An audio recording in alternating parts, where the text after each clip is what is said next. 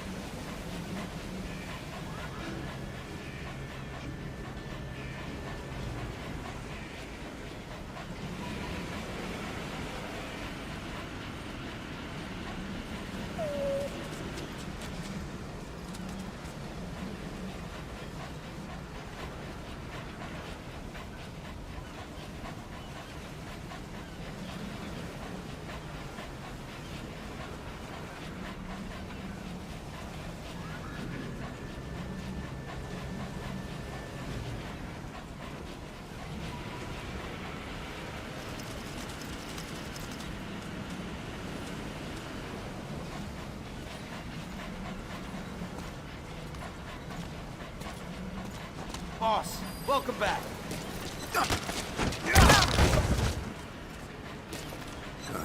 Good dog.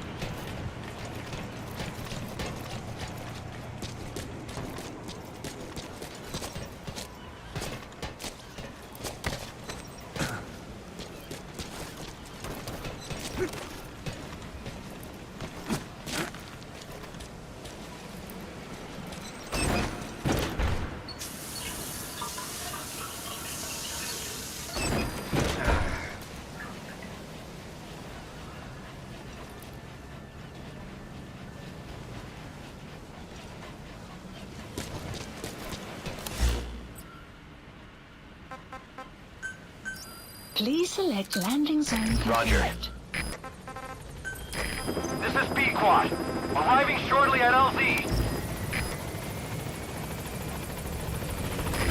This is B-Quad. On station at LZ.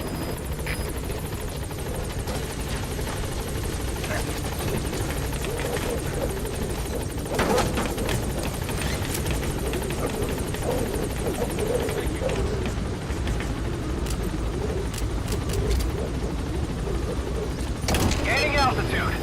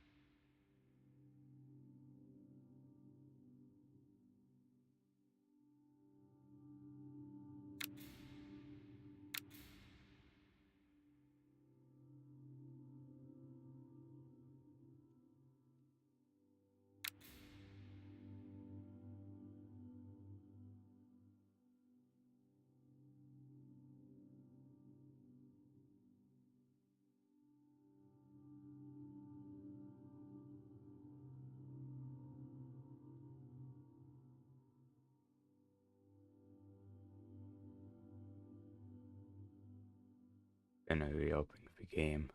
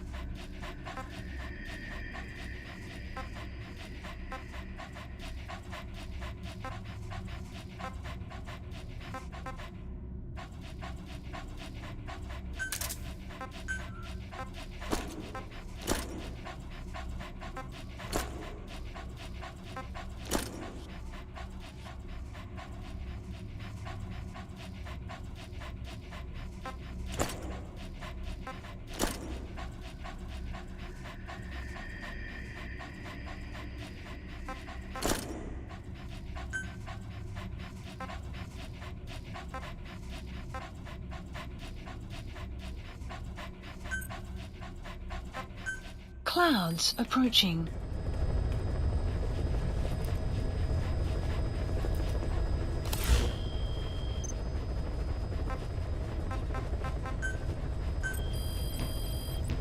Please specify a project.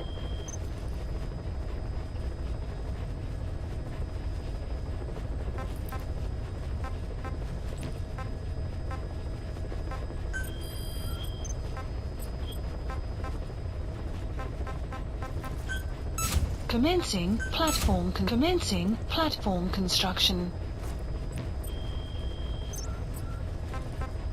Please select a mission. New mission.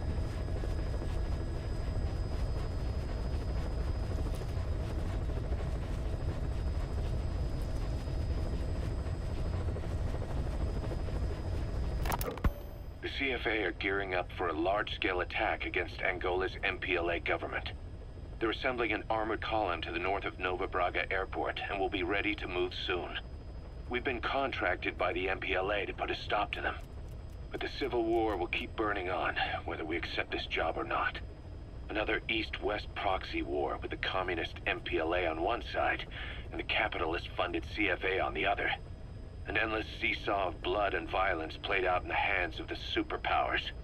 I had my doubts at first, but I think we should take this job. Skullface is gone, but Cypher still remains. Competition with rival PFs will only get more intense. For us to survive, we need to expand our organization and get strong enough that no one can threaten us. So our only option is to fight and grow, and fight and grow. Mission accepted. Heading to Central Africa.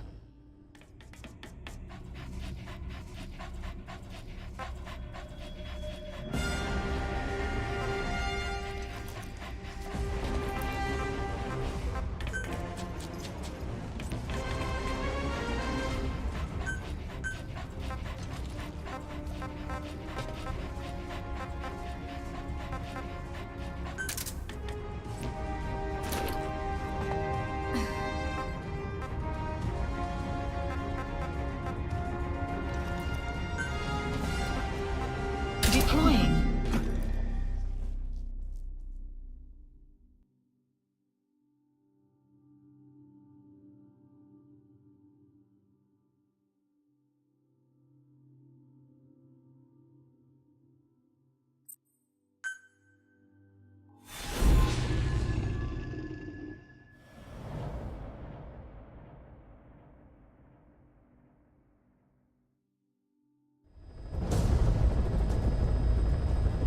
The CFA are assembling an armored column to the north of Nova Braga Airport. Your job is to wipe them out. Listen to the tape for the contract details. Just be aware that the column's commander served with 5 Commando and later made a name for himself in South Africa's 32 Battalion. He's a hardened veteran, so don't take him lightly. Boss, I have a report from the intel team. The targets are now on the move. I've sent their predicted route to your iDroid. Check your map. Marker placed.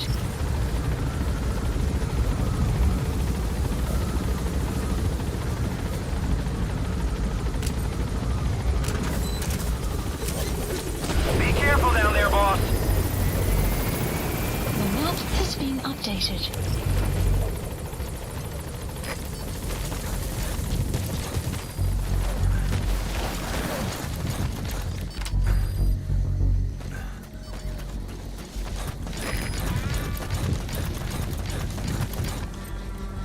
Cover me.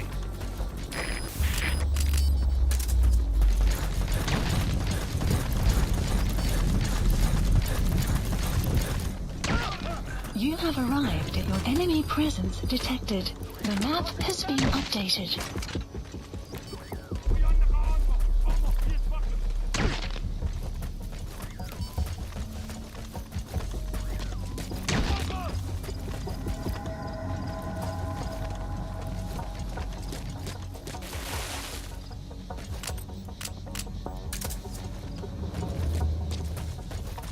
Guard post captured.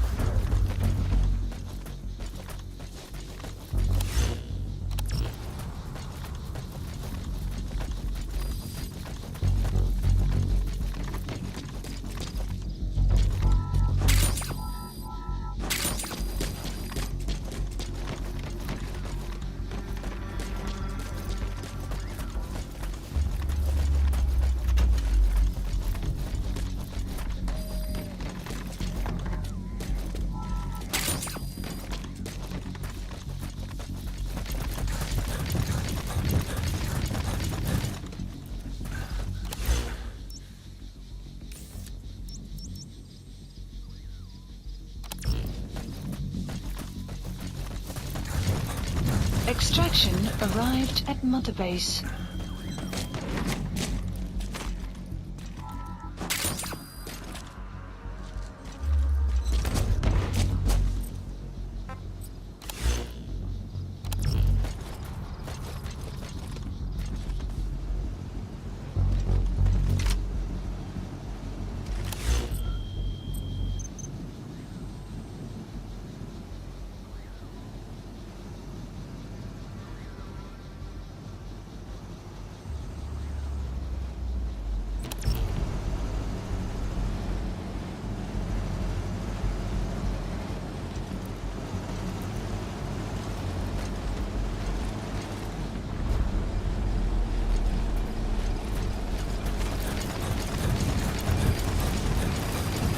Extraction arrived at Mother Base.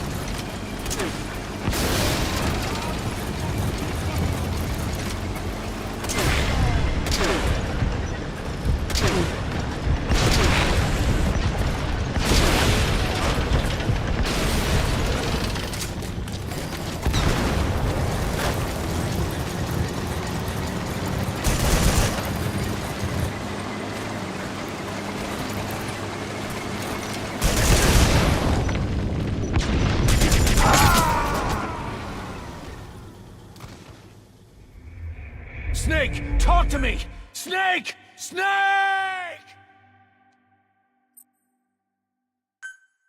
The CFA are assembling an armored column to the north of Nova Braga Airport. Your job is to wipe them out.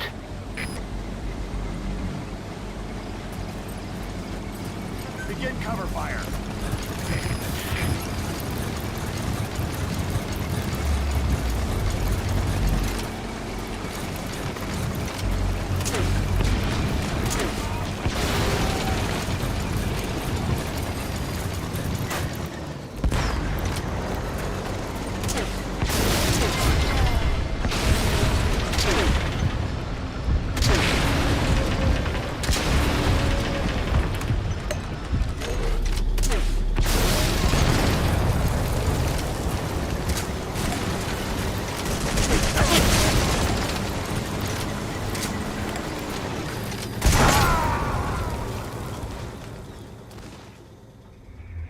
Snake, talk to me!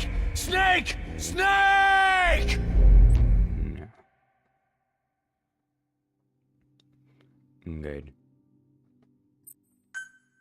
The CFA are assembling an armored column to the north of Nova Braga Airport. Your job is to wipe them out. Fire at will!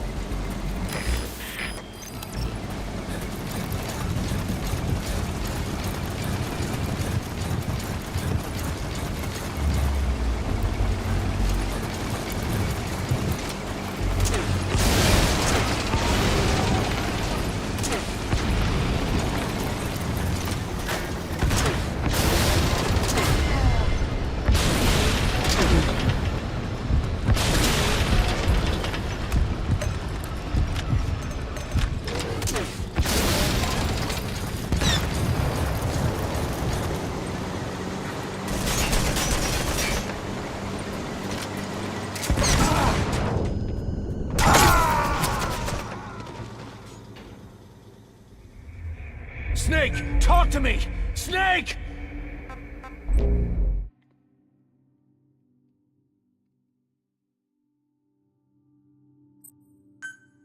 The CFA are assembling an armored column to the north of Nova Braga Airport. Your job is to wipe them out.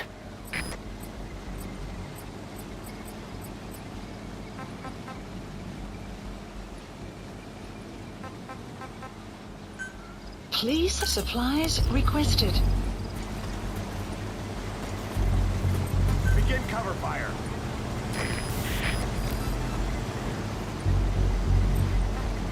Supply drop complete. Fire! Fire!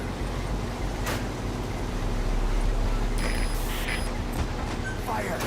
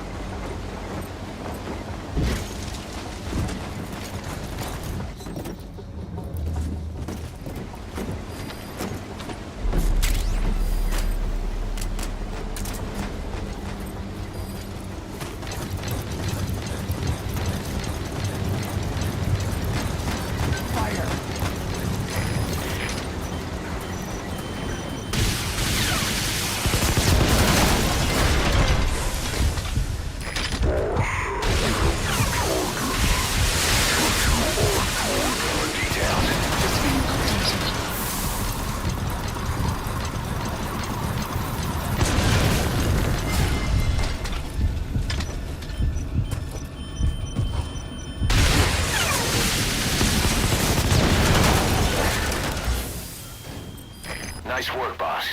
The targets are almost history. Guard post captured.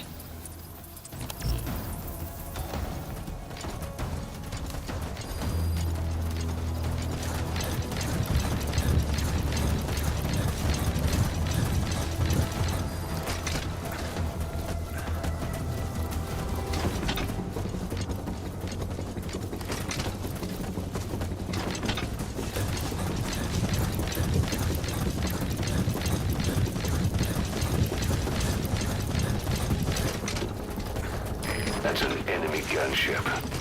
Don't try to take down a gunship from the front. You won't win in a head-to-head shootout. Try to get behind it and take it down with missiles.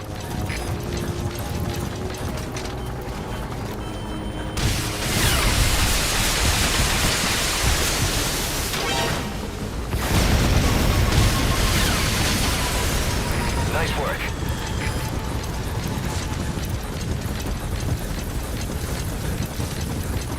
Enemy presence detected. The map has been updated. Just one target left. Supplies requested.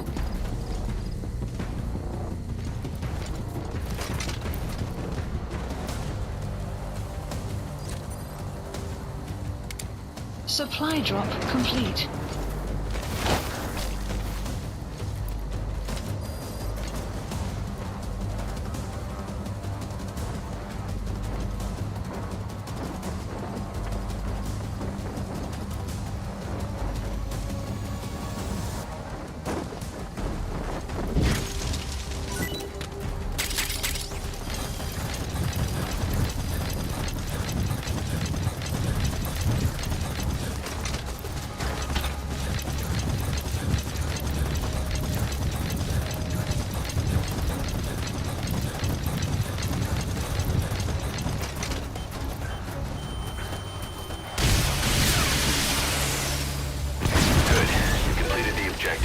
Now get out of there.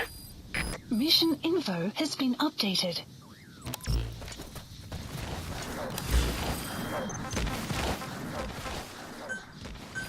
Please select a land support helicopter Roger. requested.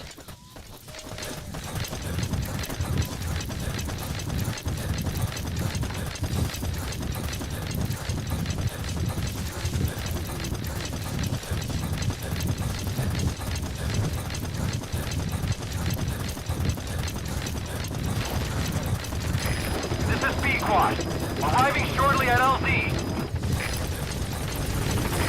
This is B Squad, on station at LZ.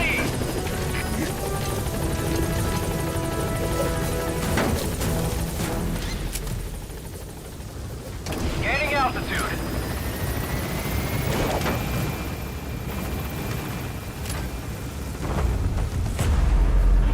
Exfiltrated. That's it. You've made it out of the hot zone. No sign of the enemy. Mission complete, boss. Departing.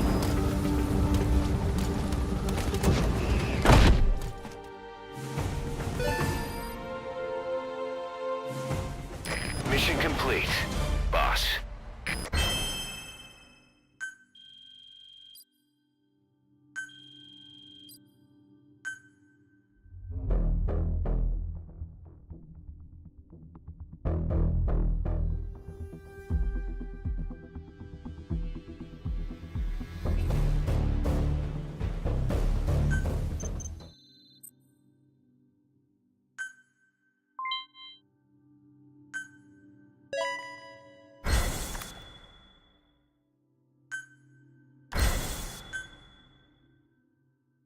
Boss, as we suspected, the mastermind behind the kid's escape was Eli. It's hard to believe, but apparently he'd been plotting an armed uprising against us. He could be hiding something else, too. Ocelot's gonna press him for answers. Get back here as quick as you can.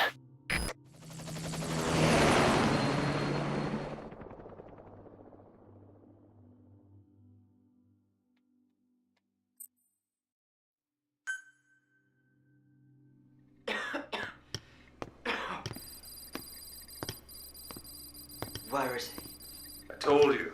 Your father's not here. he? They're back. Yes, they're back. But don't get any bright ideas. Your quarters are under full surveillance. Your weapons privileges have been suspended. No more uprisings for you. Did you really think it would be that easy, Commander?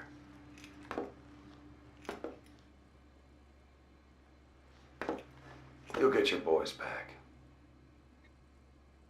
Hell, even see the boss, too. But first, I need to know what you sent them to do. They wanted to leave. To their homelands. They wanted to go home. That's all. So they were just homesick then? Not quite. Militia warlords, PFs, the armies that murdered their families. Cousins, brothers, parents. They all had someone they wanted to kill.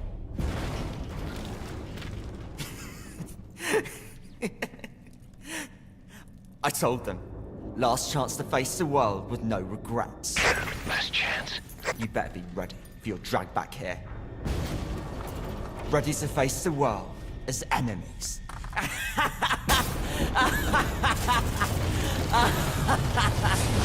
No!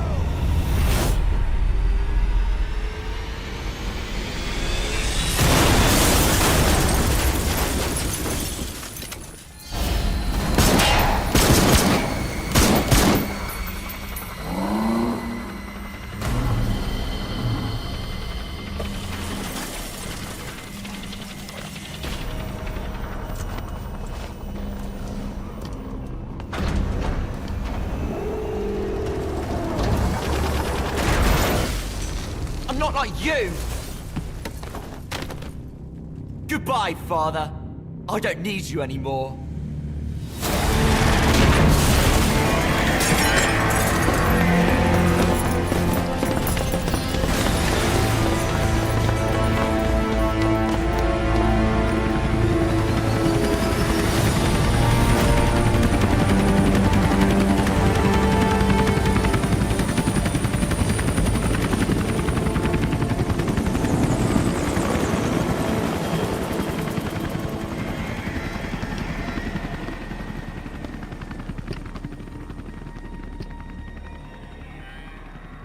Was Ralph really an accident?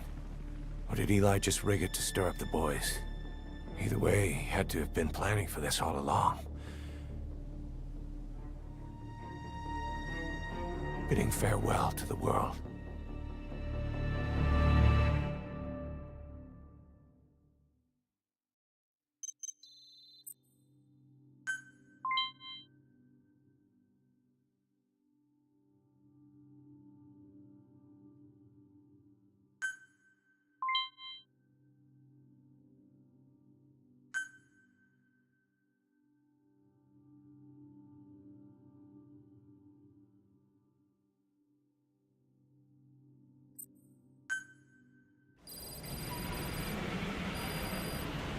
Boss, we're looking for the kids and Sahelanthropus, but there's still no sign of them. We don't know if the chopper pilot is alive either. What have we gone and put in the hands of those kids? We don't know how bad this is until we find them. Also, regarding our concerns about Eli, I finished looking into whether or not he's a product of that project. I have an answer. I put it on tape. Give it a listen.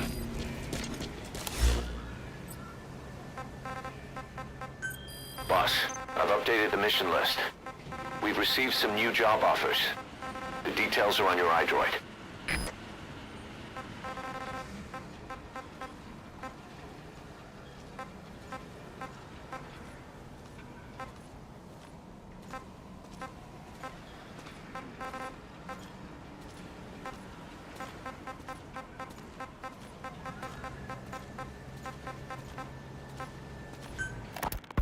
Boss, we've got the results of Eli's genetic tests.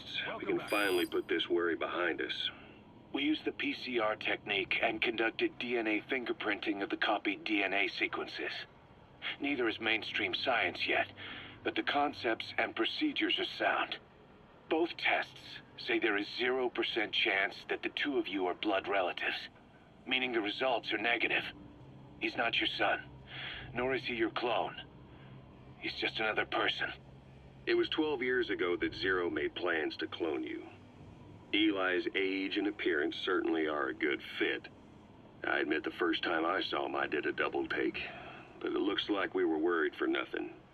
Eli isn't your clone, though you might still have one somewhere out there. But if Eli isn't the boss's clone, why does he seem so obsessed with him? Not to mention having one hell of an attitude for his age. I don't know. Learning the truth about himself, cursing the fact he's a clone, bearing a grudge against selfish adults and coming to hate who he was Please cloned select a from. mission. Big boss. If that were really the case, I could understand it. I might even feel a bit sorry for him. But no clone could have a totally different DNA fingerprint. And the test left no room for error. You yourself were there when we drew Eli's blood sample. Come to think of it, when we went to OKB-0, he'd snuck onto a chopper and was there. Yeah. He was acting strange even then. Or actually from a little before that time.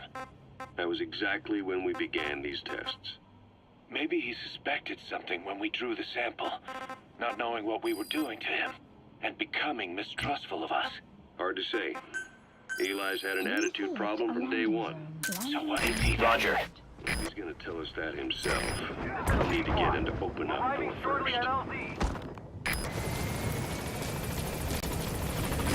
This is Pequod. On station at LZ.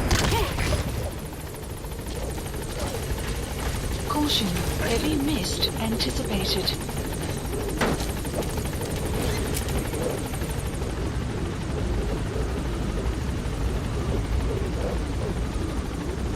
Gaining altitude.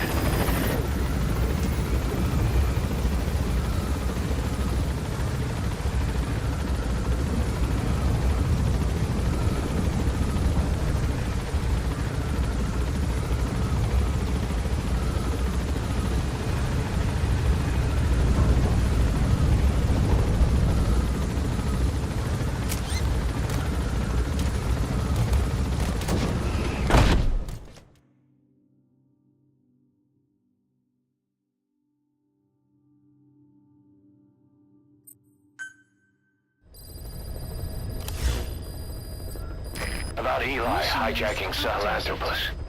We know how he got it moving. It was Emmerich. He used the kids in the staff living quarters to carry out his repairs. We got the details on tape. You're gonna want to hear this.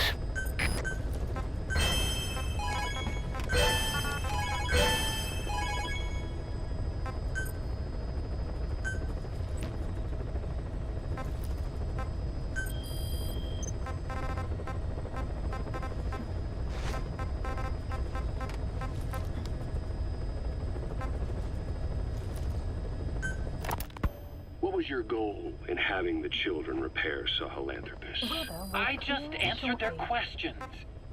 I had no idea they would actually try to fix it. I mean, can you imagine a child piloting it? Oh, sure. Easily. It wouldn't work. I bet it's just like riding a bike. I said it didn't work. Who did you try? I didn't. Did you put your son in it? We never did that. His name was, Hal, wasn't it? I thought you said you never saw his face. But you made him pilot Sahelanthropus. You used him in your experiments. He wanted to get in. It was such a short time we had. So he was with you. We were happy. You're still happy now. Changing your lies to suit the listener and getting by slipping through the cracks. Building layer upon layer of convenient stories until nothing means anything to you anymore. You're happy all the time because you don't even notice you're doing it. Think hard. Who are you really? You're not a victim and you're not the silent majority. You're a perpetrator and a petty hypocrite. The real world doesn't make you suffer. It's the other way around.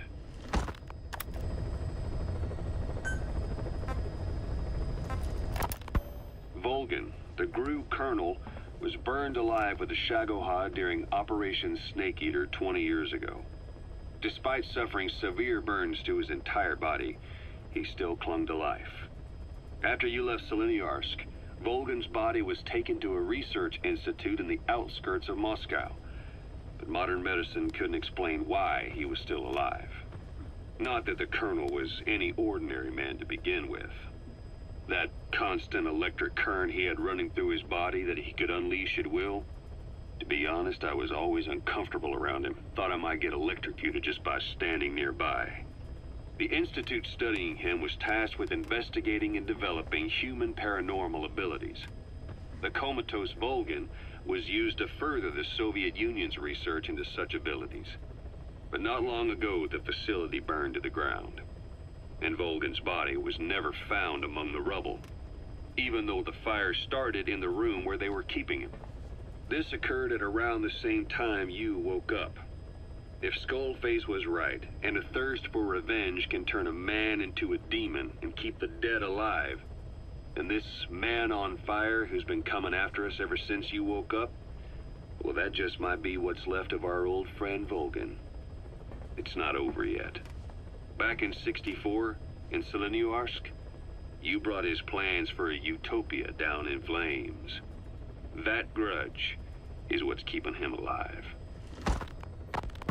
The day the research facility holding Volgan burned down, a Soviet jumbo passenger jet happened to crash nearby, far away to the north of that hospital in Cyprus.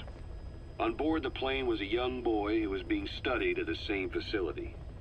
The plane fell to Earth from over 8,000 feet, but the boy's body was the only one not recovered. At almost exactly the same time as the crash, Volgan awoke in that facility. According to the Research Institute's documents, the gifts this boy demonstrated included psychokinesis and telepathy. To protect his mind from being inundated with other people's thoughts, he always wore a kind of gas mask. A rudimentary form of psychic insulation, apparently. We don't know where this boy is, but if Skullface is connected to him, we may cross paths with him yet. This boy is part of a new age where nothing we understand about the world makes sense anymore.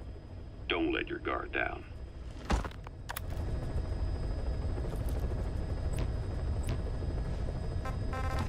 Please select a mission.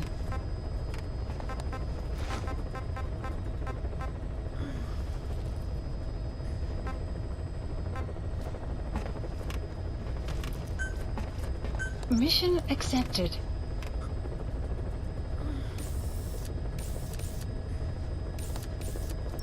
Heading to Afghanistan.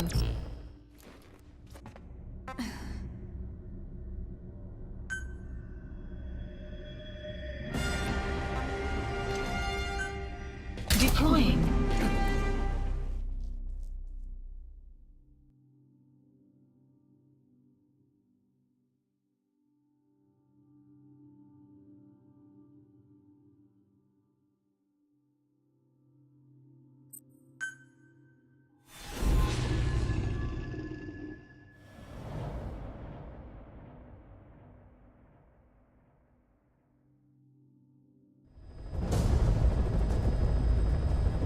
Boss, the Soviet engineer is being held prisoner at the Waksin barracks.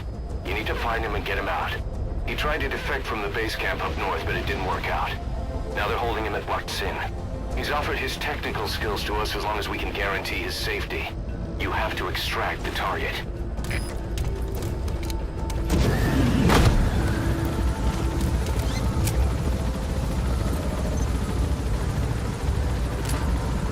Boss, your target just happens to be the man who developed your prosthetic hand, and he's the only one capable of maintaining it. If we bring him in, I'm sure he'll be able to modify it in all kinds of ways as well. Be careful down there, boss. The map has been updated.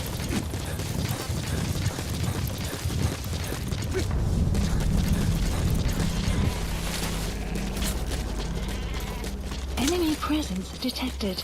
The map has been updated.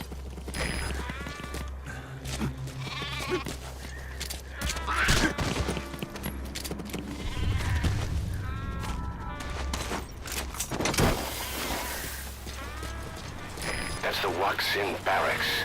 The target is somewhere inside that outpost. Complete The analysis. Soviets consider him a traitor now, so he'll be treated like any other prisoner.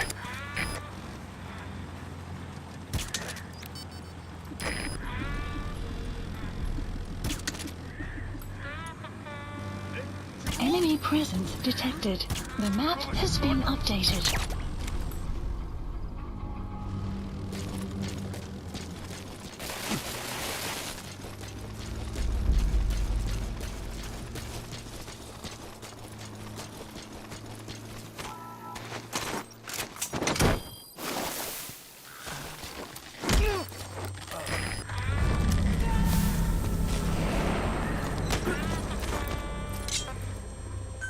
He's coming too. Roger that. The map has been updated.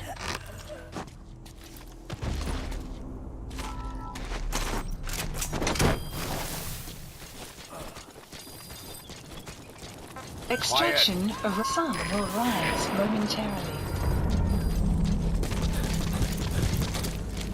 You gonna extract him?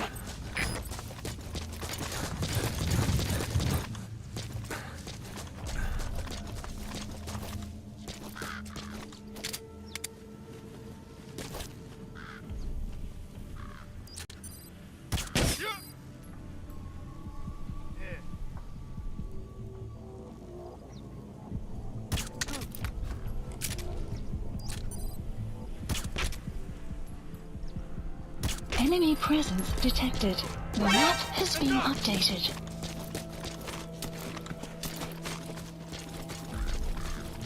You have arrived at your destination.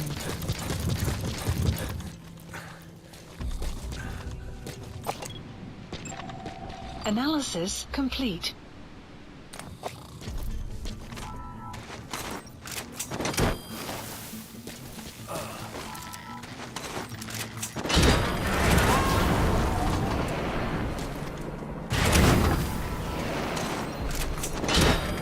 Subject on board. Leave the rest to us.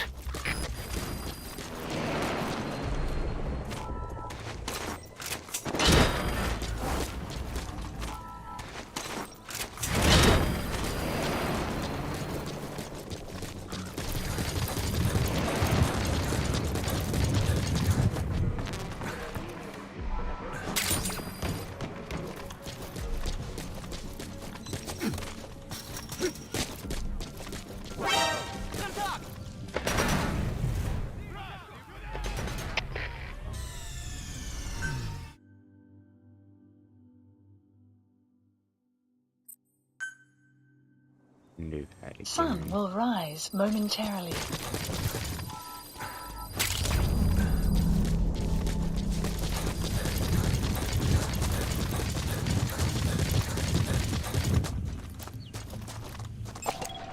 Analysis complete.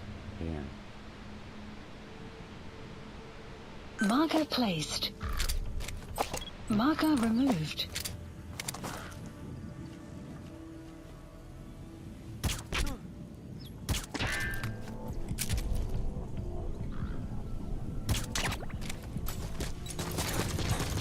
You have arrived at your destination.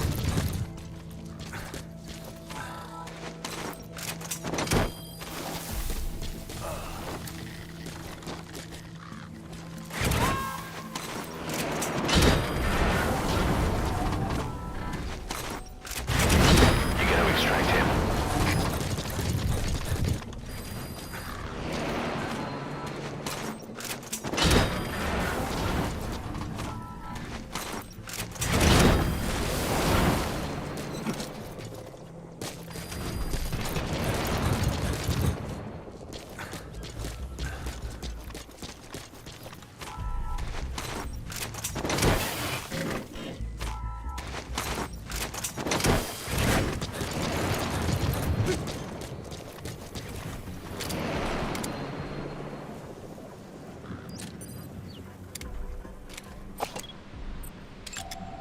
Analysis complete.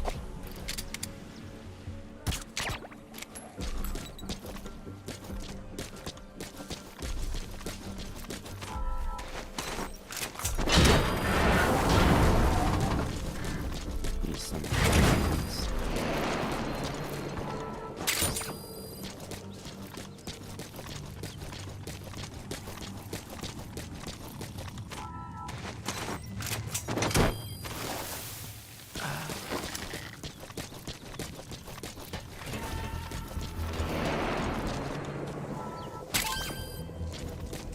He's coming too. Roger that.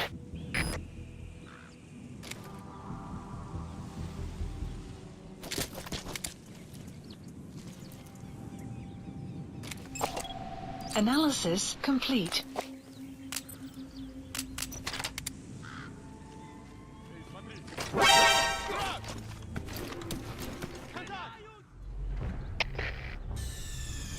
Mission failed, boss.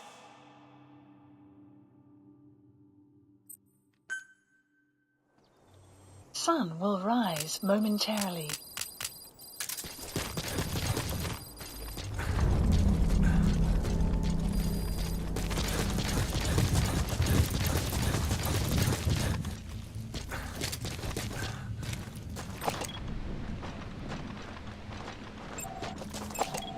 Analysis complete.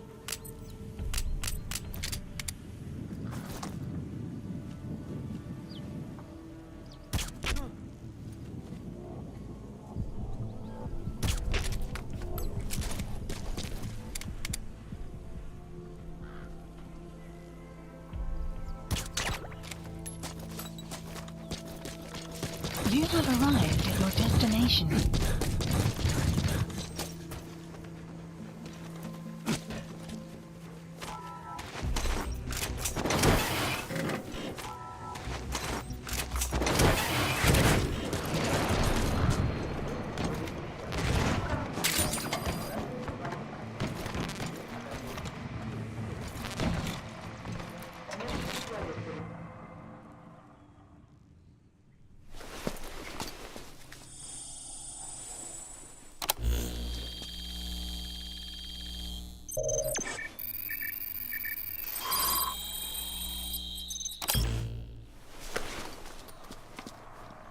Intel Nice file find. obtained. Analyzing the intel file you picked up. We've got a fix on the target. I've updated your map info. Check it on your iDroid.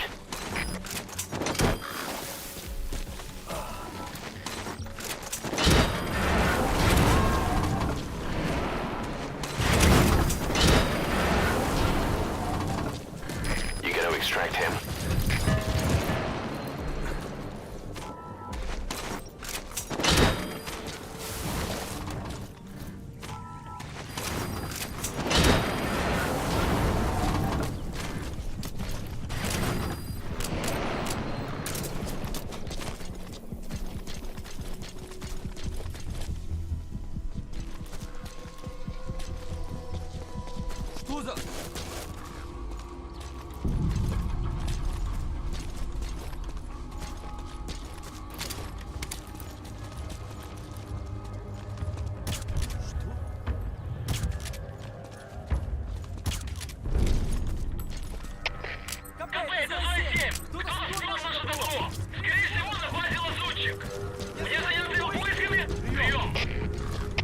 Это КП, понял. Последующие потери неприемлемы. Держите ухо востро. Конец связи.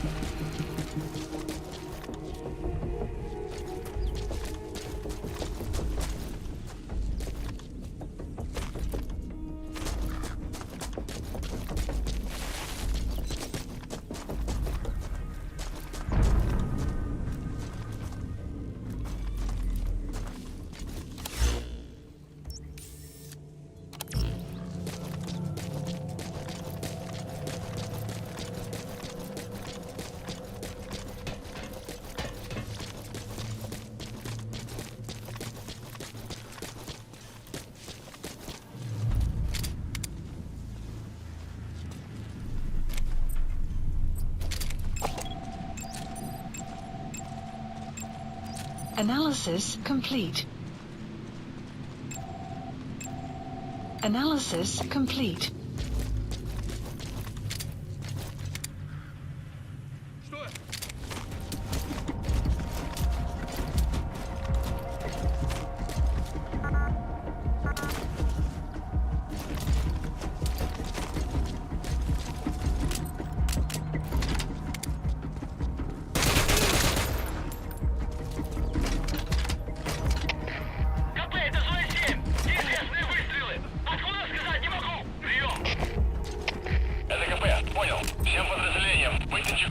Конец связи.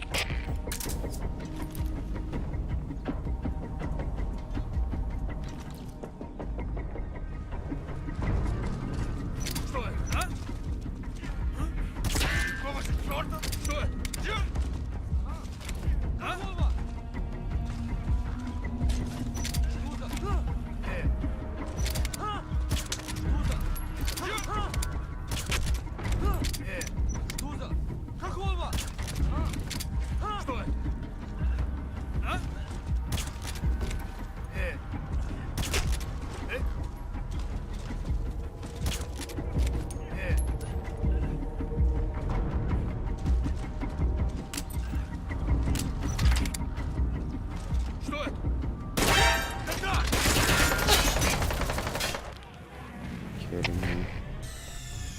Damn it! The mission's a failure.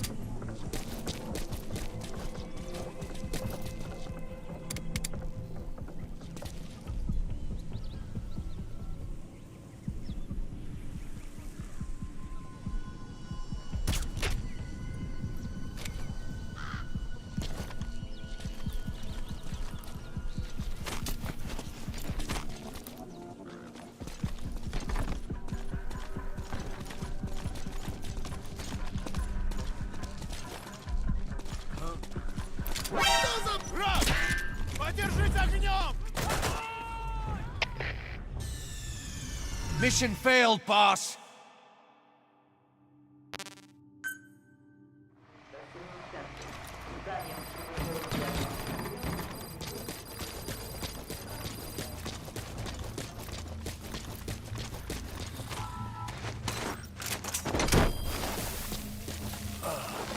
Cover me!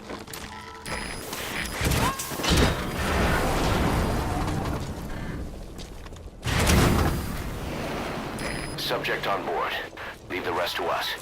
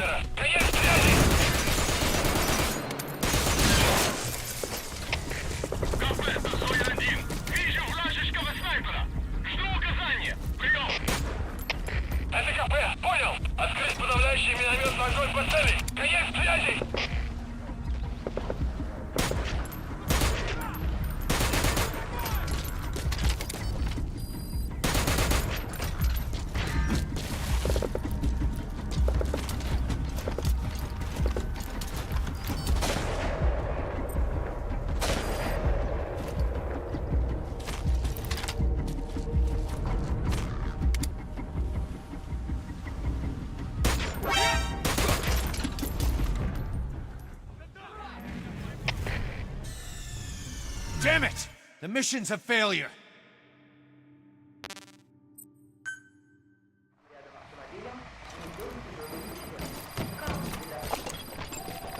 Analysis complete.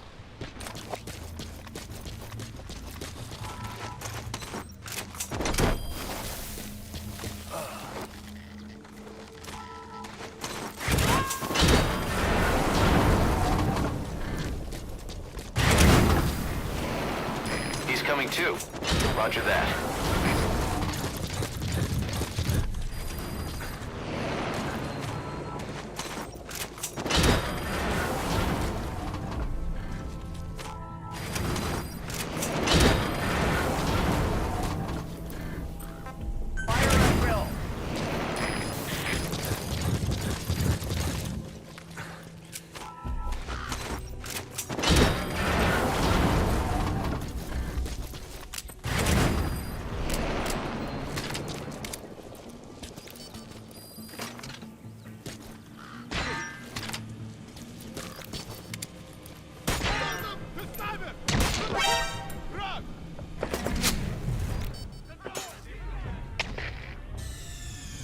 Damn it! The mission's a failure.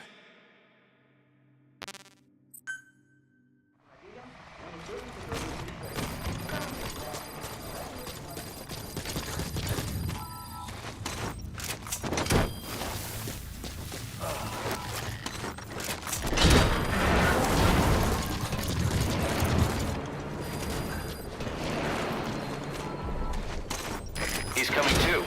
Roger that.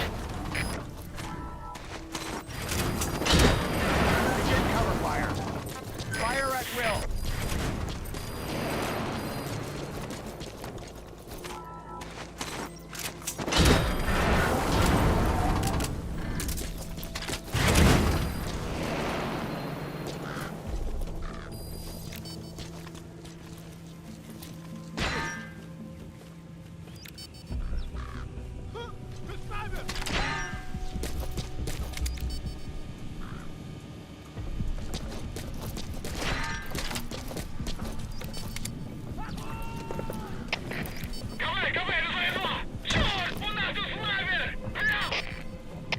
СКП, понял! Найти вражеского снайпера и снять его! Конец связи!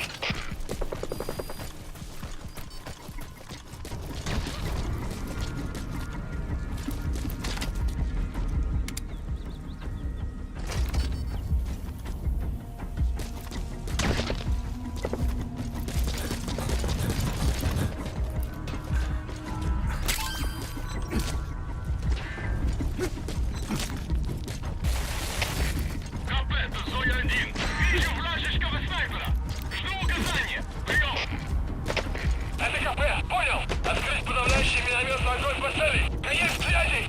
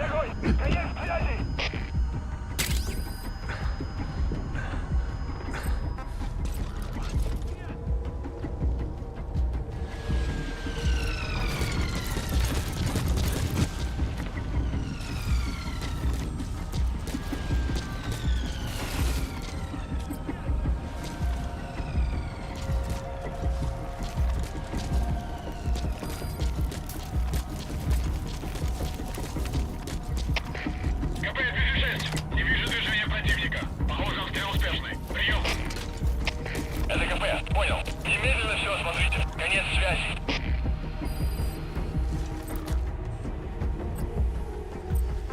Fire!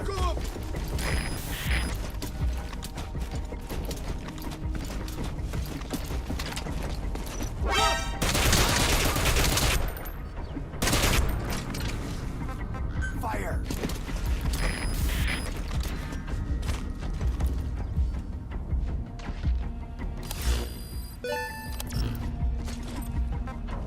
Fire!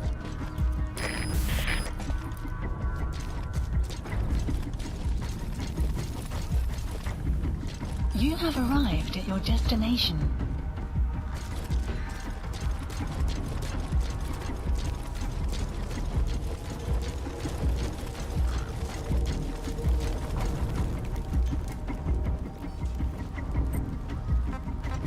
Take aim. Fire!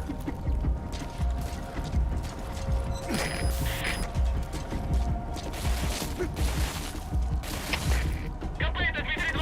Мы потеряли вражеского снайпера. Остаемся на чеку. Прием. Это КП. Понял. Будьте наготове. Конец связи. Boss, you've entered a building. Always keep an escape route in mind when you head indoors. If you get surrounded, you'll have nowhere to run.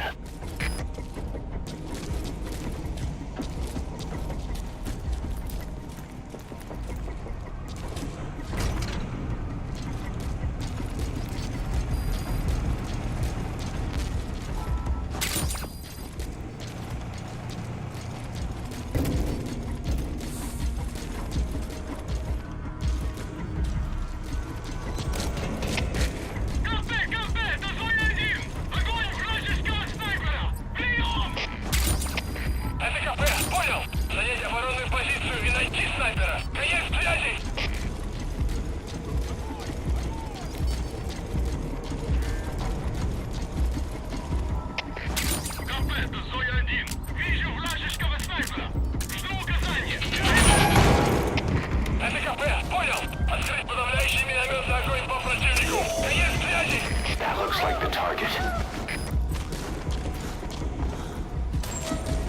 Вот this. Я его сделал. Это мой шедевр.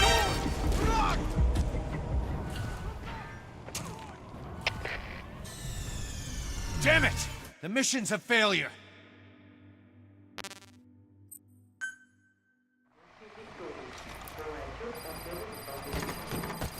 Begin cover fire.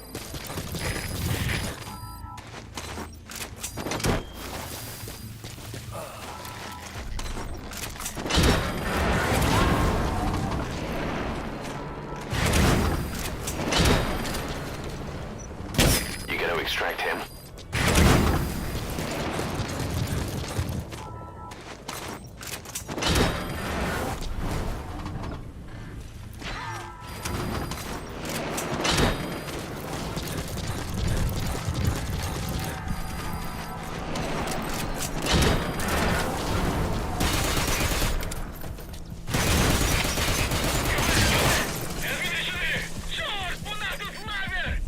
Fire!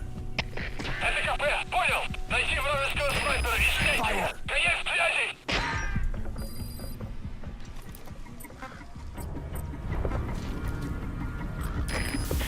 Fire!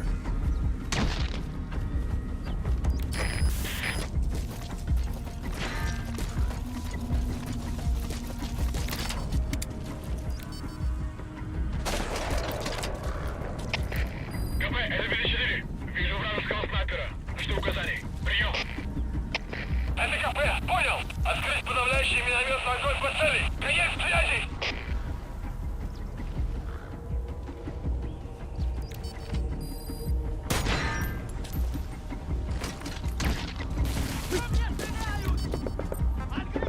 Fire!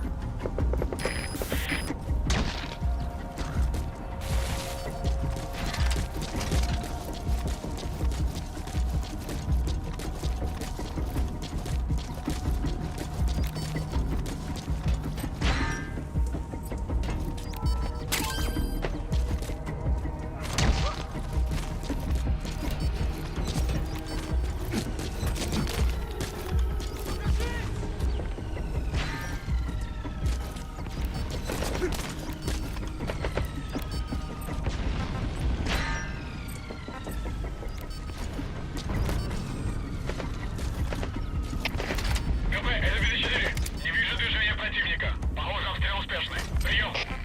Fire! Это КП. Понял. Немедленно проверить и встать оперативную сводку. Конец связи.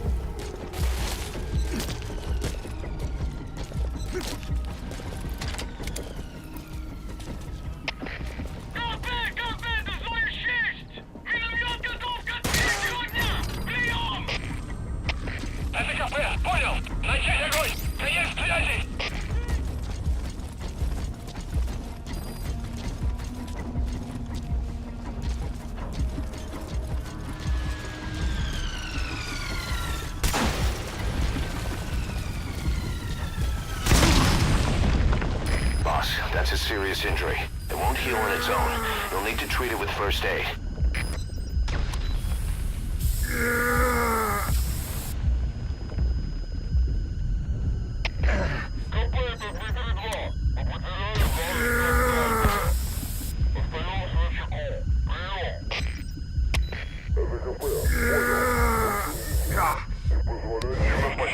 Конец связи.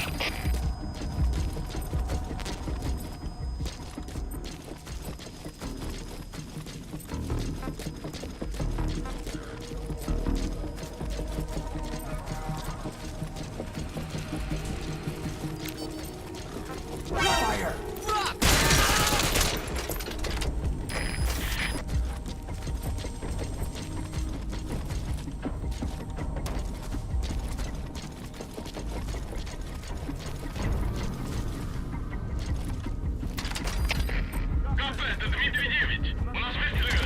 Источник неизвестен. Прием! Это КП, понял. Возможно, это вражеское нападение. Damn it! The mission's a failure. Man. Cover me.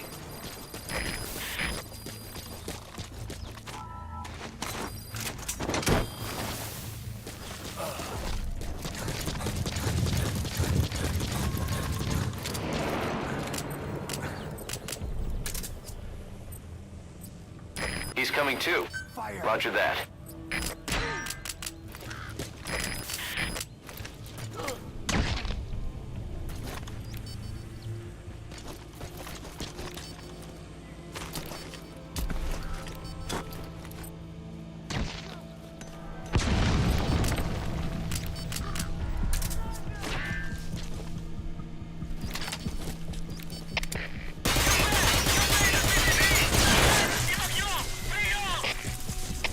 Это КП, понял. Занять оборонную позицию и найти снайпера. Конец связи. Fire.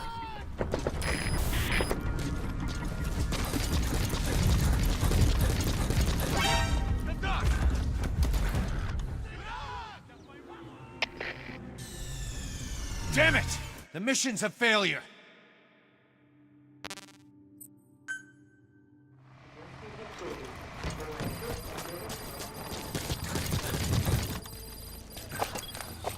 Fire at will.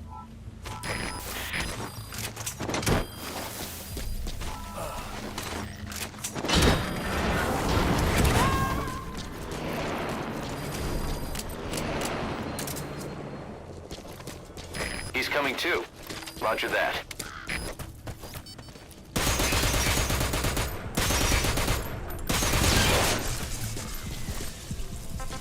Fire.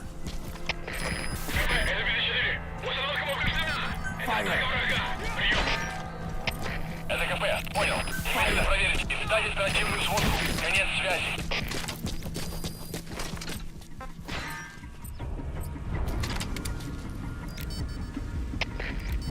КП!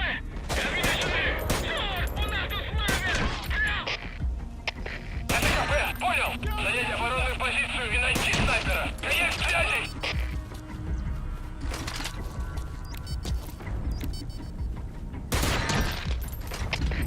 КП, это БД-3! Атакуем с неизвестных... Дмитрий-3, что случилось? Ответьте, Дмитрий-3. Get ready. У нас проблема. Fire.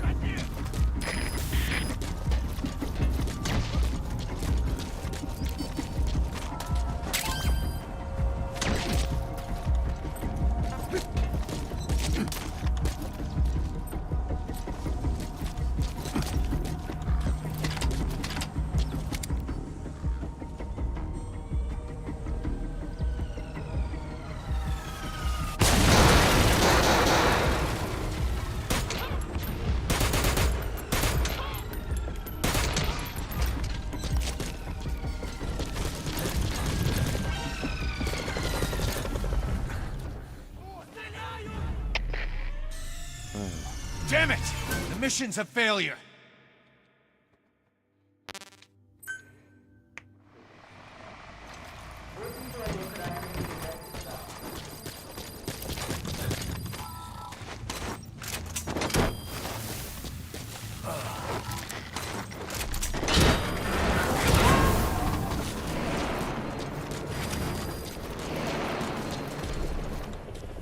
You gonna extract him? Begin cover fire.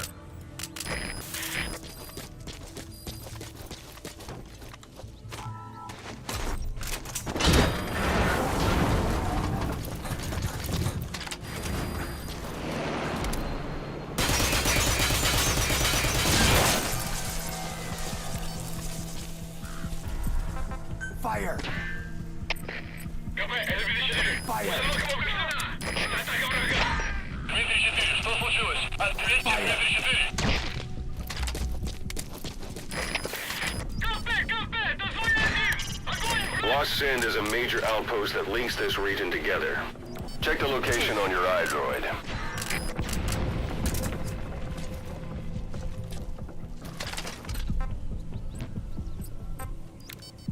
Fire! Fire!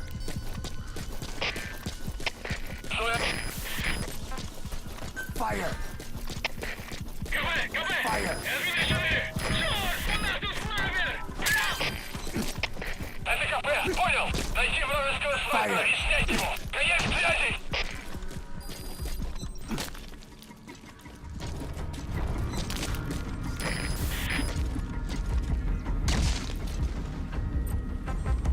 Fire!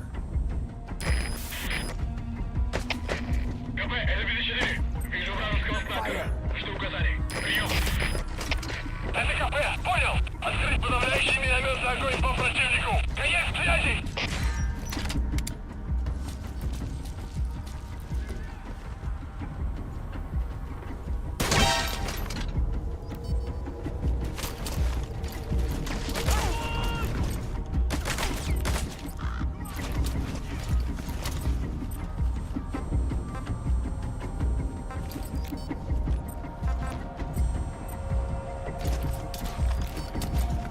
Fire!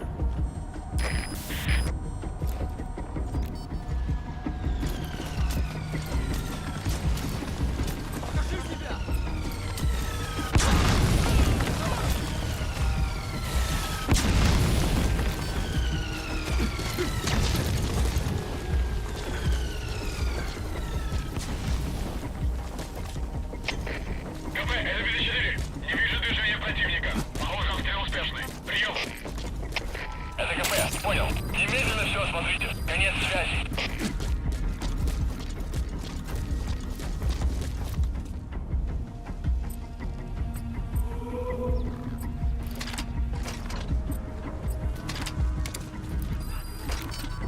Fire!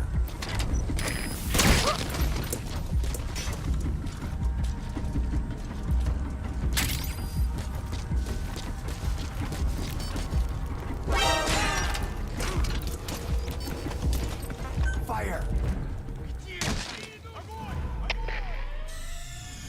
Damn it! The mission's a failure.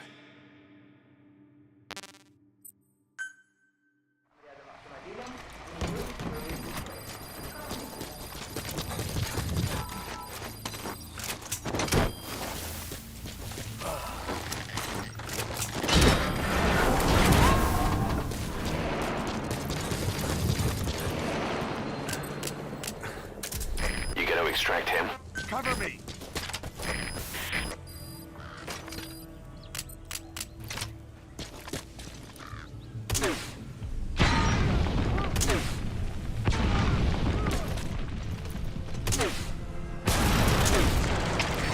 КП, это 54. Атаковать откуда? Никаких признаков врага. Прием.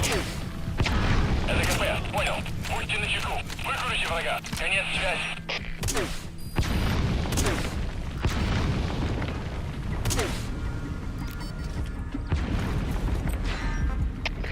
КП, это 54. Черт, у нас тут снайпер. Fire! Это КП, понял. Занять оборонную позицию и найти снайпера. Конец связи. Fire! КП, это 53. Атакуют с неизвестной позиции. Cover fire! Это КП, понял. Будьте начеку. Выкурите врага. Конец связи. Prepare to fire. Fire! Begin cover fire.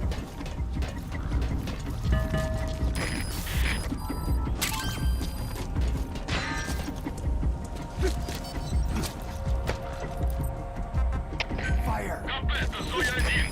Вижу вражеского снайпера. Жду указания. Прием. Это КП, понял. Открыть подавляющий минометный огонь по цели. Конец связи.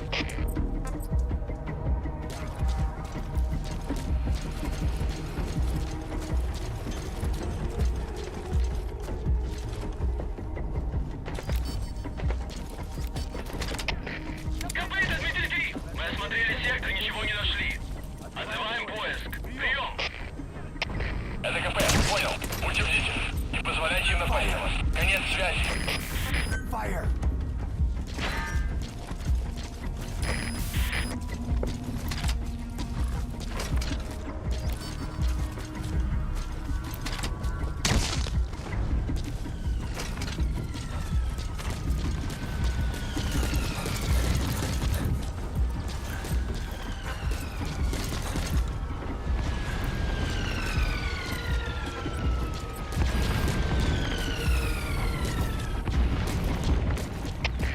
КП, это Зоя-1.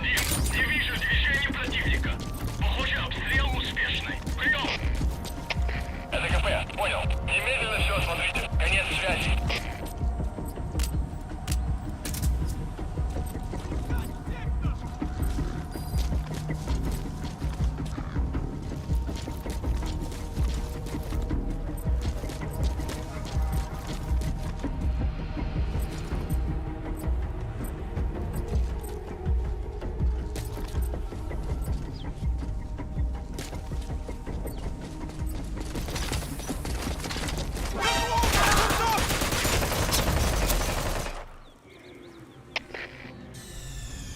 Mission failed, boss. Да.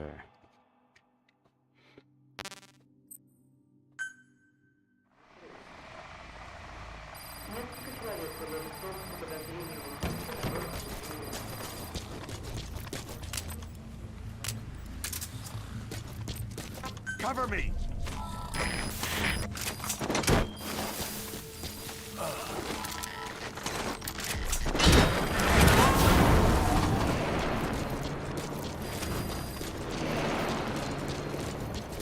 Subject on board. Leave the rest to us.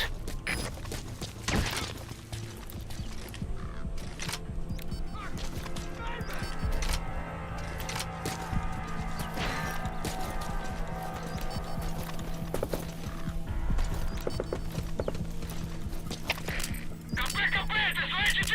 У нас вражеский снайпер. Прием. Это КП, понял. Занять оборонную позицию и найти снайпера. Конец связи.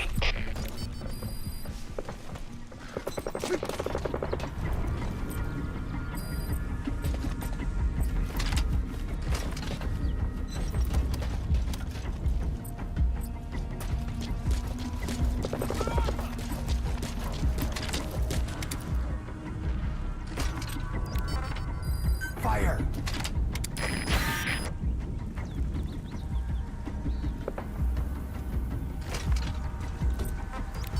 Fire! КП, это Зоя-1. Вижу вражеского снайпера. Жду указания. Прием. Это КП, понял. Открыть подавляющий минометный огонь по противнику. Конец связи.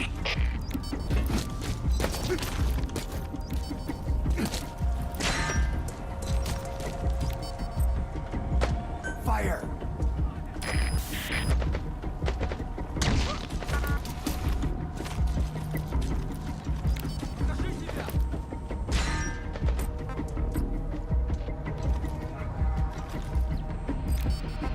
Fire!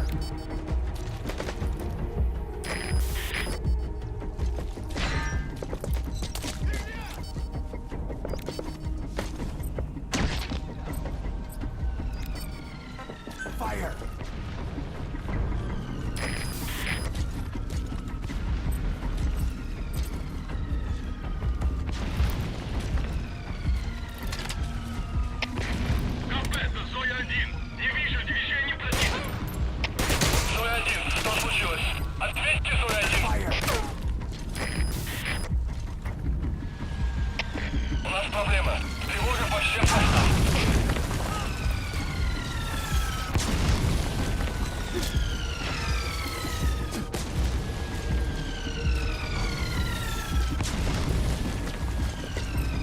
Fire!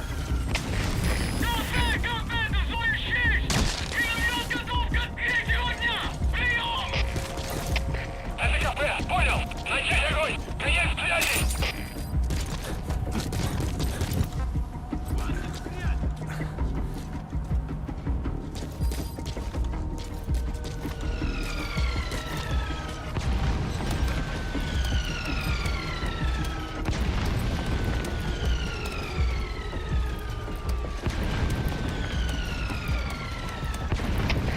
КП, это Зоя-1. Не вижу движения противника.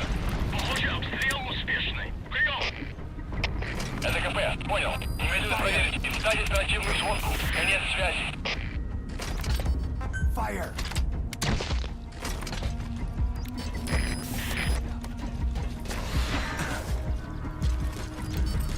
Fire!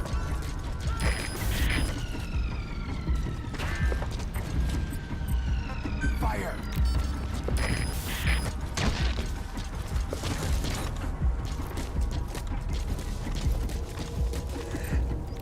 Fire! Fire!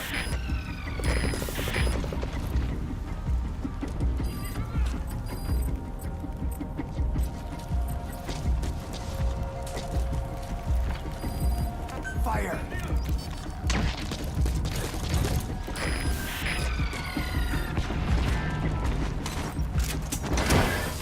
Fire!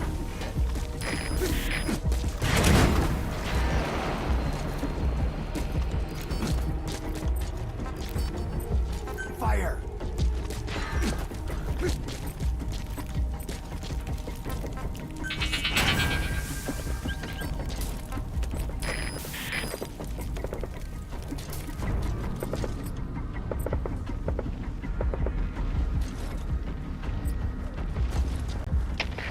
КП, это Зоя-4.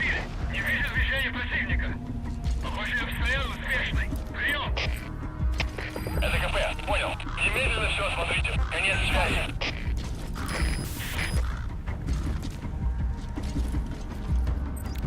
Fire!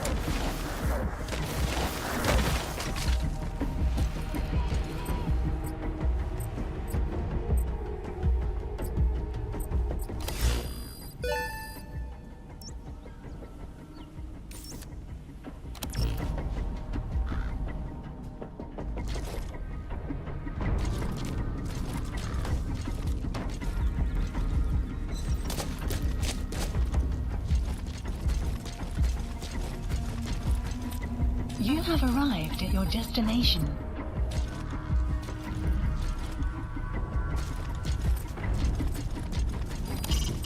Lost Sand is a major outpost that links this region together. Check the location on your iDroid.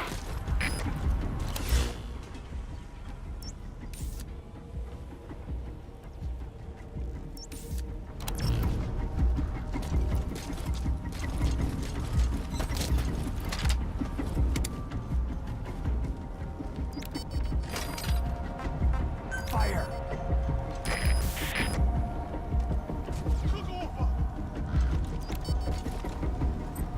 Fire!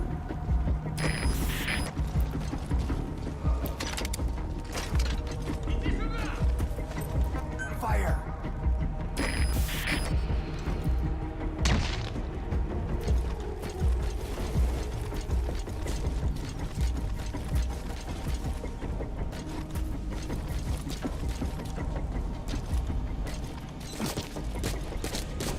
Boss, you've entered a building.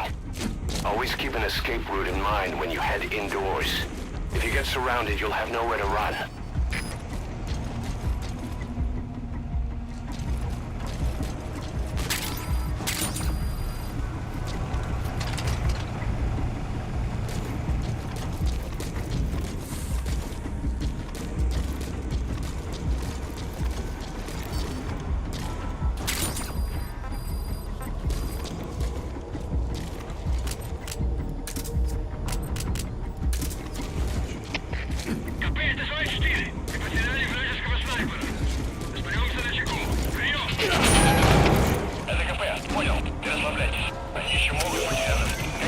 That's the target.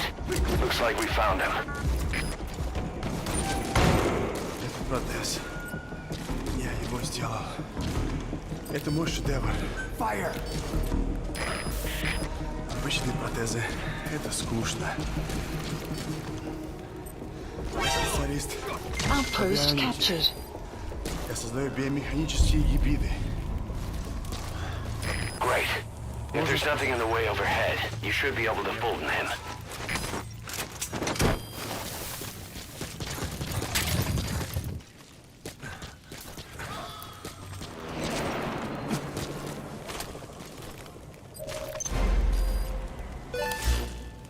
Target extraction confirmed. Your objective's complete. Exfiltrate out of the hot zone by chopper or on land.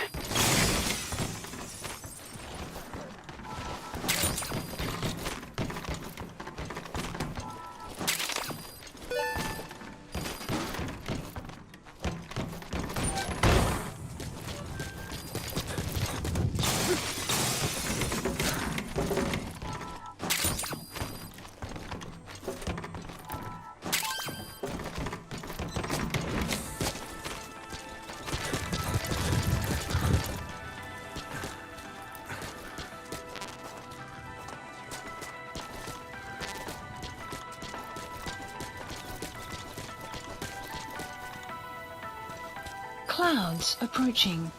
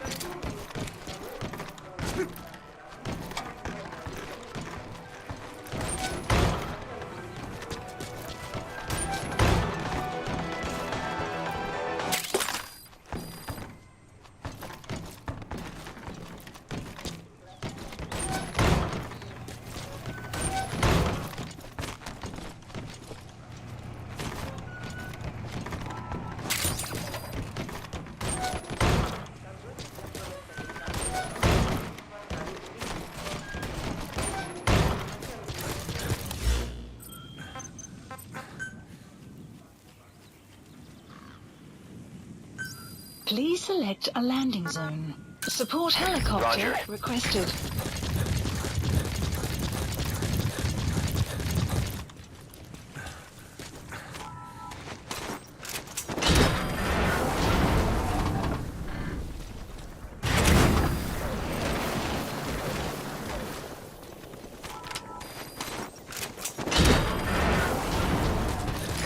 This is B-Quad. Arriving shortly at LZ. This is B-Quad. On station at LZ.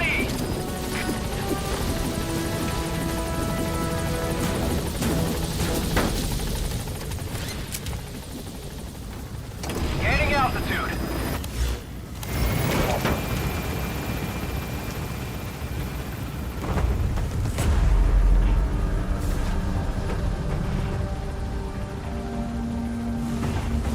Departing.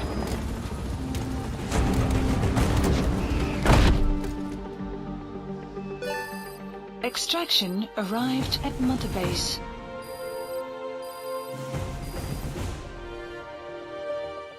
All right, mission complete, boss. Maybe you'll actually break a sweat next time, huh?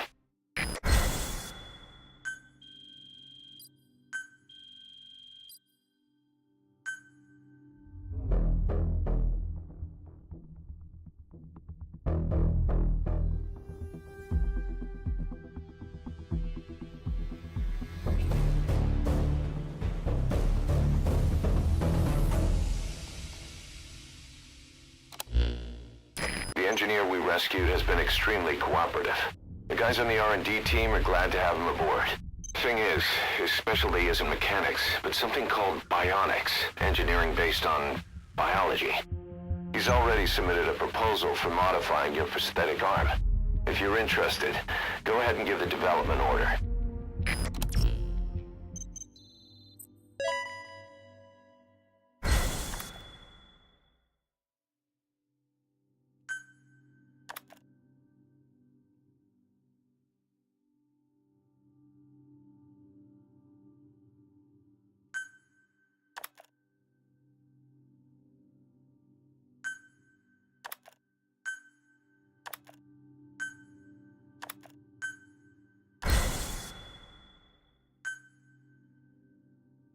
Boss, we have an emergency.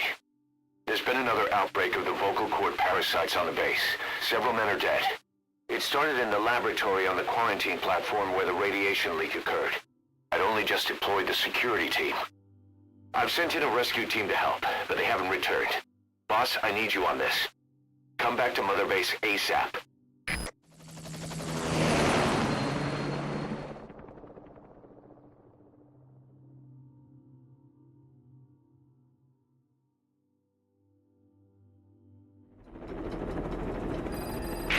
Here we go again. There's been another outbreak in the laboratory. The quarantine platform. We sent a team to investigate and recover the survivors, but they haven't returned. There's nothing on the radio either. We got a backup team ready to go. Just give the order and I'll go alone. Boss, what are you... There's no need for that. We can't afford to lose anyone else. We have no idea what's going on Exactly. Anyone still alive's at their breaking point. Last thing we need is another unit storming in. No telling how they'd react.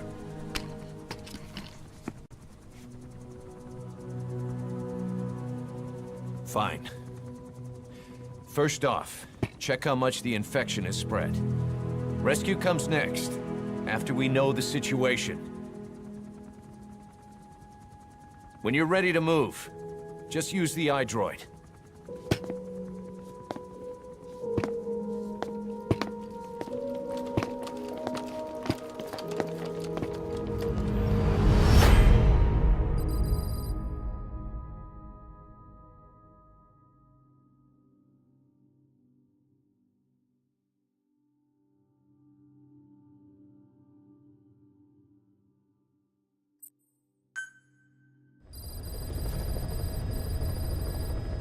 We have no idea why the parasite has showed up again.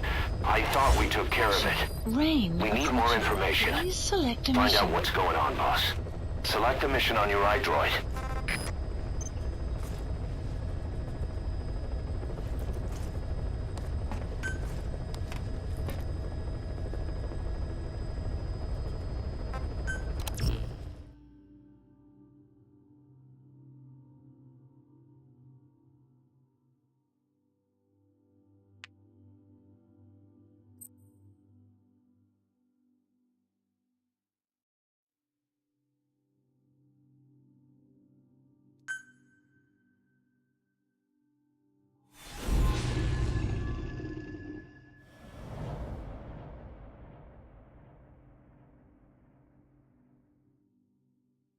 Boss, let's go over the situation again.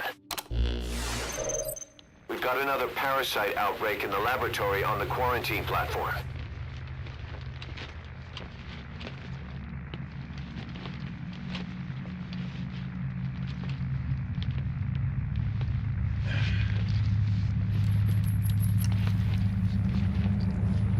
What is this? No idea.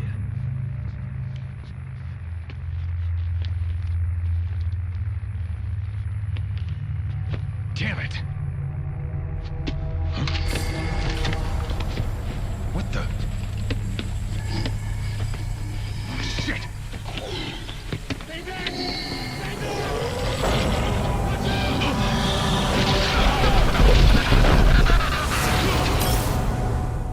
We've sealed all the exits to keep it from spreading. No one's getting out. One of the researchers inside managed to isolate the parasite behind the outbreak. He faxed over his findings. Code Talker's analyzing them now. Why this new outbreak, despite our inoculation? This is still unclear. Introducing the Wolbachia to the infected prevented symptoms during the last epidemic. The parasites lodge in the victim's throat, forming a mating pair. But the Wolbachia turns the male to female. Two females can neither copulate nor lay eggs. That's why the rescue team went in with more Wolbachia. But the outbreak still isn't under control. They should not be capable of laying eggs. Yet, we have a new outbreak, and the Wolbachia have no effect. I pray this is not some new strain. If it is, then someone may have brought it here. If there's a spy running around. For now, we must focus on discerning the outbreak mechanism. The cases show another alarming new development. It is now even more difficult to tell who is infected. The eggs propagate out of sight. No external symptoms. One who appears healthy may be dying on the inside. What the hell happened in there? Boss, I still can't raise the rescue team I sent in. We know how to proceed if we just knew how to ID the symptoms. Finding that out is part of your job in there.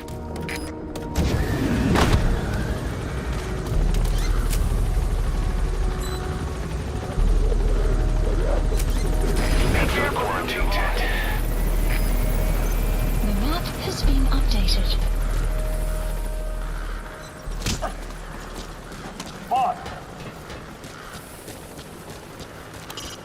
Head for the quarantine tent.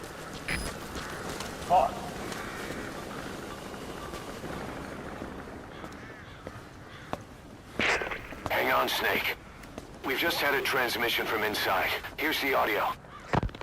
It all makes sense now. I win. Where's it coming from? Unknown.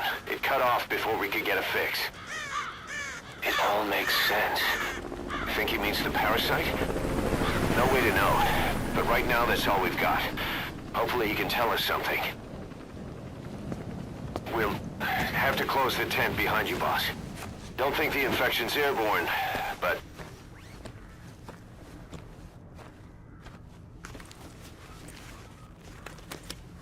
So we have to do this now.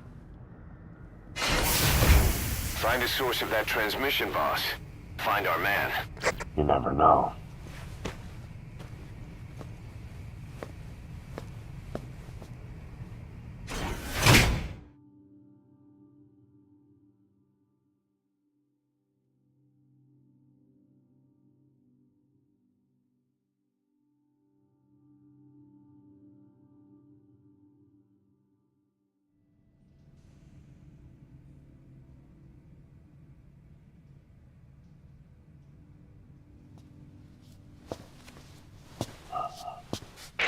What is it?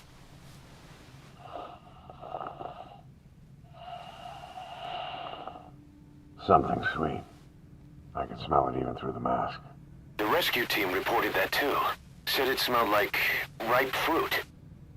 We cannot allow the infection to spread. If anyone shows symptoms, you must put them out of their misery. That includes me.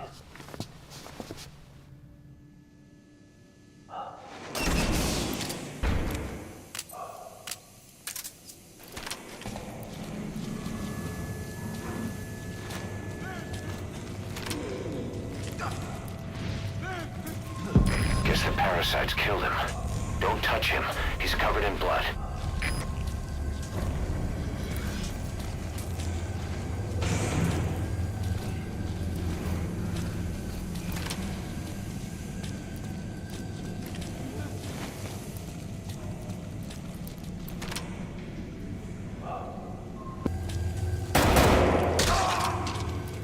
Staff member has died. Stay back! Stay back!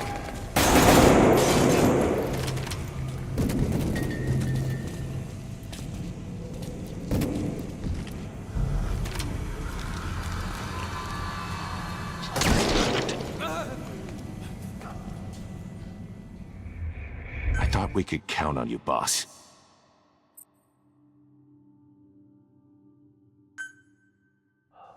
Search the building and locate whoever sent that transmission.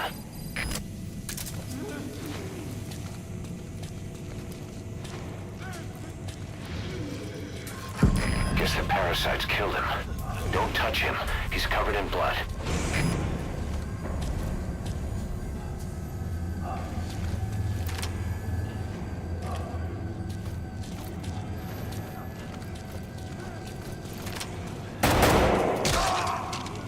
Staff member has died. Stay back! Stay back!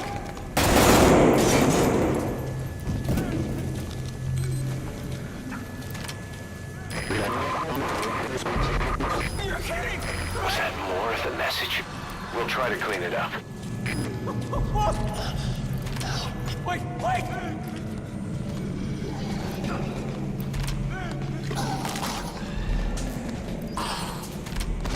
Staff member has died.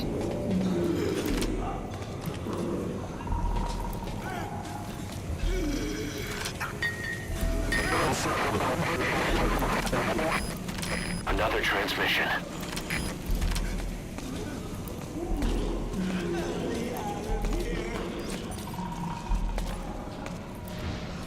Step aside, boss. I just want to go outside. I can't die in this hell. I'm not infected. I can't. If I am, I don't want to go out like this. Staff member. Where did that transmission come from? Boss, locate whoever sent the message. He has to be in there somewhere. The boss.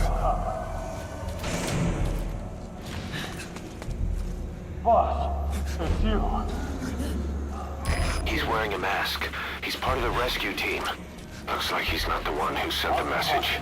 I'd like to hear what he has to say, but you need to keep going.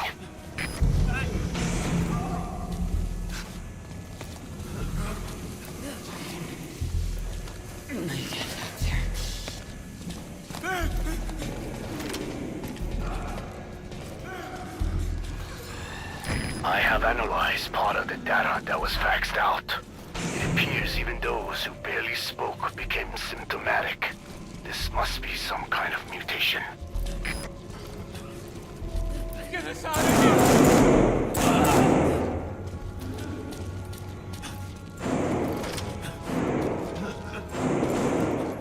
Staff member has died.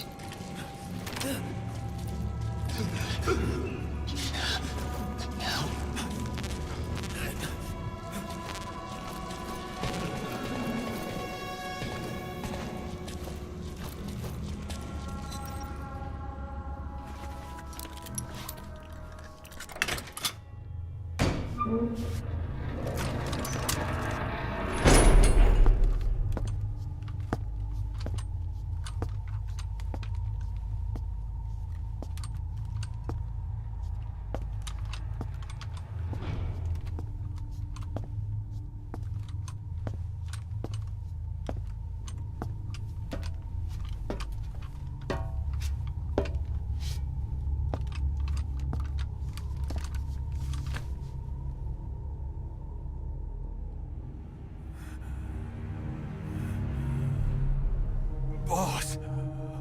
What the hell happened? At least you're okay.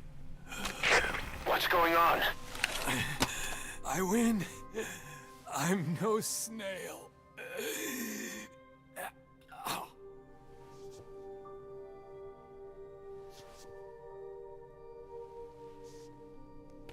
Damn it.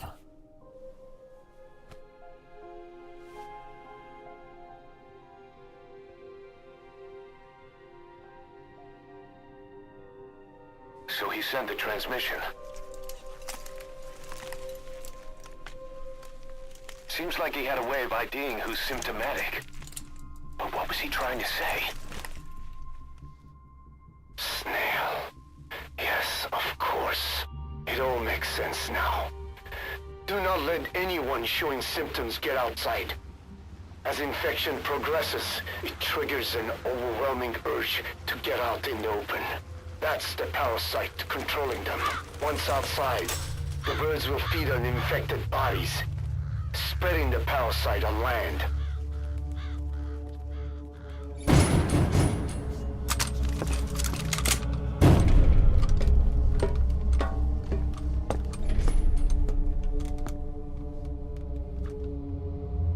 The whole world will be infested.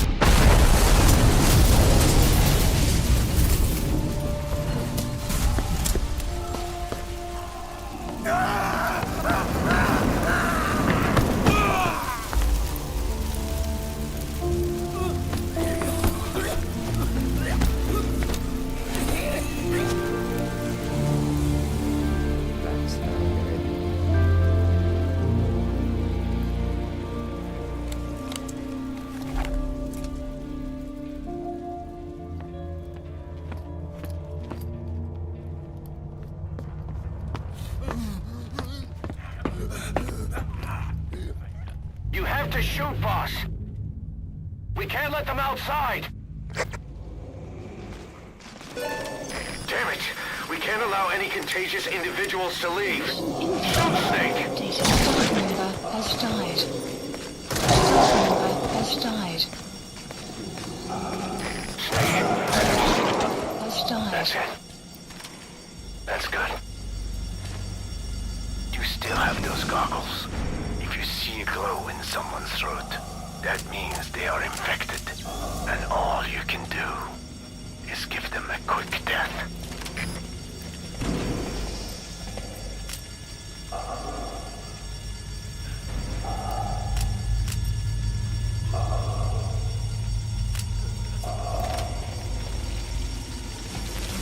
He's infected. Kill him, boss. We can't save him now. Member has died. Man. I'm sorry. Member has died.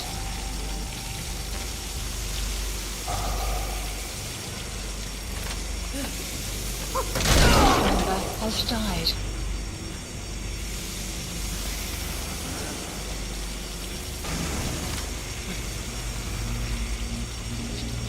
You're kidding, right?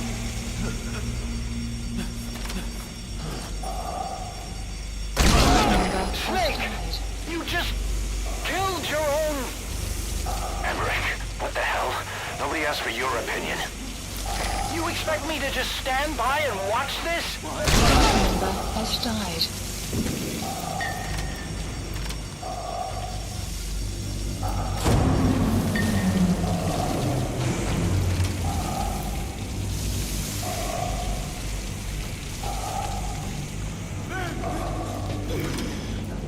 Staff member has died.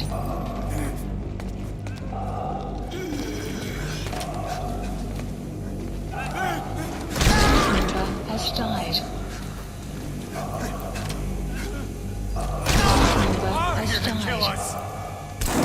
Member has died. Why?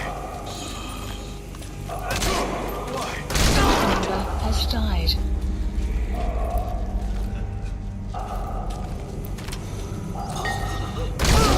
You're Snake.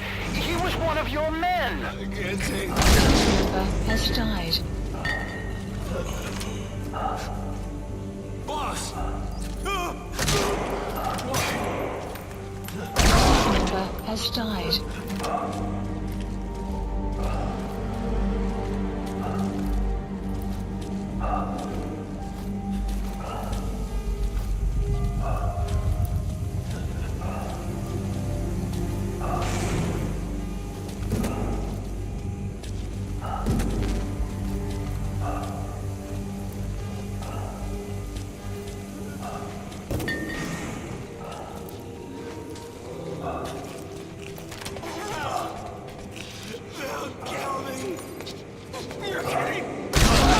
You yourself said we're a family. Or was it all lies? Has died.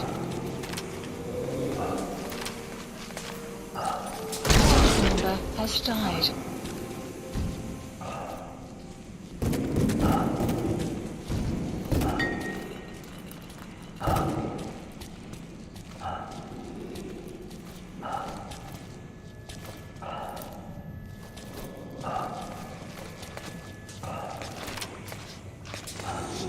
Please! Member has died.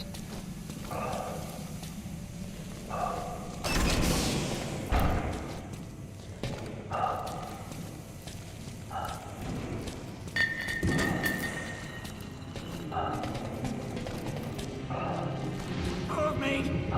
We're going outside! Oh, we're getting anyway.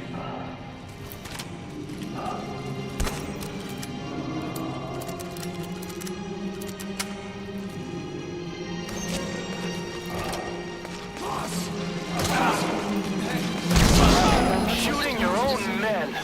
That's not the big boss I knew. Member has died. Member has died. Member has died. Member has died. Member has died. Member has died. Hang on, boss. Is he wearing a mask? He might not be infected. Examine him with those goggles.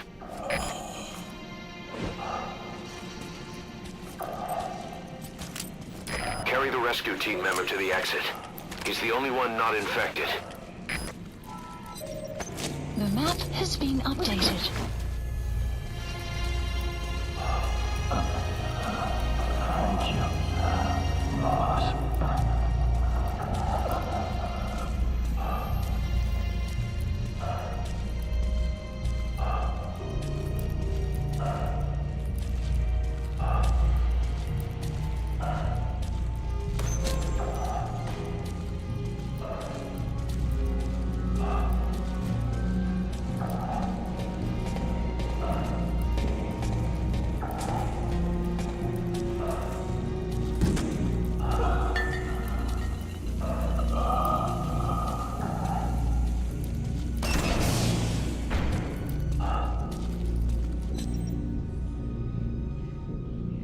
Got a survivor. Unlock the door. Wait. I don't think I made it after all. What? You just checked him. Could it have progressed this quickly? Boss, take another look at him with the goggles.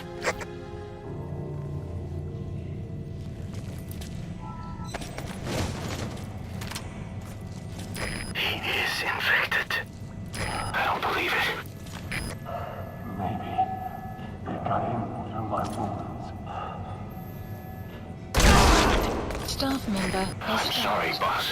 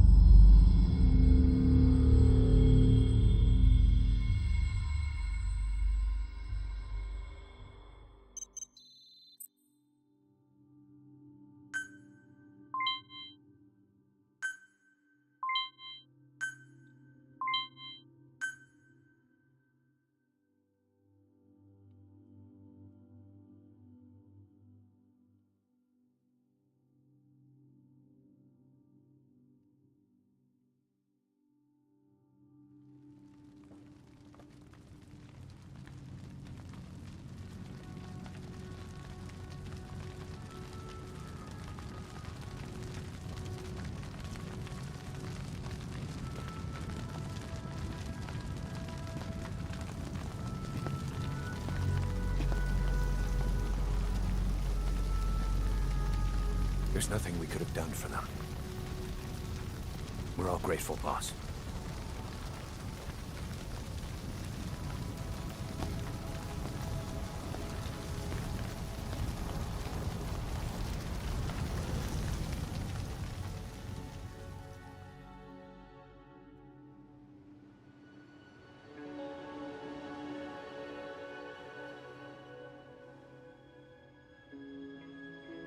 It was a sad mission.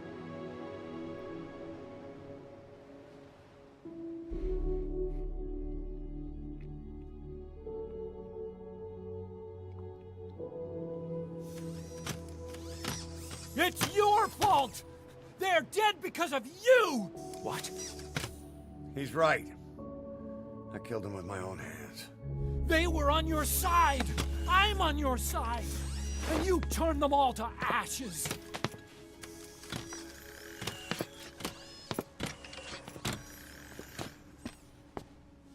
They wanted you to shoot. It was that or be burned alive. Come on. Let's get this over with.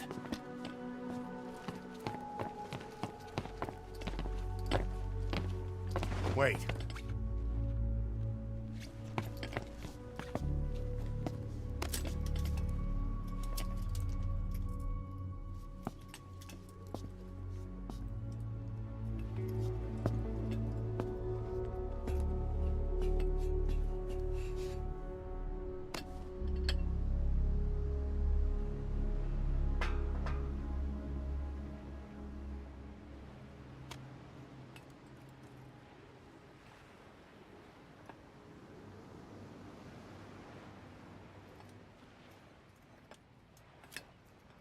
I won't scatter your sorrow to the heartless sea.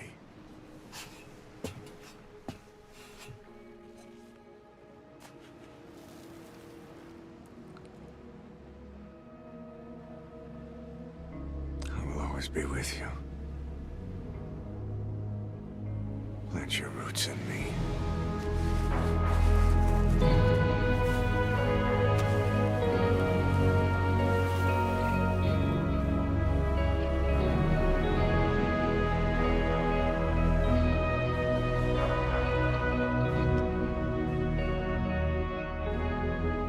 See you end as ashes.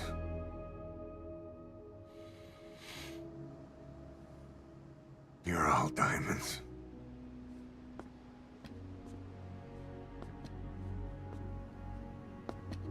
We're not burying them at sea. What then?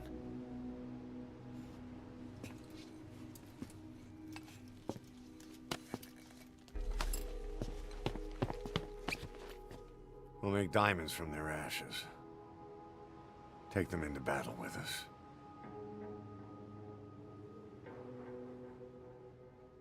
A shining light to our brothers in arms, even in death.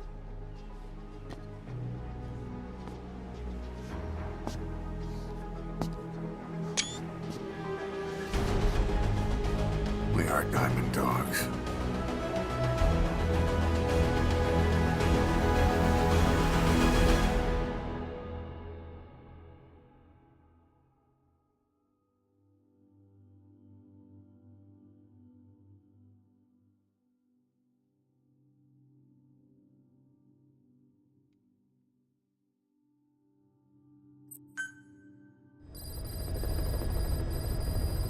Mission Boss, list updated. I don't know how you do it. Please select a mission. All I could do was obsess over revenge, doubting my comrades along the way.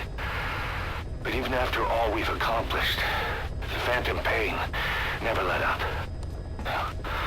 If anything, it just got worse. But you understood that from the start, didn't you? From the moment you opened your eyes in that hospital, you knew it wouldn't go away. That you've been fighting the pain and confronting your phantoms the whole time. Knowing full well the battle would never end, not till the day you die. I respect that now, more than ever. It's an honor and a privilege, Big Boss.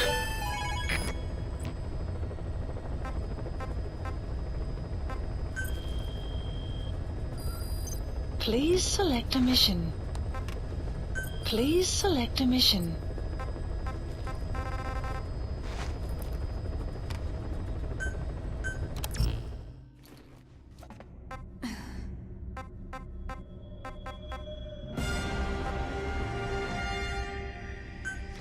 Deploying.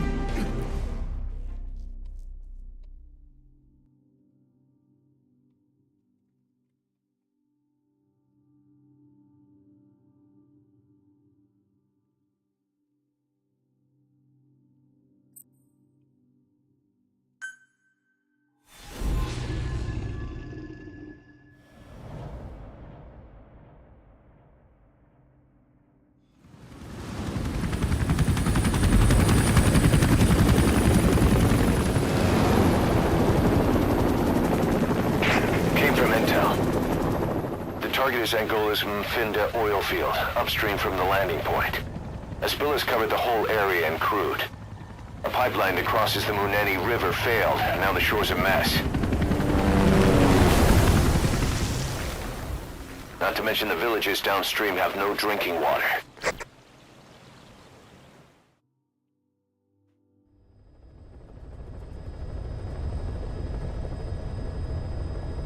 The oil runs to the pipeline from that facility. Taking it out should end the leak. The client this time is an environmental NGO. Destroy the facility. Stop that leak. This may seem like straight-up philanthropy, but there's another reason we agreed to it. The Mfinda oil field was outdated, abandoned. Then the rebel group UNITA moved in, taking it upon themselves to kickstart operations.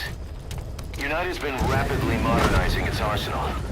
Rumor has it someone's been selling them U.S. military hardware. Intel's analysis suggests the broker's a front company, Cyphers. Keeping tabs on UNITA could tell us who's pulling its strings.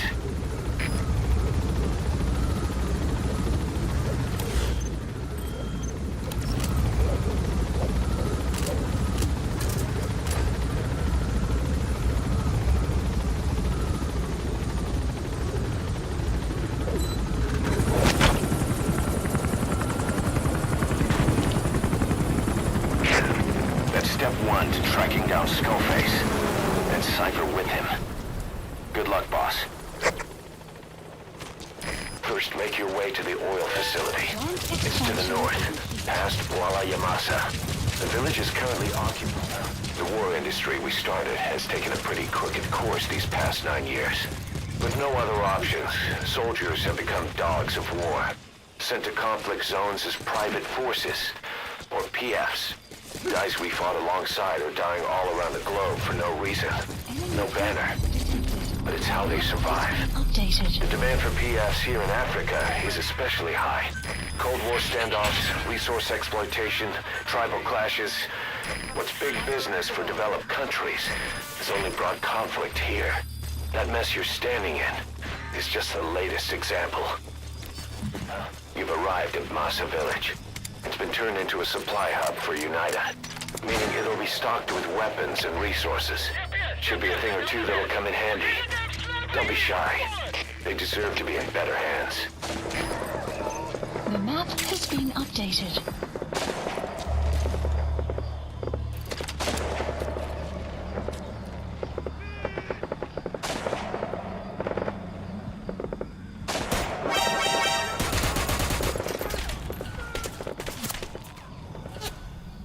Kidding me.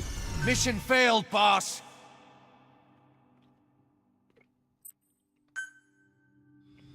Boss, destroy the oil facility and stop the flow of oil. Head north through the village, and you'll find the facility further on. Begin cover fire.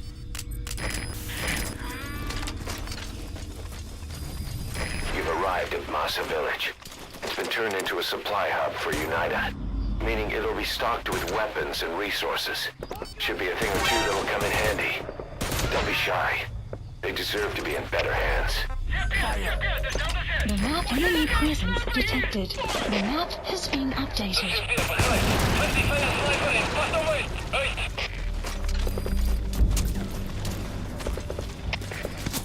Enemy presence detected. The map has been updated. Beschikbaar, begrijp. Weerswachtzaam in. Rating vijand uit. Uit.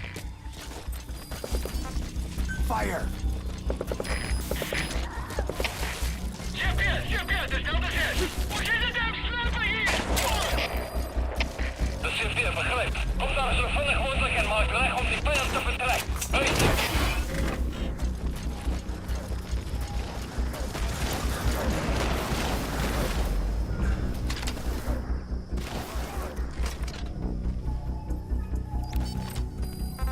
Fire! Chapter, dat is Delta 3. Voor de hele area gevangen kan man. Delta 3, was goed. Kom in, Delta 3. Chapter, dat is Delta 4. In dit geval uit die blote. Geen teken van die vijand. Door! De CFD begrijpt. Kom daar zo vinnig mogelijk en maak weg om die vijand te vertrekken. Uit!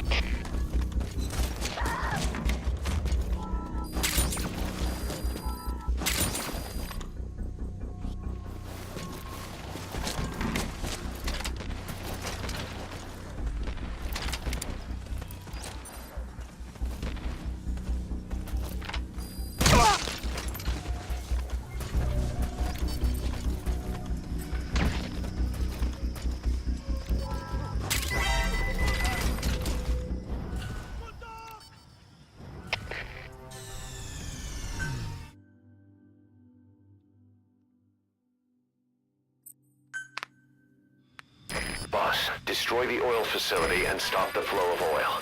Head north through the village, and you'll find the facility further on.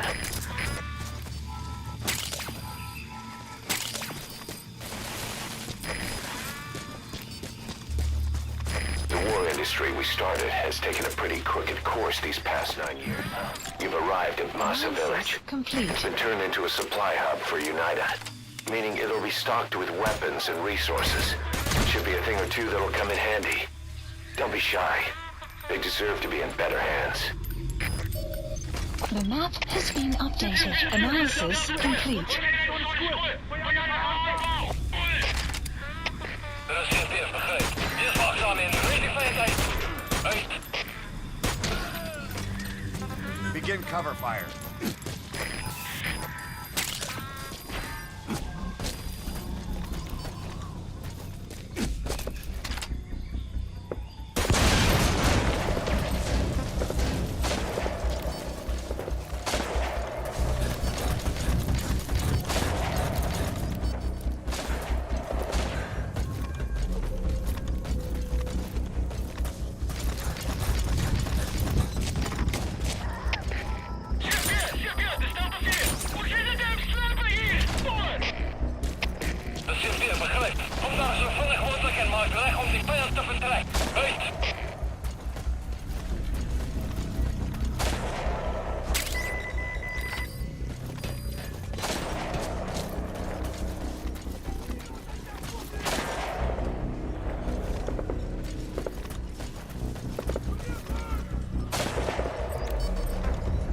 Fire!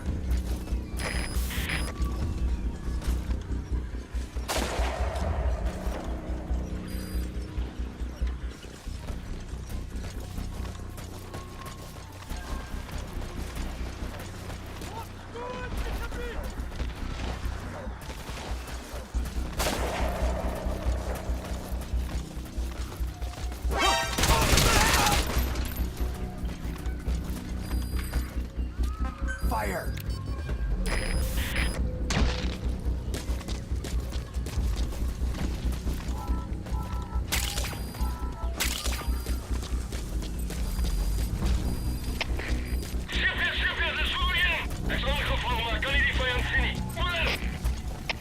De CFD begrijpt. Hier is wachtzaam in. Weet die vijand uit. Uit!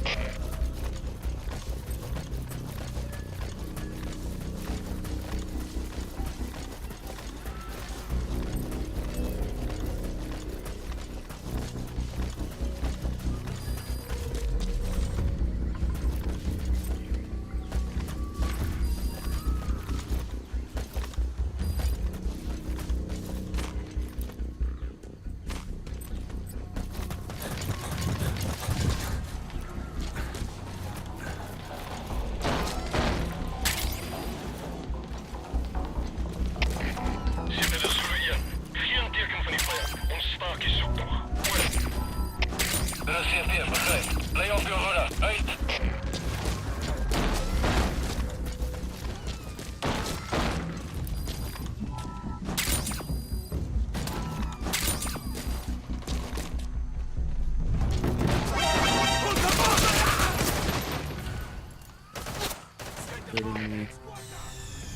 Damn it!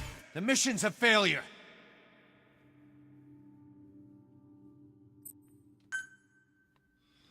Boss, destroy the oil facility and stop the flow of oil.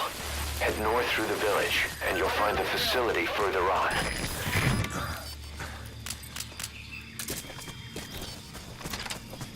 You've arrived at Masa Village. It's been turned into a supply hub for UNITA, meaning it'll be stocked with weapons and resources. Should be a thing or two that'll come in handy. Don't be shy. They deserve to be in better hands. The map has been updated.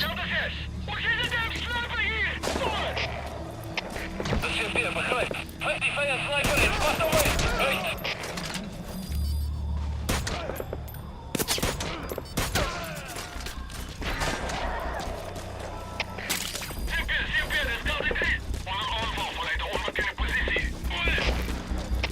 De CFD, begrijp. Eerst wachtzaam in, rating vijand uit. Uit.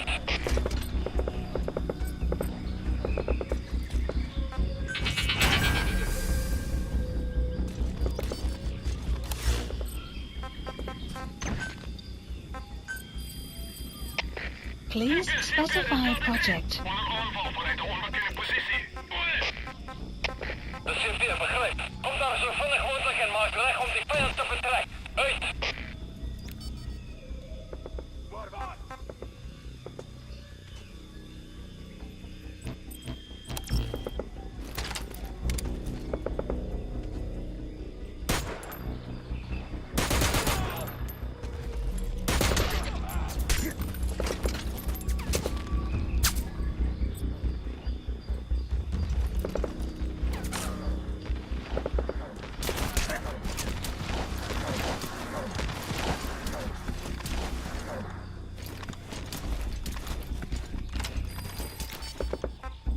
Fire!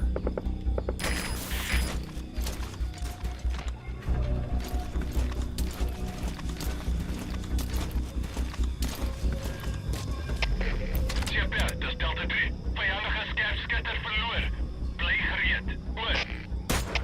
De CFD, begrijp. Moet niet verslapt nie. We gaan steeds in die gebied wees. Uit. Fire! Outpost captured.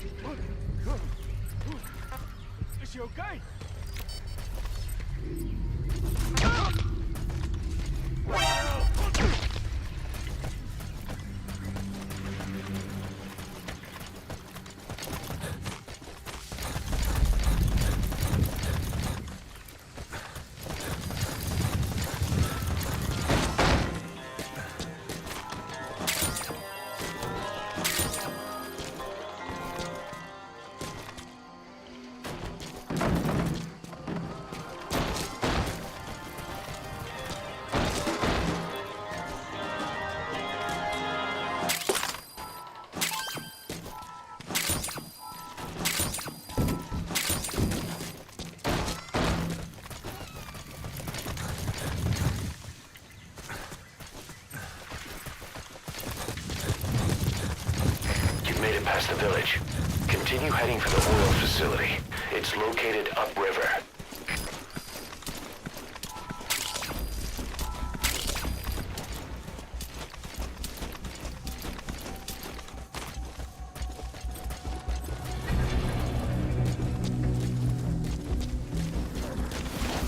Extraction arrived at Mother Base.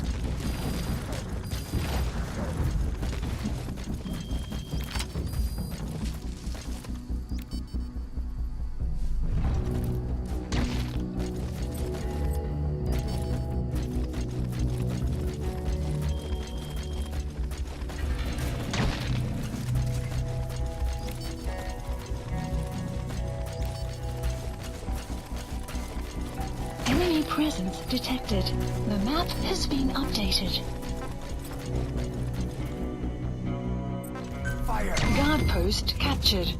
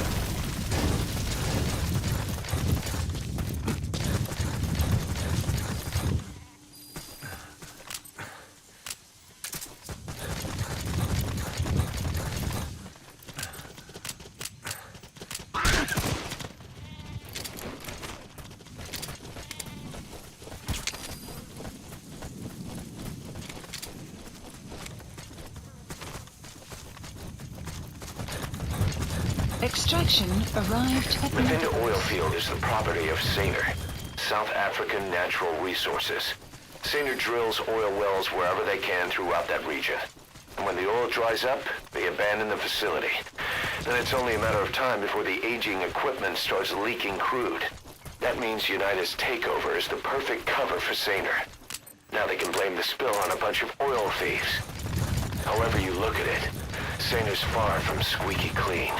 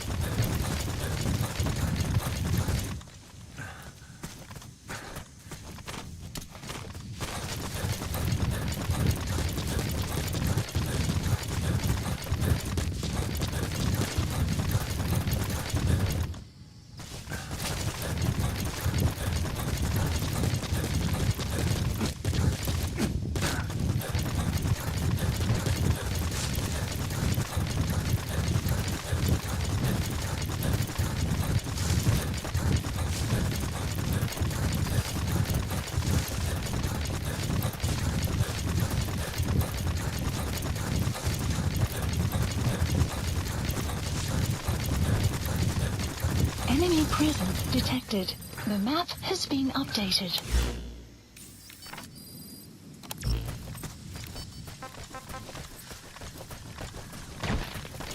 Enemy presence detected. The map has been updated. You have arrived at your destination.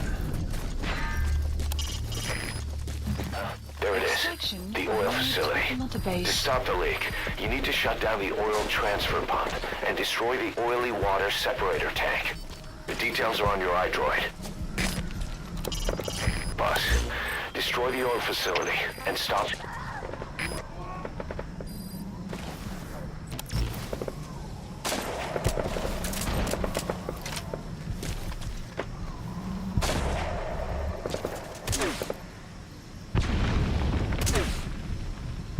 Boss, get down.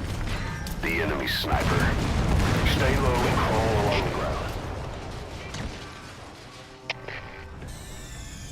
Mission failed, boss.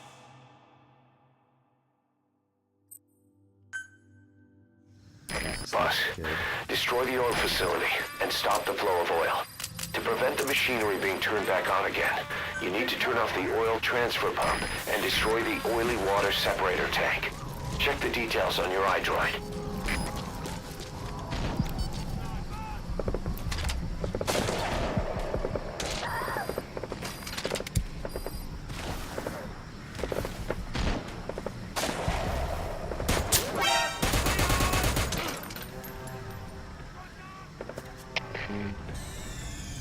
Mission failed, boss.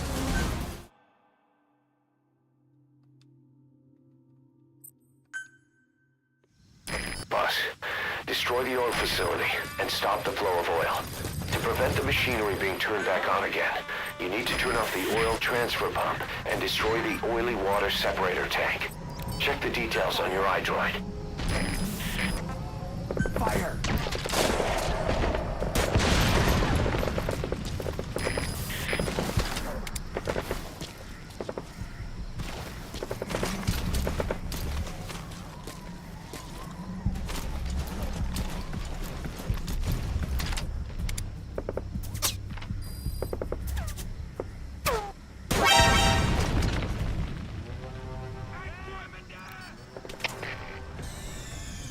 Mission failed, boss.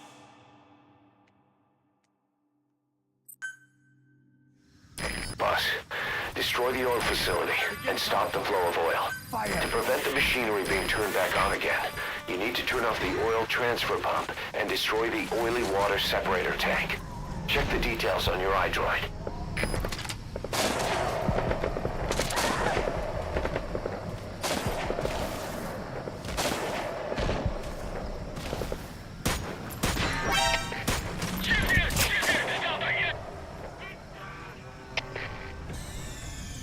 Mission failed, boss.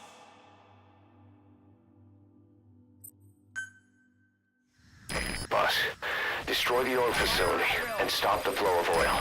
To prevent the machinery being turned back on again, you need to turn off the oil transfer pump and destroy the oily water separator tank. Check the details on your iDroid.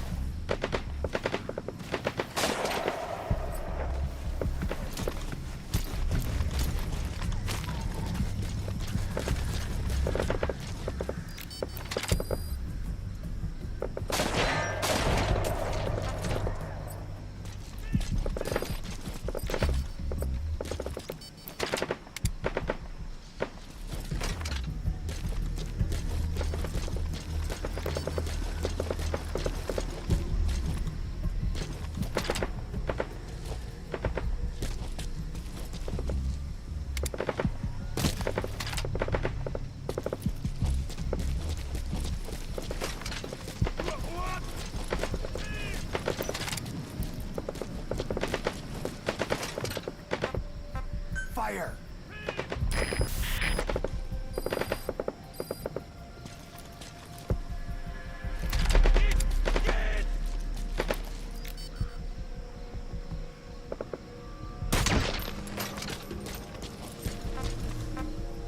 Fire!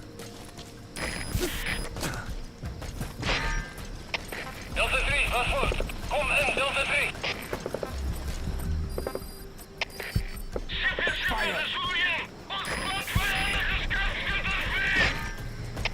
Zuluian, wat verkeerd. Kom in, Zuluian.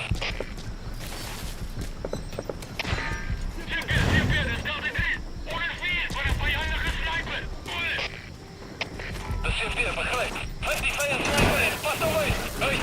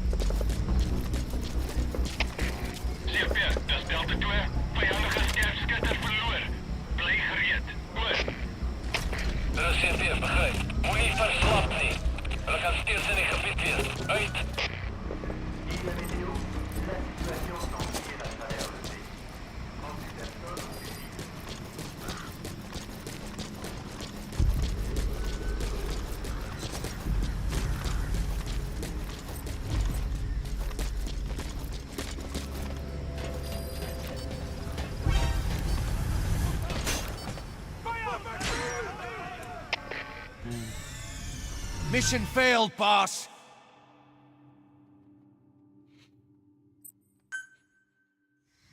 Boss, destroy the oil facility and stop the flow of oil. To prevent the machinery being turned back on again, you need to turn off the oil transfer pump and destroy the oily water separator tank. Check the details on your iDroid.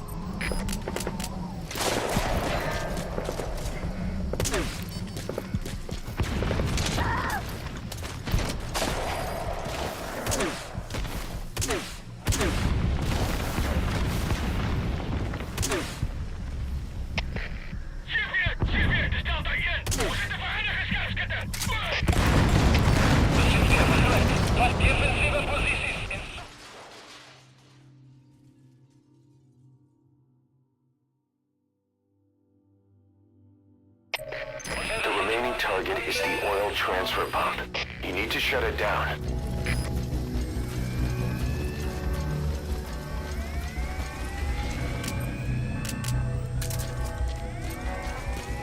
Fire at will.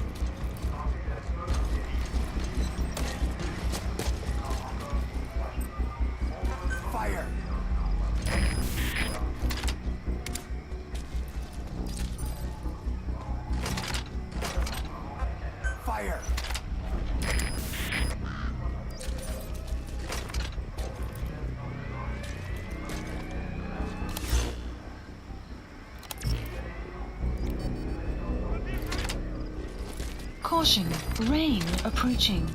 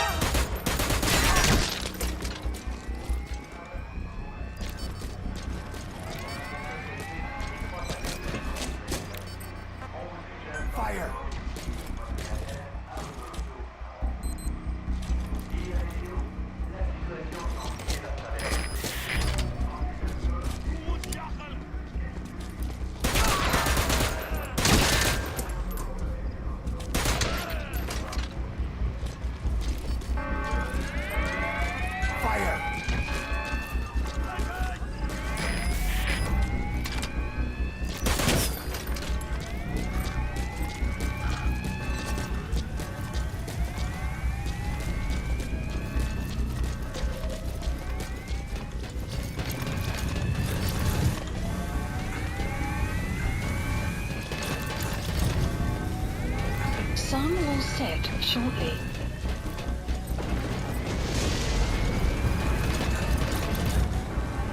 You have arrived at your destination.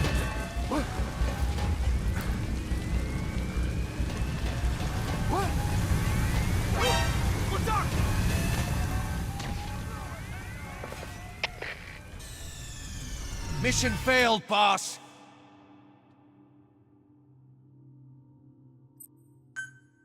The remaining target is the oil transfer pump. You need to shut it down.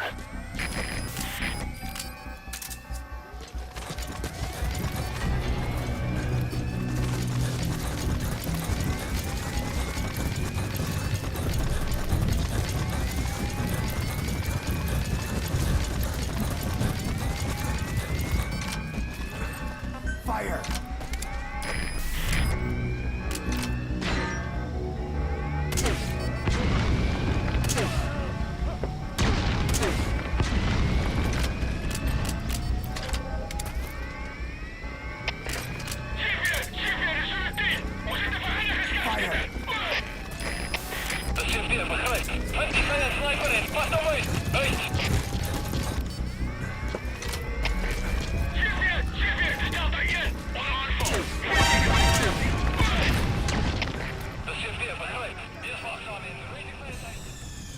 Mission failed, boss.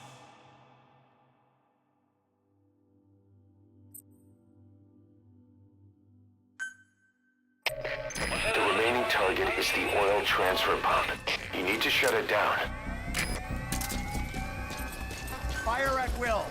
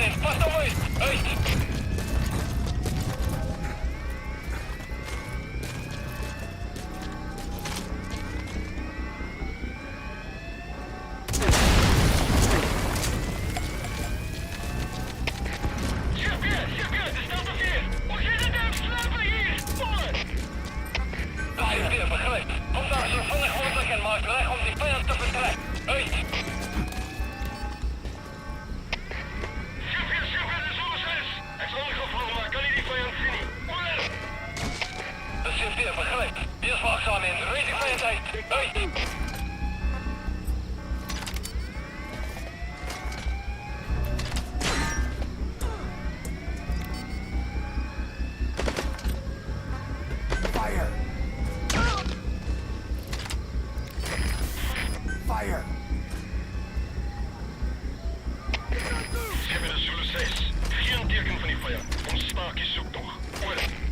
Fire! Reserveer, begrijp. Moet verslapt niet. We gaan steeds in het gebied weer. Uit!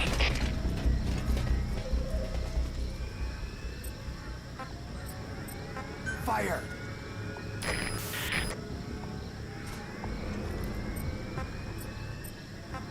Prepare to fire.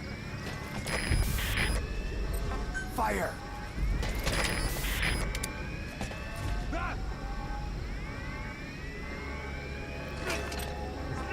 Fire!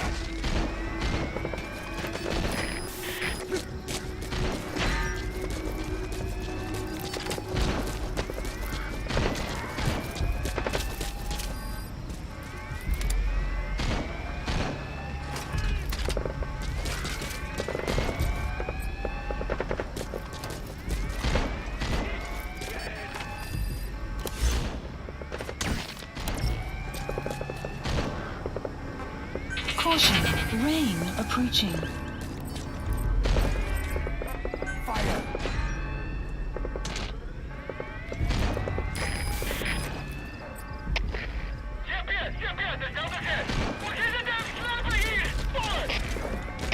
Reserveer, begrijp. Kom daar zo vlug mogelijk en maak weg om die vijand te vertrekken. Uit!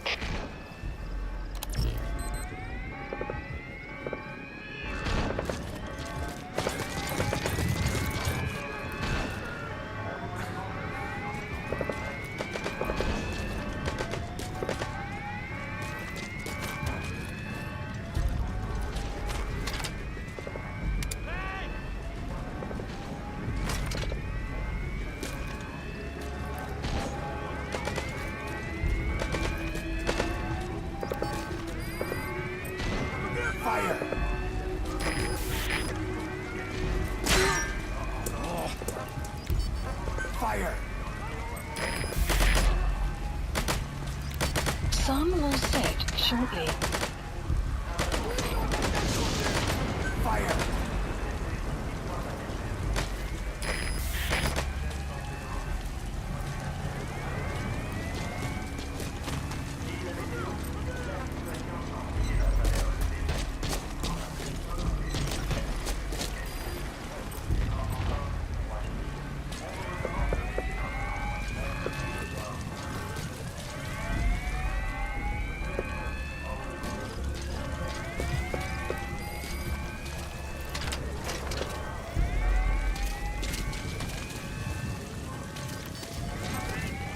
Fire!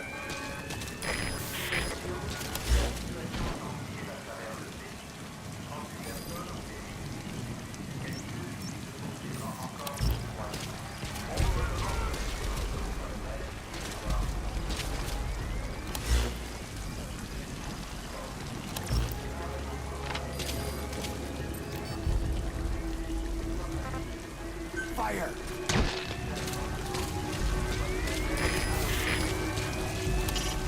The remaining target is the oil transfer pump. You need to shut it down.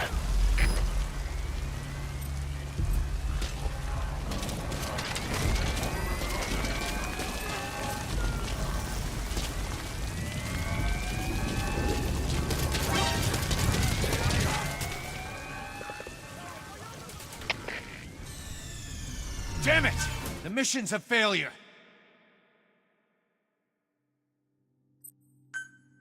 The remaining target is the oil transfer pump.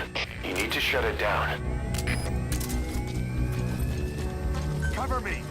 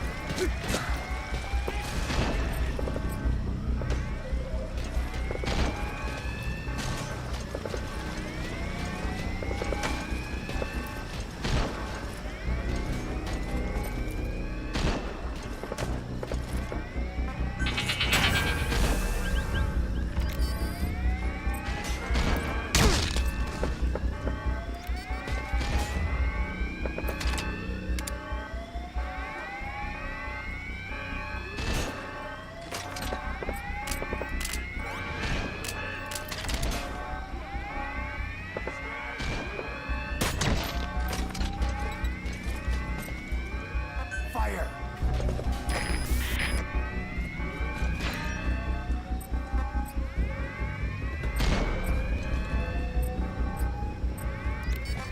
Fire!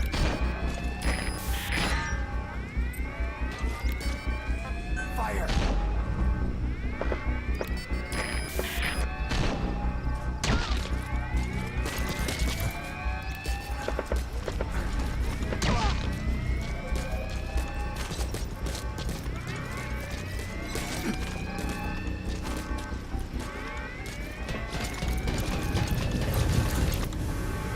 Caution, rain approaching.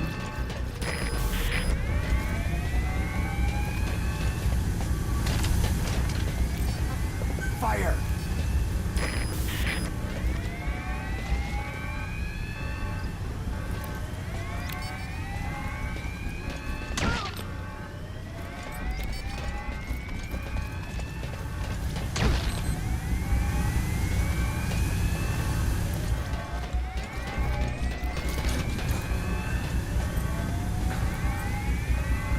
have arrived at your destination.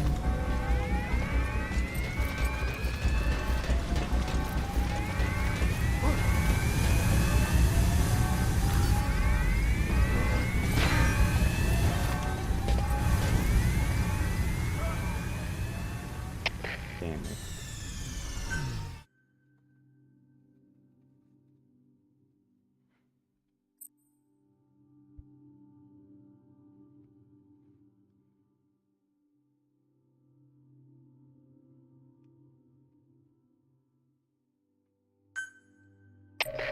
The remaining target is the oil transfer pump. You need to shut it down. Begin cover fire.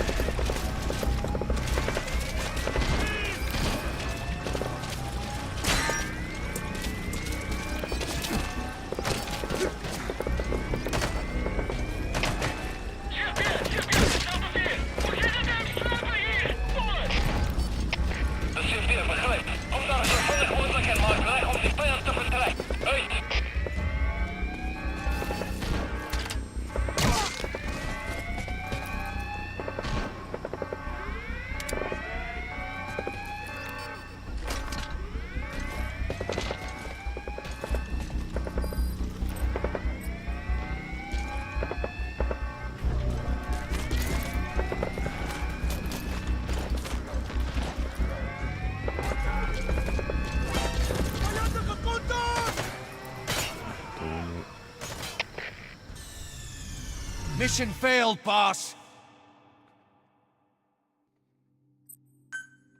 The remaining target is the oil transfer pump. You need to shut it down.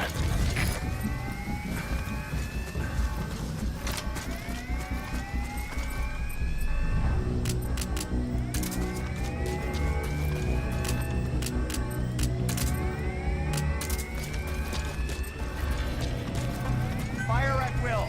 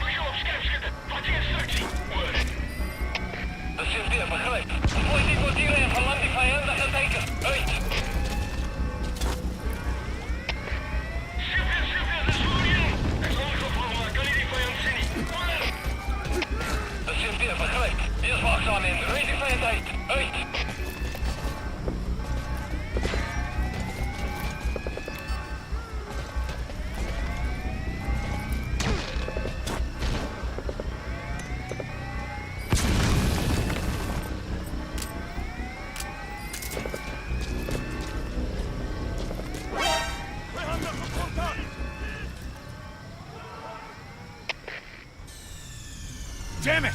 The mission's a failure. The remaining target is the oil transfer pump. You need to shut it down. Cover me!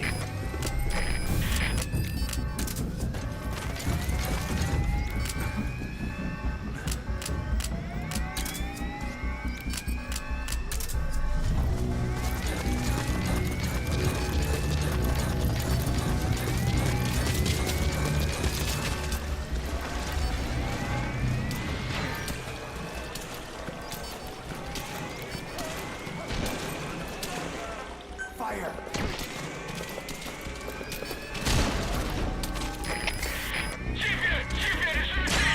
Chipper,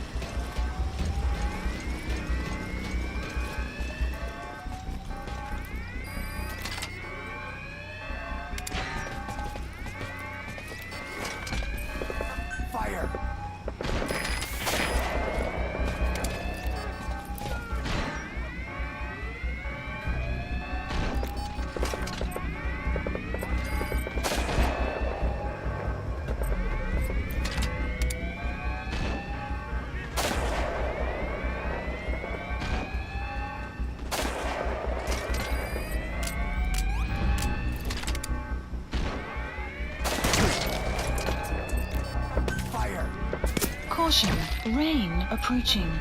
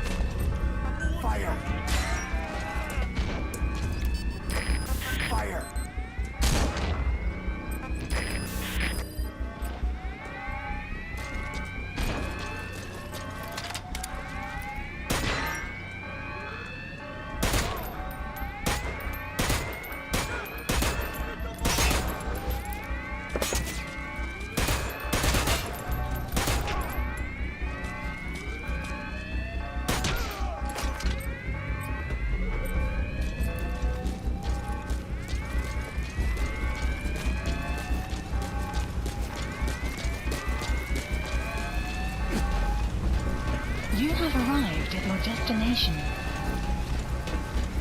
Sun will set shortly. Fire!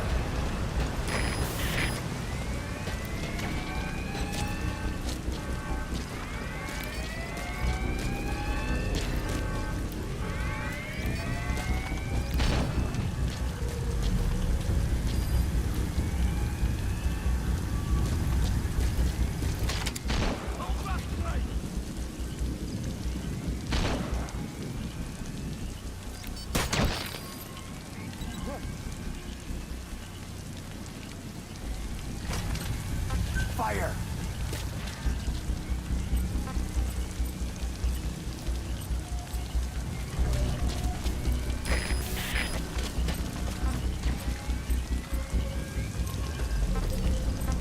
Fire!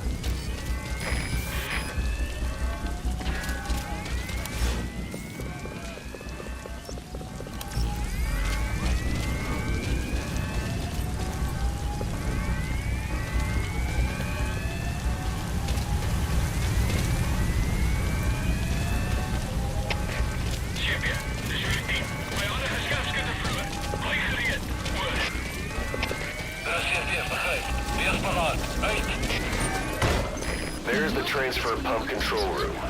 The emergency stop button is probably inside it.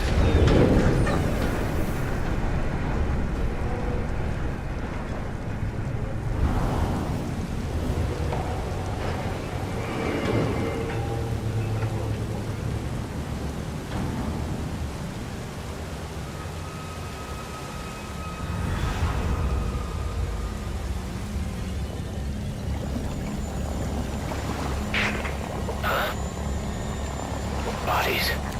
Why?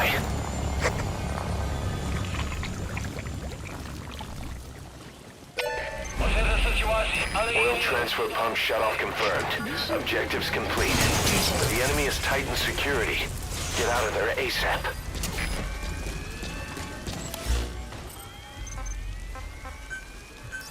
Please select a land support helicopter Roger. requested.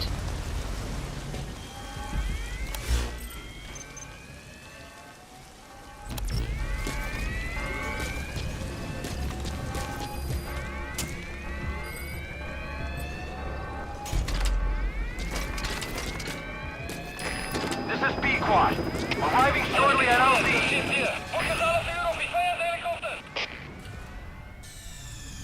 Damn it! The mission's a failure. You've completed your objective. Now get out of the hot zone. Please select a landing zone. A support helicopter Roger. requested.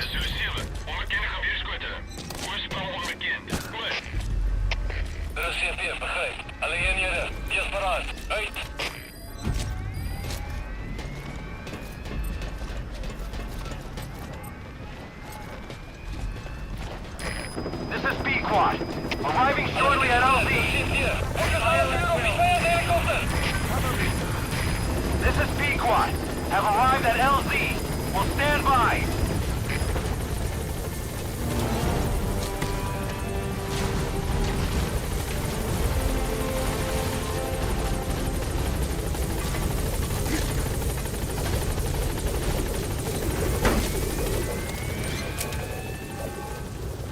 Gaining altitude.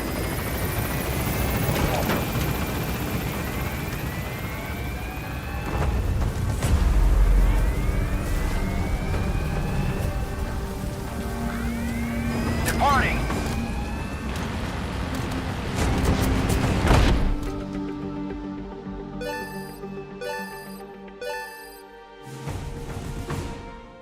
All right. Mission complete, boss. Maybe you'll actually break a sweat next time, huh?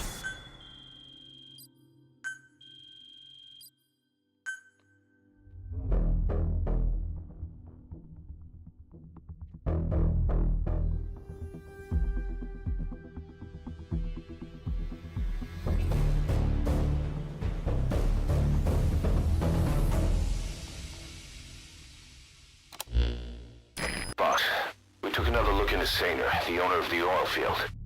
They were behind what happened. They hired the PF, not United. They restarted the facility all the while pretending they were the victims. One other thing. Saner's Johannesburg head office is just a room in a multi-tenant building. Company's essentially non-existent. 3 years ago, that investment fund stepped in and started gutting it through a series of mergers and sell-offs. And get this, the fund itself no longer exists either.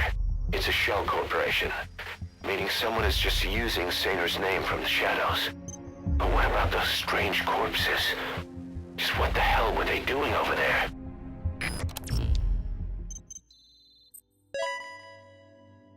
Let's go.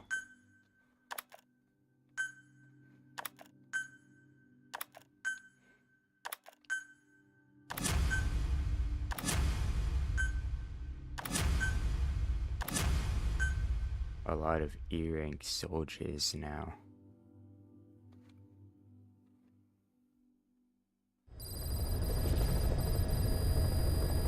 You got a minute? It's about the quarantine facility. We've more or less figured out what caused the mutation in the vocal cord parasites. It was the radiation from that scanner. And the one who installed it was Emmerich. I've added a tape recording of the interrogation. You should listen to it. Let's listen to this.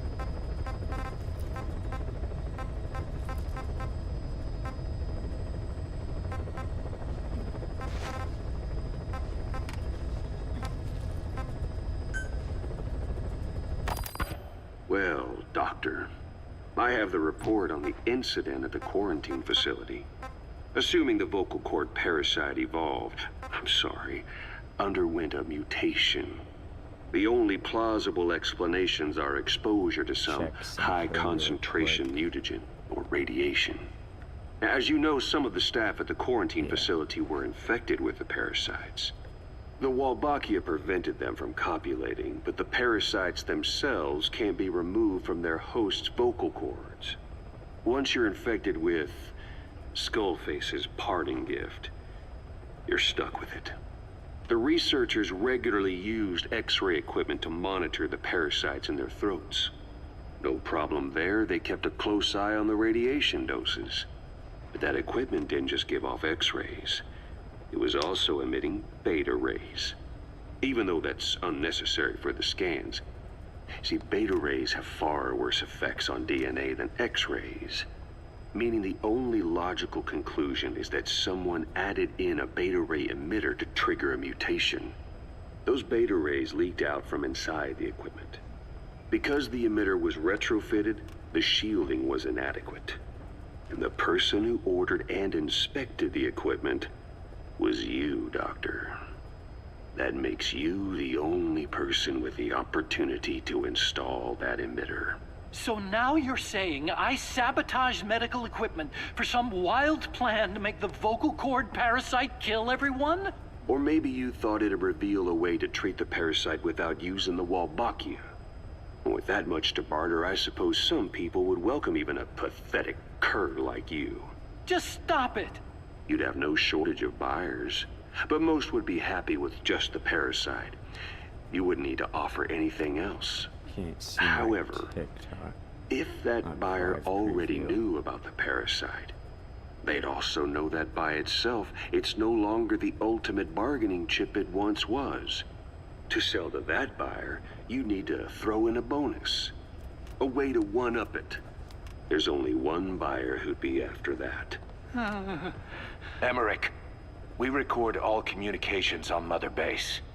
That includes radio transmissions to and from homemade devices. You've been in frequent contact with people in America. A private biotech company. A client of which is DARPA. And they are connected to Cypher. You made a deal with Cypher. You offered them a new parasite in exchange for your safety. This is the only place in the world where the vocal cord parasite still exists. And you used it as a testing ground. Tried to resurrect their bioweapon.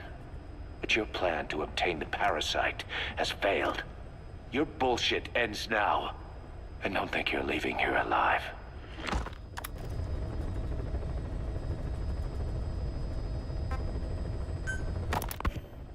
Listen to this one, wait, too. What are you talking about? Just what do you plan to do? Present the charges against you. And render an appropriate punishment. You're gonna put me on trial? Call it what you like. What's the meaning of this? Out of here, all of you. Back to your posts. No, hang on. Huey has killed their comrades and interfered with their lives. They've had all they can take. Kill her! Stop! This is insane! You have no evidence whatsoever. You say you're an army free from government.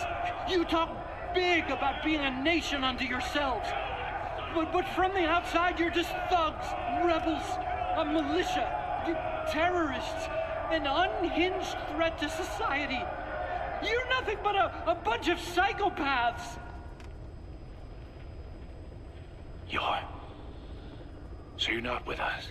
No, I didn't. I thought we were on the same side. That's too bad. I didn't mean... Men, you will have justice. But our organization, the boss's organization, is built on order and reason. There will be no lynch mob. So stand down for today. We will gather all the evidence of this man's crimes. And then he will be tried. Dismissed. What do you think you're doing? Go ahead and execute me. It'll be murder in the eyes of the world. You've lost your minds. Don't you get it? You're seeing phantoms. Just look at that dog. No, you named him D-Dog, but it's obvious anyone could see that's a wolf because you're all a bunch of wild dogs. You wanted to believe he was too, to feel some connection, to fight your loneliness. You wanted something to cling to prove you deserve to be alive. You wanted to forget the death, your sins, So you'd cling on to dogs, or wolves, or even Big Boss. The boss is the same, isn't he? Every one of you is alone. That's why you suspect your own. I know, because I do the same. I'm one of you too. Alone.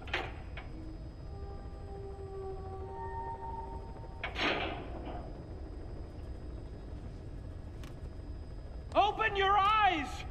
What you're doing is murder! Plain and simple. All you ever create is war! War and violence can never lead to peace!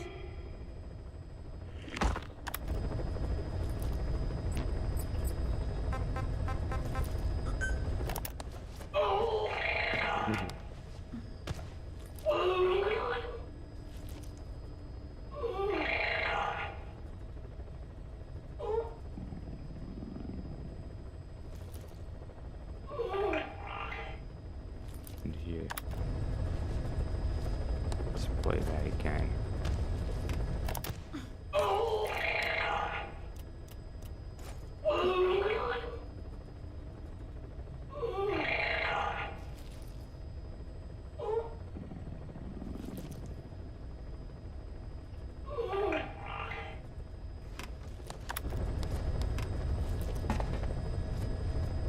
Who made that?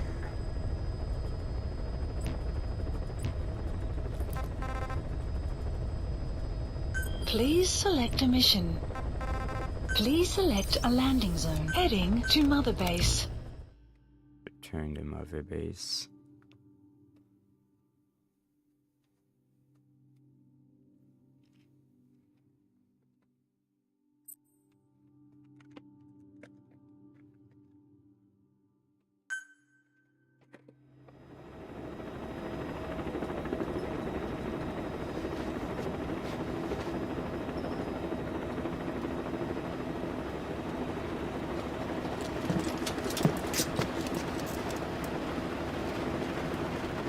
It's raining.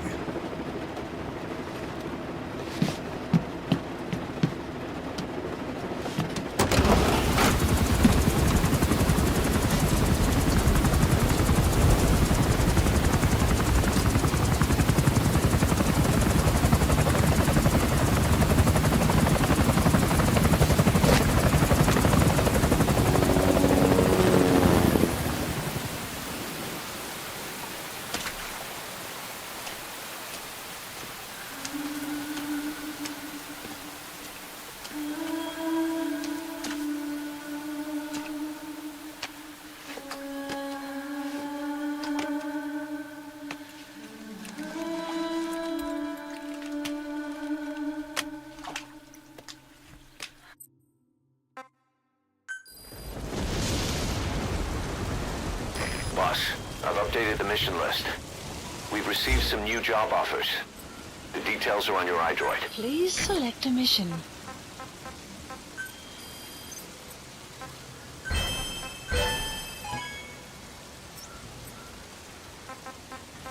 Please select a mission.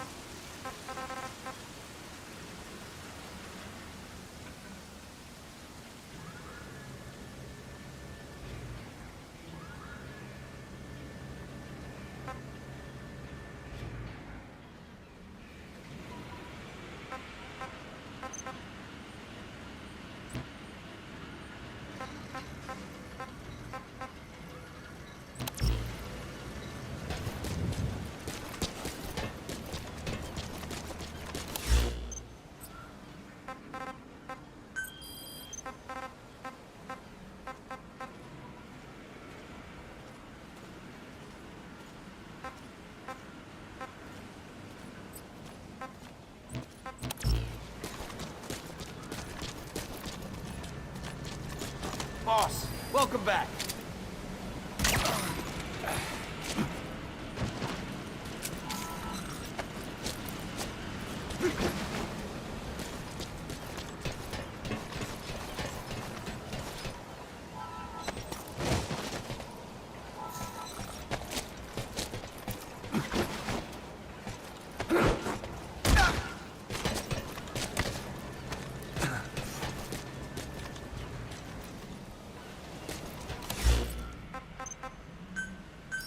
Please select landing zone confirmed. Roger. This is B-Quad. Arriving shortly at LZ. This is B-Quad. On station at LZ.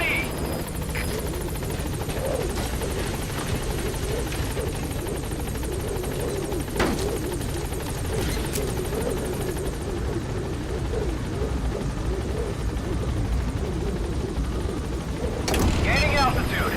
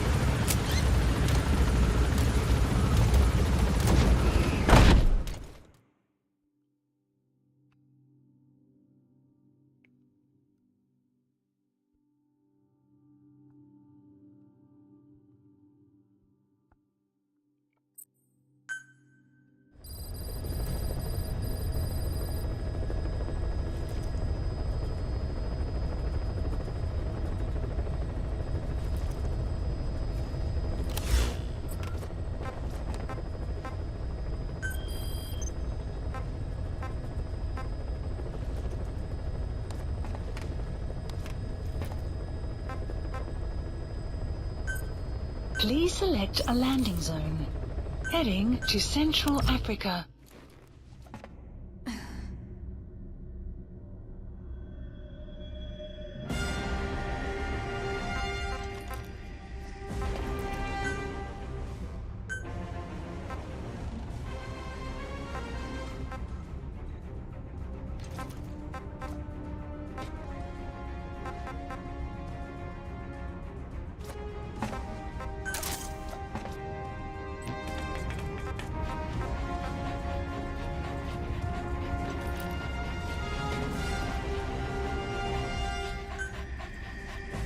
Deploying.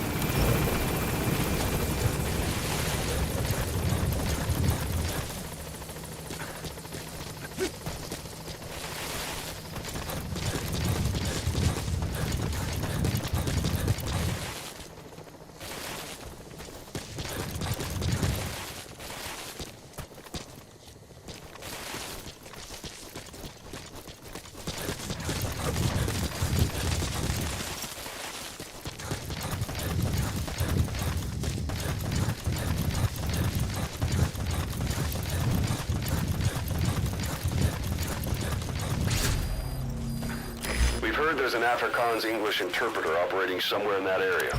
If you extract him, he could be plenty useful for us.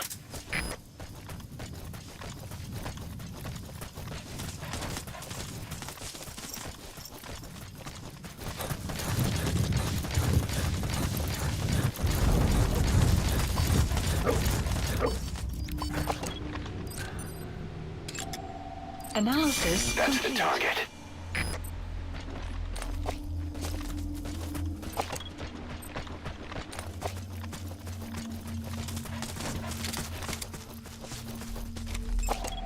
Analysis complete. Analysis complete. Get him!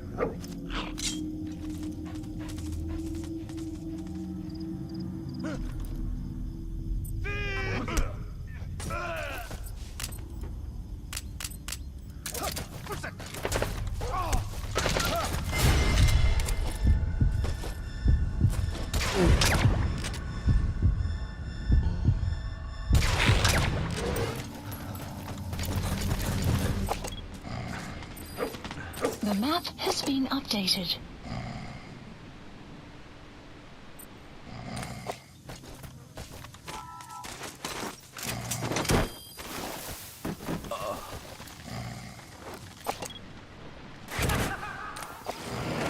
Side op completed.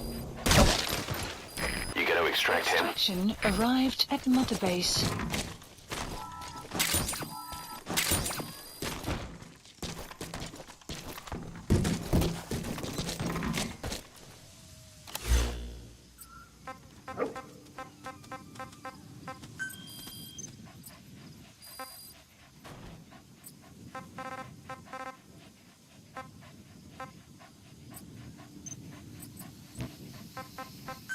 Please select a mission.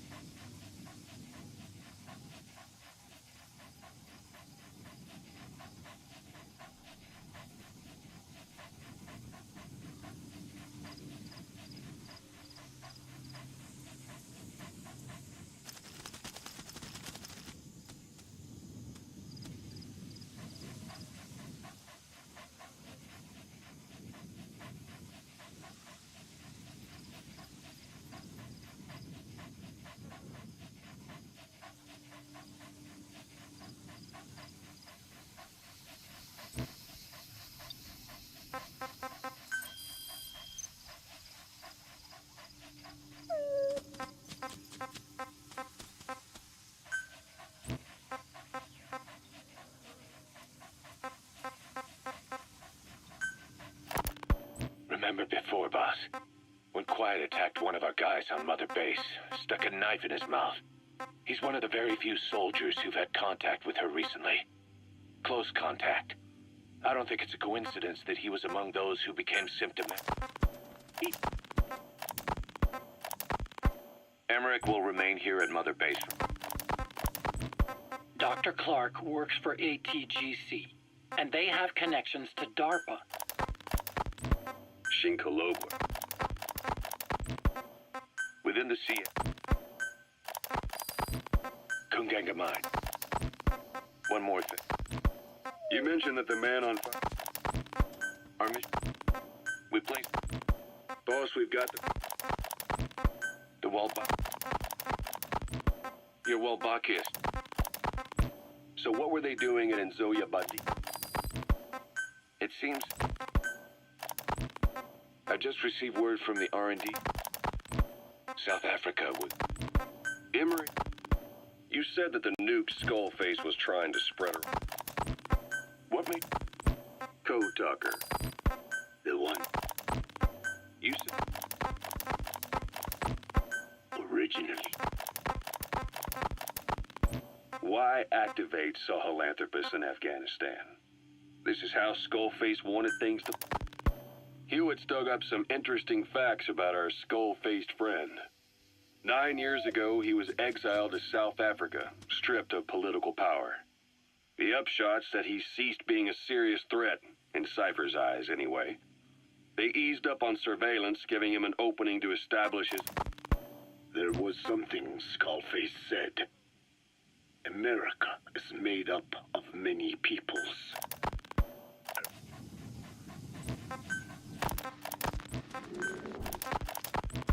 We only... Snake. Boss, it's... You know... So what kick-started the Third War?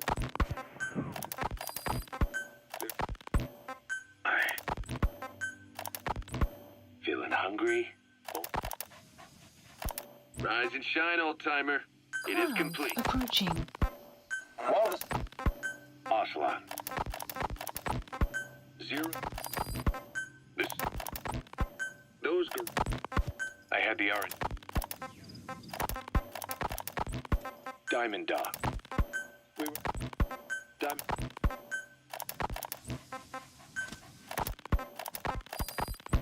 Right before the sniper... Quiet as... Well, how long? Where is she?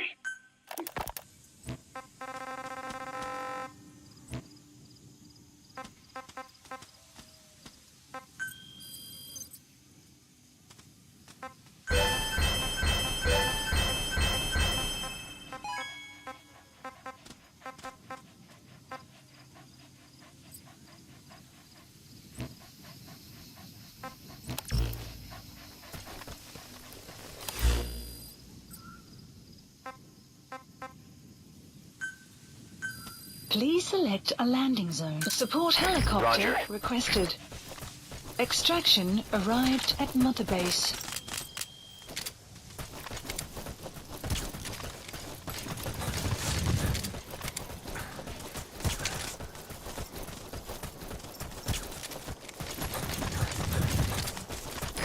This is Pequod. Arriving shortly at LZ. This is Pequod. Have arrived at LZ. Will stand by.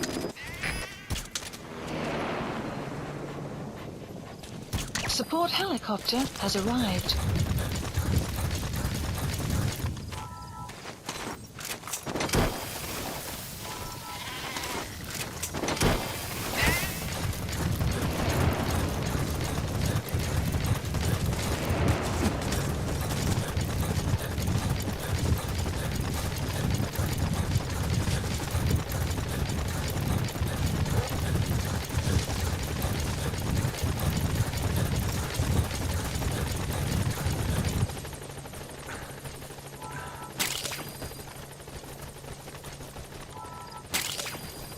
Caution, rain approaching.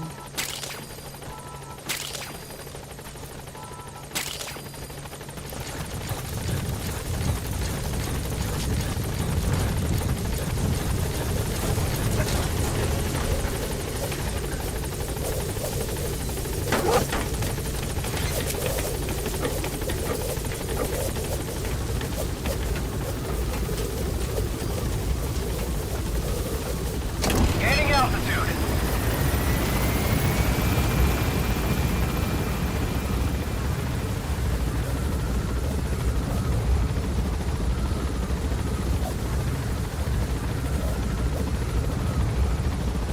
Departing.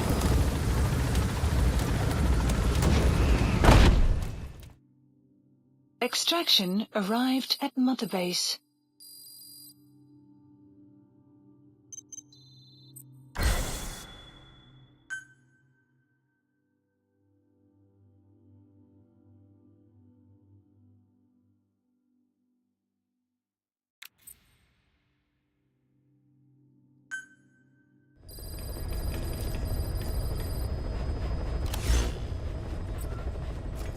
Please select a mission.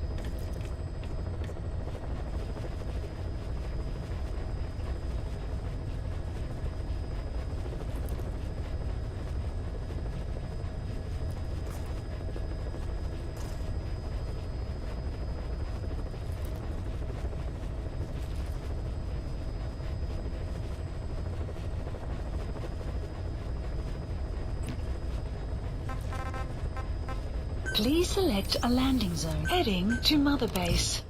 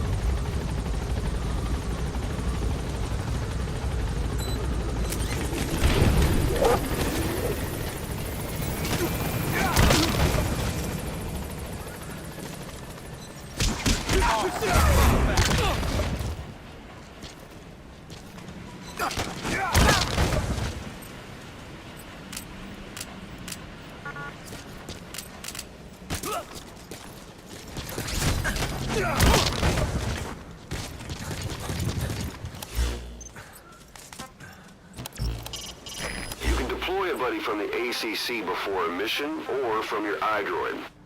Think carefully about the mission's objectives before deciding who you'd better take along. If you develop specialized equipment for them, they'll be able to help you out in even more situations.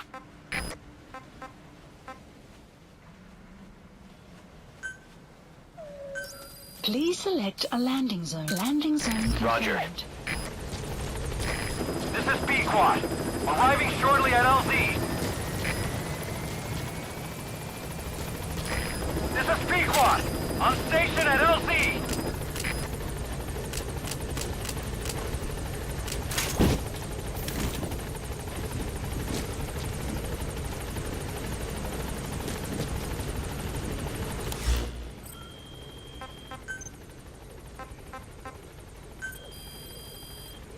Please specify a project.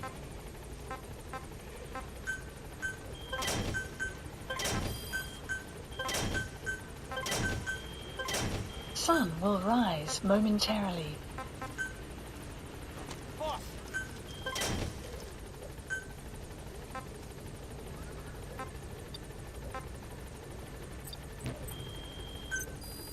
Please specify a project.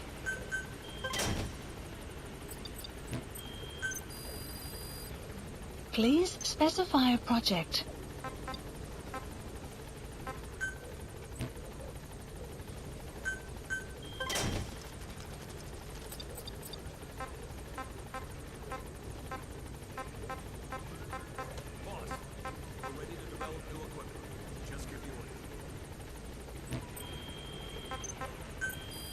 Please specify a project.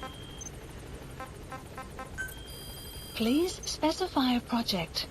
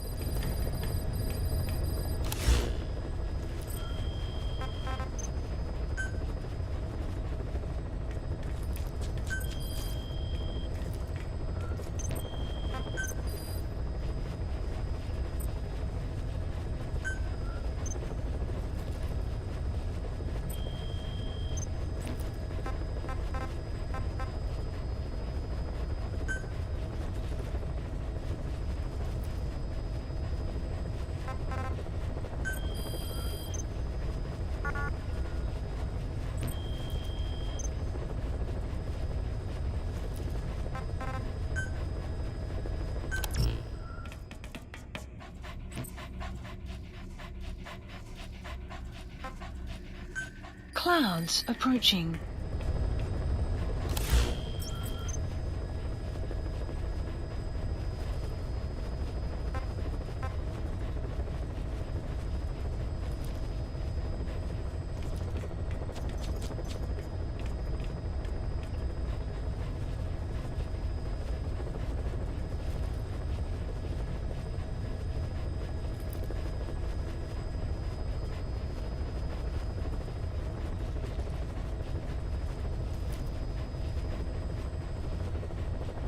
Please select a mission.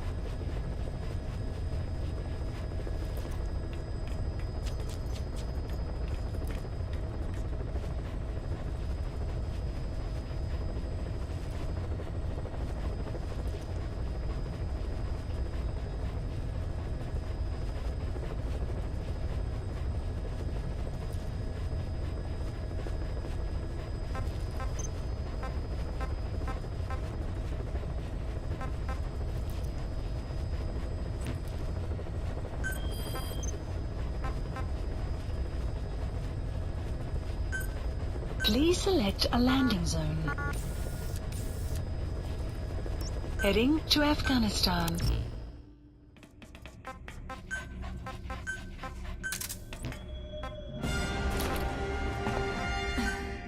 Deploying.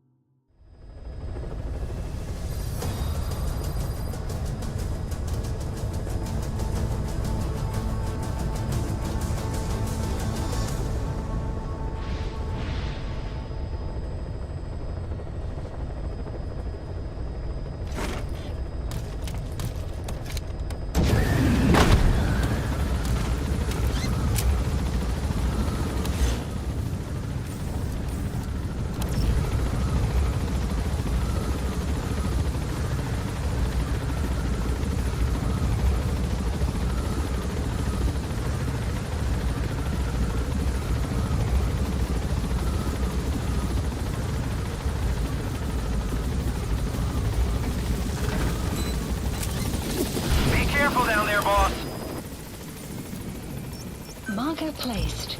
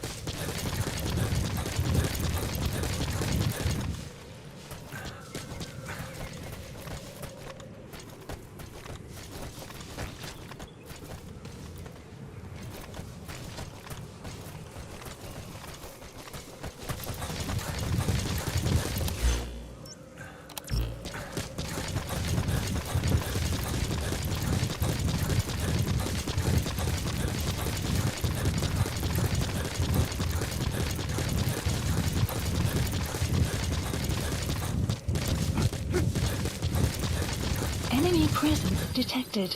The map has been updated. Taking out the power system now will limit the enemy's activities at night.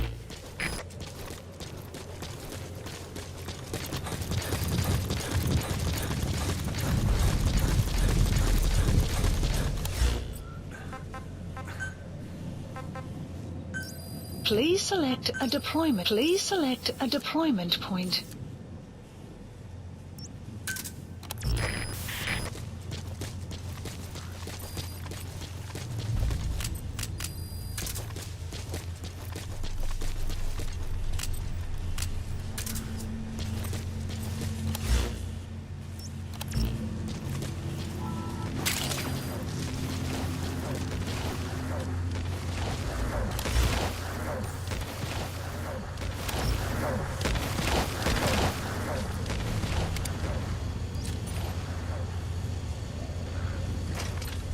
Fire at will.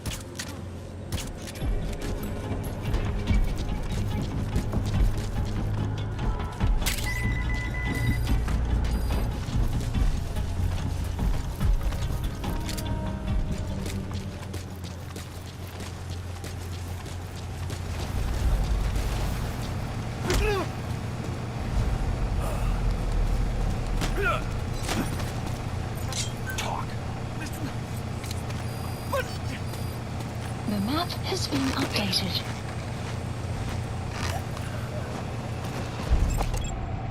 Analysis complete.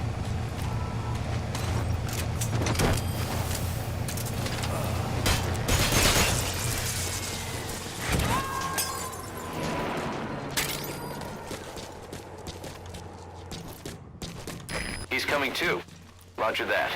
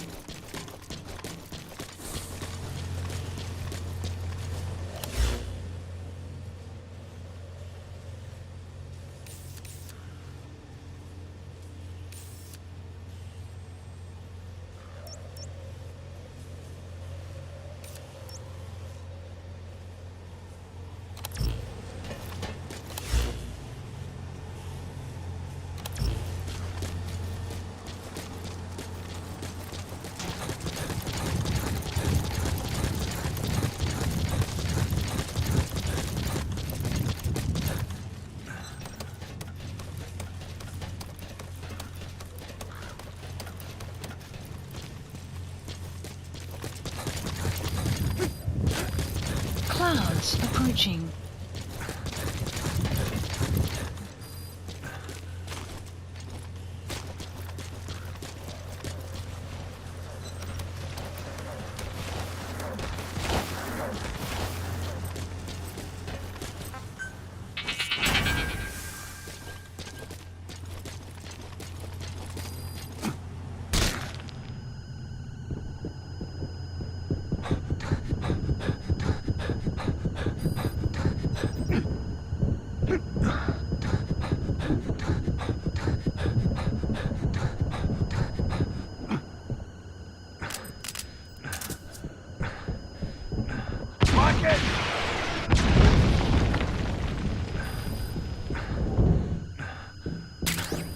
You have arrived in the PsyOps list updated. Extraction arrived at Mother Base.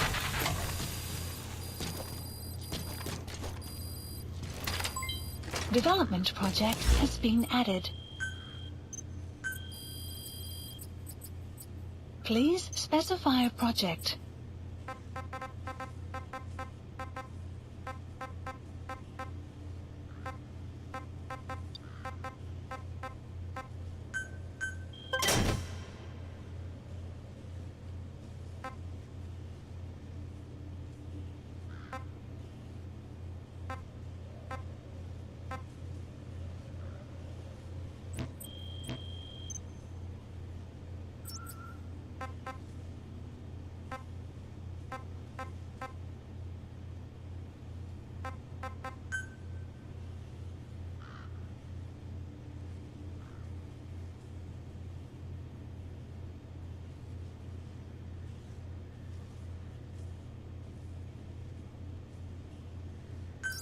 Please select a landing zone.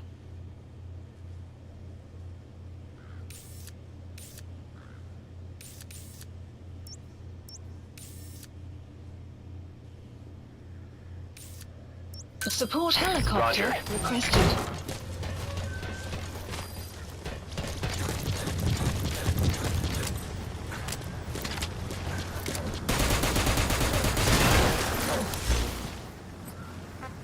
Destroyed their anti-air radar? It wasn't one of the targets, but that's put a hole in their air surveillance. The chopper will be able to get in close now. You can designate a landing zone near the outpost. This is B-Quad. Arriving shortly at LZ. This is B-Quad. On station at LZ.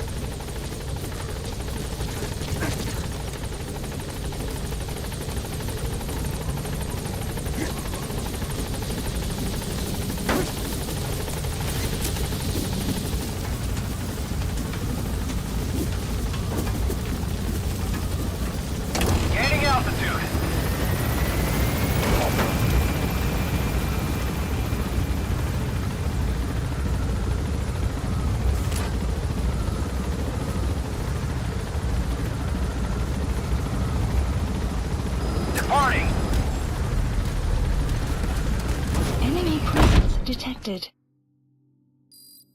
Extraction arrived at Mother Base.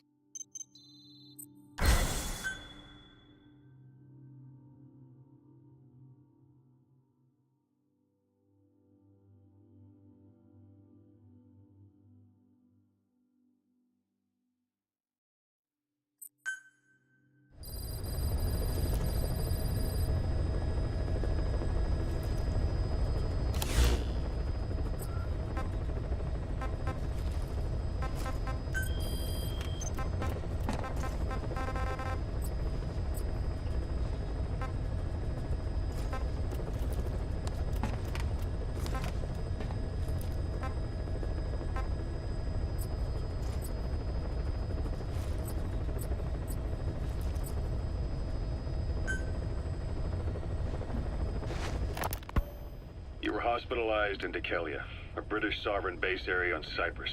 It's part of British overseas territory that falls outside of Cypriot jurisdiction. You got moved from Cuba's Little America right into Cyprus's Little Britain.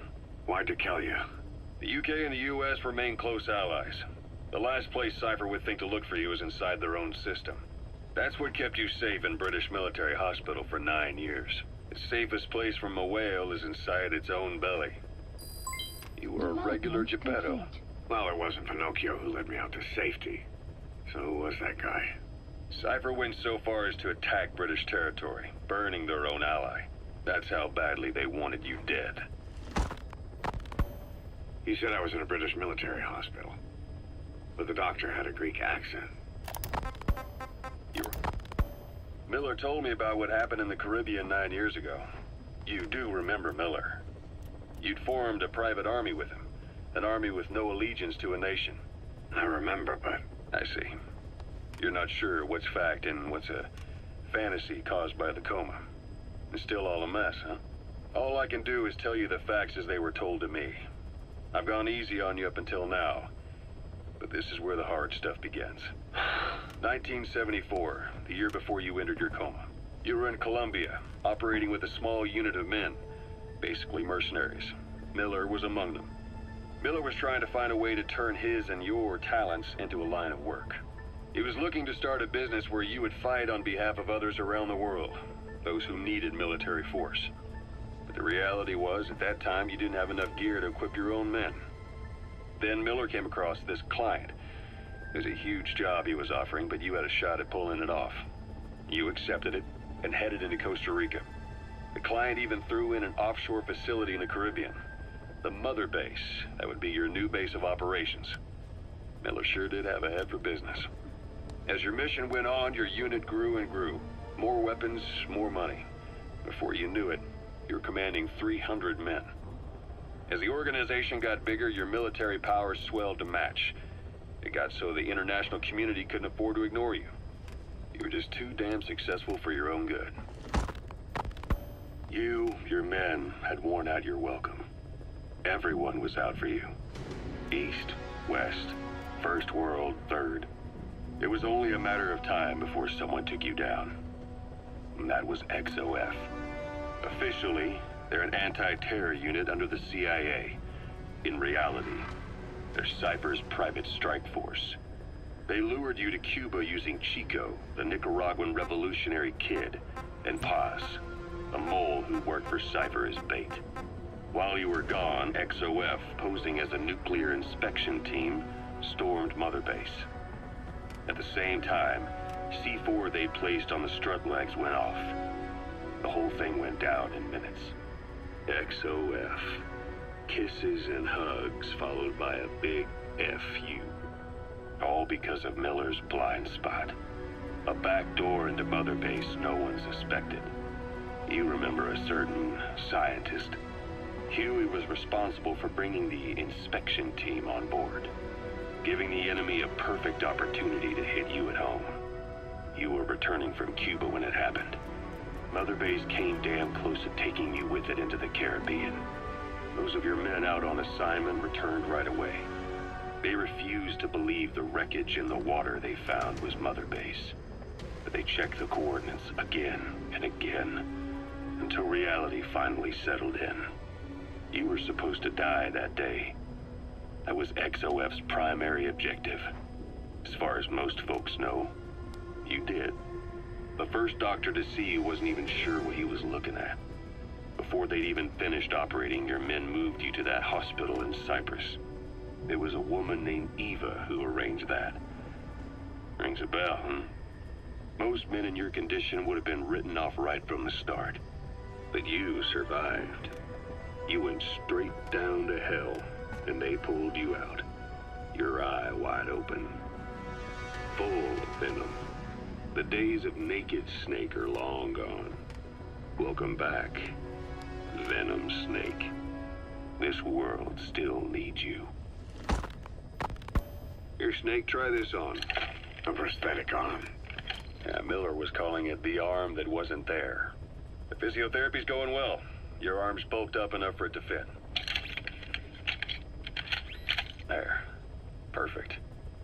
little time with it, and it'll work better than the real thing. What do you think? Huh. I can still feel my real arm. Well, you better get used to this one quick. You have any pain? Every now and then. Where? My fingertips. My left fingertips. Sounds like phantom pain. Your brain still remembers your old hand. Yeah. What about your vision? Can you see okay? Yeah, at the moment. Now, the shrapnel in your skull is pressing on your optic nerve. I'm told any hard impact could have an effect on your visual cortex. Yeah, the doctor mentioned that. Your brain might process visual information incorrectly. In other words, you could have hallucinations. You might see things that aren't there, or not see things as they really are. You experience any of that? I think so. When? Right after I wake up. Colors look faded. Colors, huh? Well, that's not a major concern in and of itself, but it could mean the difference between life and death in the field. You'll need to watch out for that. I will. All right. You should continue your physio. We'll be arriving soon. It's the last chance you'll get. Kaz, what about the unit that attacked us in the mist? You knew something about them. That wasn't my first run-in with them. It happened right before I was captured by the Soviets. We were on the Zero line that day, the Afghan side, on our way back from training the Mujahideen at a mountain camp in Kunar province. There's a lot of that work in Afghanistan. Most PFs shy away from it because it draws too much attention. But for us, that was the whole point. The job itself went great. We just had to make it back to a tribal area in Pakistan. But all of a sudden, visibility got real bad. It was no sandstorm. Our point man gave this strange report. He said he could see skulls in the mist. Skulls? The next moment, he went silent. We scrambled into formation, right before his arms and legs came raining down on us. It was always supposed to be a dangerous mission, so I had Diamond Dog's very best with me. We were calling out to each other. But one by one, their voices just went dead. Whatever happened to me, I lost consciousness before I knew it. When I came to, I was in a Soviet camp, tied to an interrogation chair. Could they be some new Spetsnaz unit? No. The ones that interrogated me were just the average rank and file. Whatever group attacked us, the way they moved was just insane. And that mist, appearing out of nowhere. The Soviets don't have tech like that. If they did, Ocelot would have heard about it. I doubt the West does either. Otherwise, the folks at Langley would be sleeping a lot easier. Why'd they come after you? Wish I knew. I'm the only one who survived. Though I don't think they planned it that way. If I was their target, they wouldn't have just handed me over to the 40th Army. Whatever the case, we need to watch our step until we know who they really are.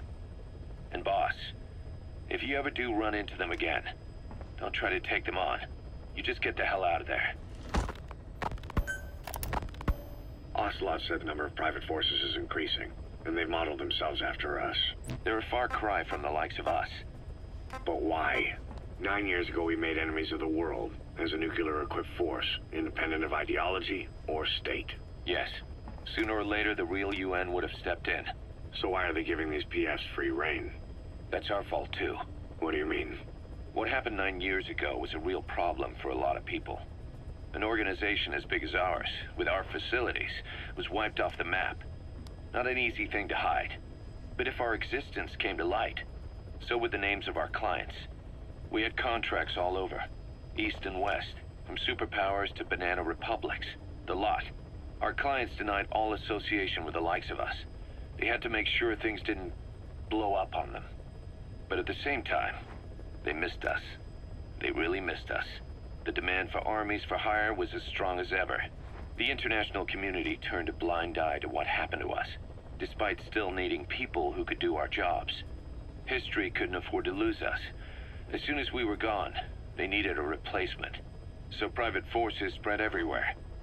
And they're all just a phone call away. But still. I know. PFs are totally different from what we envisioned. Nation-states, revolutionaries, terrorists. They have a lot of clients, and Cypher is one of them. Cypher stays anonymous, but I know their work when I see it. In the eyes of those clients, the world's PFs are all just expendable pawns. The clients don't have to worry about losing their own men. Nobody knows they're involved, and PFs are cheap. In short, the world is chewing up soldiers and spitting them out. Even some of the old Mother Base's survivors are still working for PFs. Some guys created their own smaller forces. Others were taken on by emerging PFs. Everybody's gone their separate ways.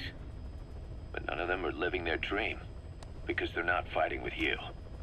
Of course, I tried to headhunt as many of them as I could for Diamond Dogs. It was all a waste of time. They said they weren't interested without you to lead them.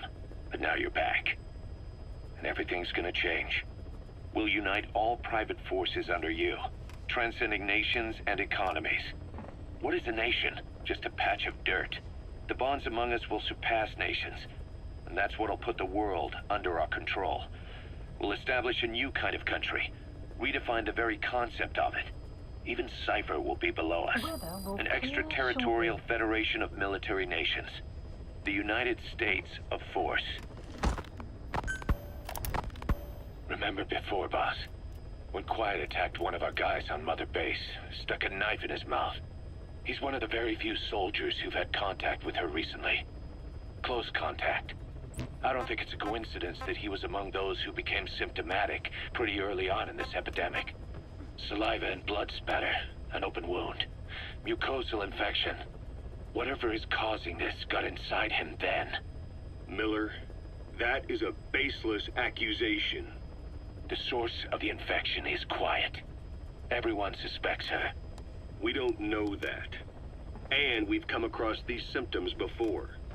The bodies in the water at the oil field facility, those sick people in the beds at the Devil's House. They're identical to what we've seen while we've been after Cypher. The infection could have come from elsewhere. But at the very least, she does know something. It's not like she's gonna talk. No, not through words anyway. But what about her actions? Quiet held a knife to that soldier back then, before he became symptomatic. There must have been a reason for that. A reason for shoving a knife down the throat of one of our men. What if she's capable of identifying who's infected? What if she was trying to stop the infection but couldn't communicate that to us? The answer to that, the source of the infection, might be in the mouths of the infected. You think there's some kind of clue in their mouths? I don't know. But maybe there's something about the mouths of those who become symptomatic, something in common. Something their mouths have in common. Forget it. We can't trust her. Even if she can spot the infected, I don't want her help. I understand how you feel. But this is something to go on. Can't you see it's just like I said? Bringing her here was a big mistake. Quiet is gonna be the end of us. Stand down. You've got zero proof. Try to keep an open mind on this, boss. There has to be a way to identify who's infected.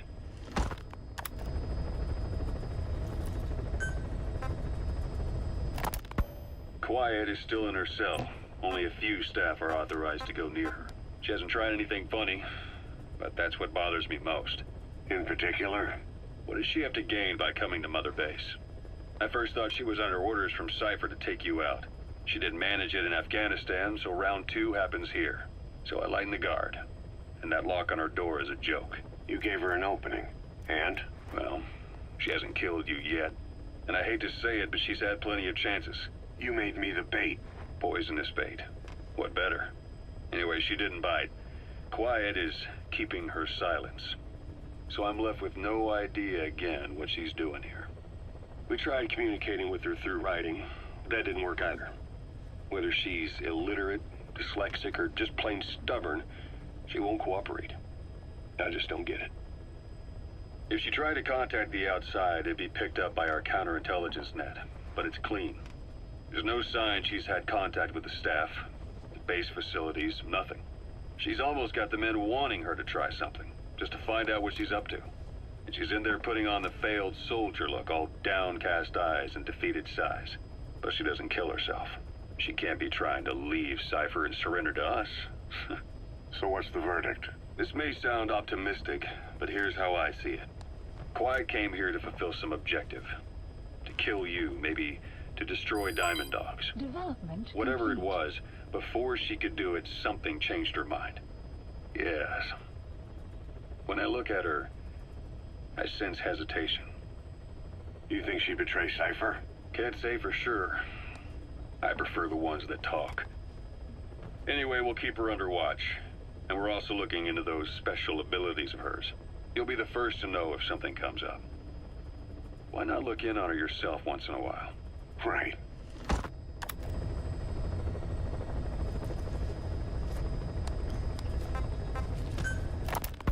It wasn't just Cypher. Back in the Caribbean, every eye in the world was turned on us.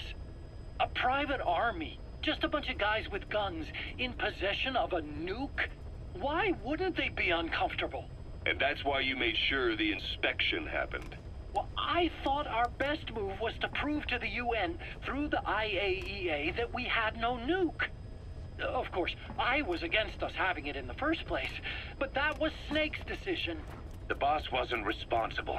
Well, don't get me wrong, I still believed in Snake. I thought I was making the best decision for all of us, that's all. I figured we should get a third party to exonerate us before proof of the nuke did get out. And who better to do that than an organization with international authority? So the truth is, you took it upon yourself to agree to an inspection arranged by the UN. Only the inspection was a ruse, and Cypher's strike force, XOF, showed up instead. I had no idea that would happen. Enough bullshit! Oh, sure, like I could have known. You know, I was just trying to prove our innocence to the world. What's wrong with that? We're not interested in the excuses you've thought up. The truth is objective. Just see it from my point of view. You led XOF to the control tower. They seized it, giving them complete control over the base. Moments later, they detonated C4 on the strut legs. Anyone who'd managed to survive was hunted down by the assault force and their choppers. You can't believe I did that on purpose. That was the end of Mother Base. But it wasn't the end for you. How can you... Look, think about it. I lost something too. I built Zeke and it got buried underwater. I am a victim. That raises the big questions. Why were you the only one spared? You got away without a scratch. Why did Strangelove leave the base on the eve of the inspection? You two were close. Strangelove? And how did you manage to build something that surpasses Zeke in every way?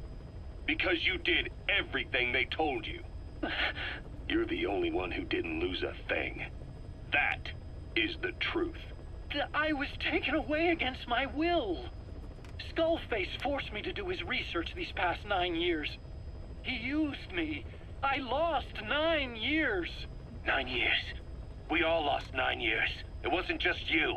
I suppose blaming me makes you feel better, does it? But who's gonna give me back all the time I lost? You're not getting anything back. You're not a victim here, Emmerich. You're the perpetrator. I didn't know anything. Nobody can back that up. Yeah, all the evidence is at the bottom of the ocean. You know the hardest man to break. The type who's fooling himself. That takes... Fine. Yes, Strangelove was doing AI research in that lab. Why hide that until now? Why? Okay, so what? I wasn't working alone. You've got to understand. You do understand, right? I didn't want to drag her into this. It's my load to bear, alone. So you didn't create the AI intended to drive Sahelanthropus. It was Strangelove. Skullface was never in favor of AI control. So naturally they argued. Strangelove, she got him angry and he killed her. How? You didn't see it? Complete. So you found her inside that pod after the fact. And you just left her body to rot in there. Or perhaps you put her in there afterward. I asked him not to take her away from me. So she was killed by Skullface, but you asked nicely, and he put her body in the AI pod for you? That's right. Pathetic. You know, we have another idea. That you killed her. Me? I couldn't kill her. You killed her and locked her body in the pod. I wouldn't. Don't treat me like one of you. I can't just kill anyone whenever I feel like it. I'm a normal human being. Oh, I see. So you just shut her inside and waited for her to die? I would never do that. What, you mean she killed herself? Yes. She climbed inside that pod and shut the door. It can't be opened from the outside. It was suicide. Suicide, I said. She killed herself. She got in when I wasn't looking and suffocated. She'd often try to do things like that. By the time I realized and opened the door, she wasn't breathing. I got scared and shut the pod again. I couldn't bring myself to open it back up. That's right. Me? Kill her? What is wrong with you? I see. Just tell me one more thing. Haven't you gotten enough today? Okay, I see it's a painful memory. You don't have to answer, just listen to the question. You see, we examined her remains. She had a scar on her lower abdomen, a surgical scar. It had been stitched up and had fully healed, meaning it was long before her death. She had a child, didn't she? Your child. Where's the kid? How should I know? So there is a child. I've never seen his face. What do you take us for? They took it all. Even my child. I didn't even know he'd been born. I lost everything. How old would he be? It's 4 years since then. And you know it's a boy. Strangelove said so. And his name? We called him Hal, even though I never saw his face.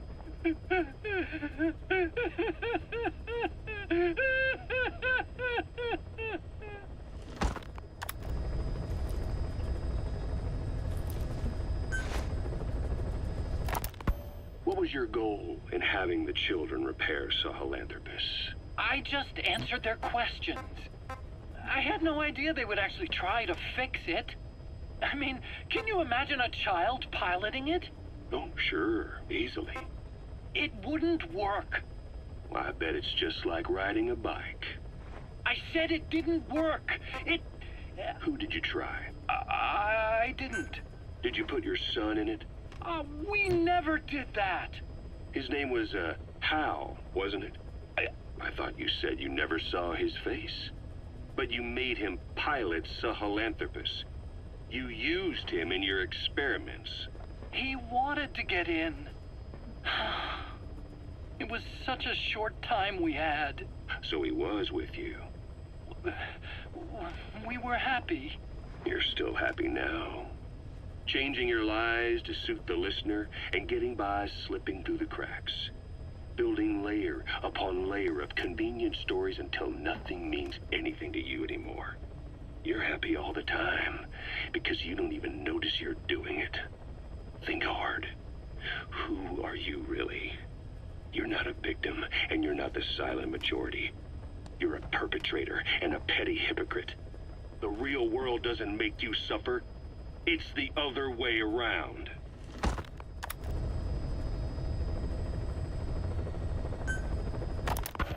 Well, Doctor, I have the report on the incident at the quarantine facility. Assuming the vocal cord parasite evolved, underwent a mutation. The only plausible explanations are exposure to some high-concentration mutagen or radiation. As you know, some of the staff at the quarantine facility were infected with the parasites. The Wolbachia prevented them from copulating, but the parasites themselves can't be removed from their host's vocal cords. Once you're infected with Skullface's parting gift, you're stuck with it. The researchers regularly used X-ray equipment to monitor the parasites in their throats. No problem there, they kept a close eye on the radiation doses. But that equipment didn't just give off X-rays. It was also emitting beta rays.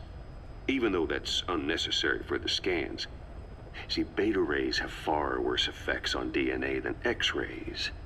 Meaning the only logical conclusion is that someone added in a beta ray emitter to trigger a mutation. Those beta rays leaked out from inside the equipment. Because the emitter was retrofitted, the shielding was inadequate. And the person who ordered and inspected the equipment was you, Doctor.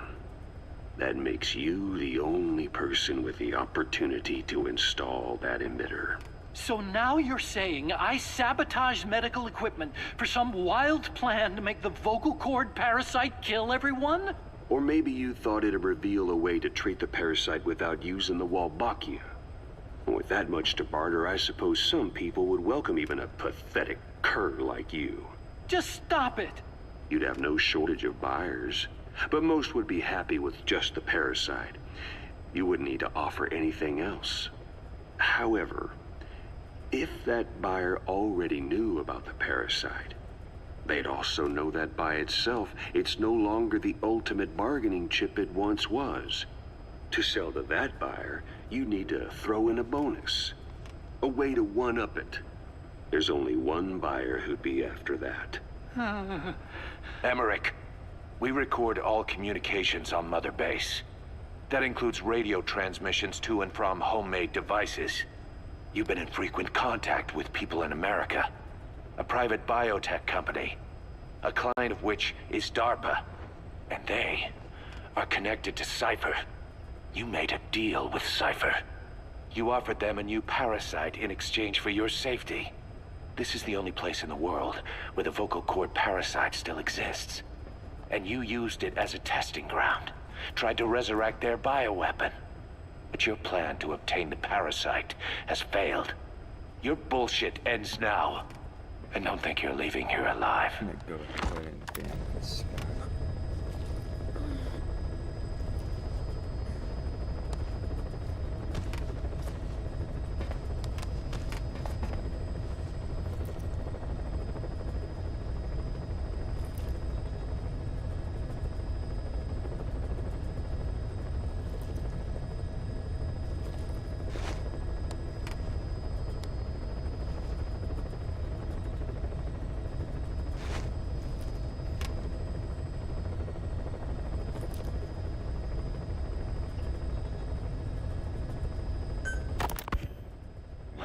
Wait, what are you talking about? Just what do you plan to do? Present the charges against you, and render an appropriate punishment. You're gonna put me on trial? Call it what you like. What's the meaning of this? Out of here, all of you. Back to your posts. No, hang on. Huey has killed their comrades and interfered with their lives. They've had all they can take. Kill that son of a bitch! Kill her! Stop! This is insane! You have no evidence whatsoever. You say you're an army free from government. You talk big about being a nation unto yourselves. But from the outside, you're just thugs, rebels, a militia, you terrorists, an unhinged threat to society. You're nothing but a bunch of psychopaths.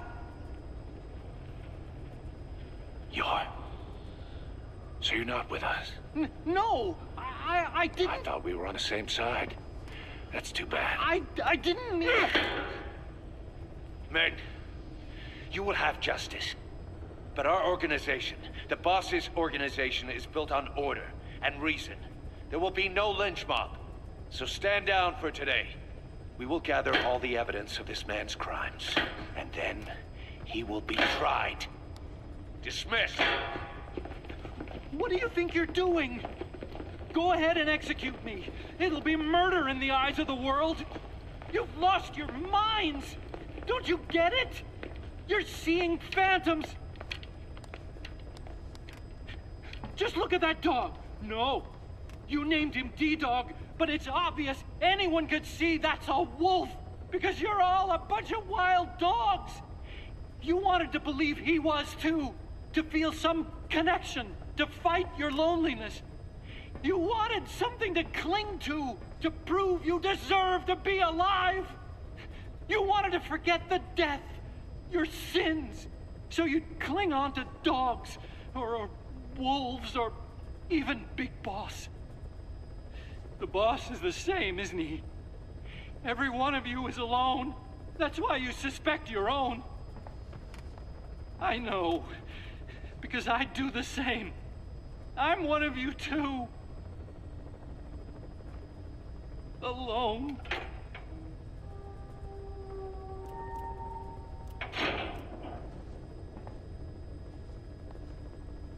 Open your eyes! What you're doing is murder! Plain and simple. All you ever create is war! War and violence can never lead to peace!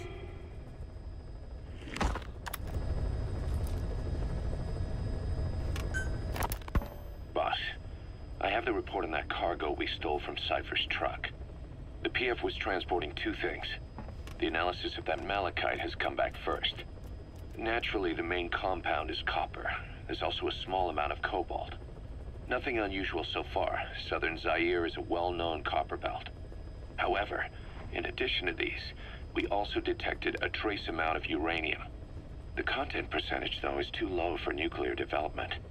It most likely came from Shinkalobwe mine. That's where the uranium in that area comes from. The mine's closed, as all the high-purity uranium ore dried up a long time ago, but you could probably still find it there in small quantities. That said, there are plenty of other uranium mines that are in operation, like in Niger, Namibia, South Africa. Why go to an abandoned mine to scrape up whatever's left and ship it out in mass quantities without refining it? They were transporting that yellow cake too, which would suggest they have the technology to refine uranium. Anyway, that about sums it up. Unfortunately, the analysis of that yellow cake is taking a little longer. I'll let you know when it's done.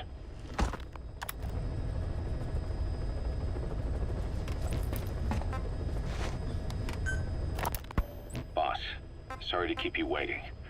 We finally finished analyzing that yellow cake Cypher was moving. There was nothing unusual about the composition of the yellow cake itself. Most of it was oxidized uranium, with the rest being impurities, various metals, as well as traces of organic matter. What's interesting is the composition of these impurities.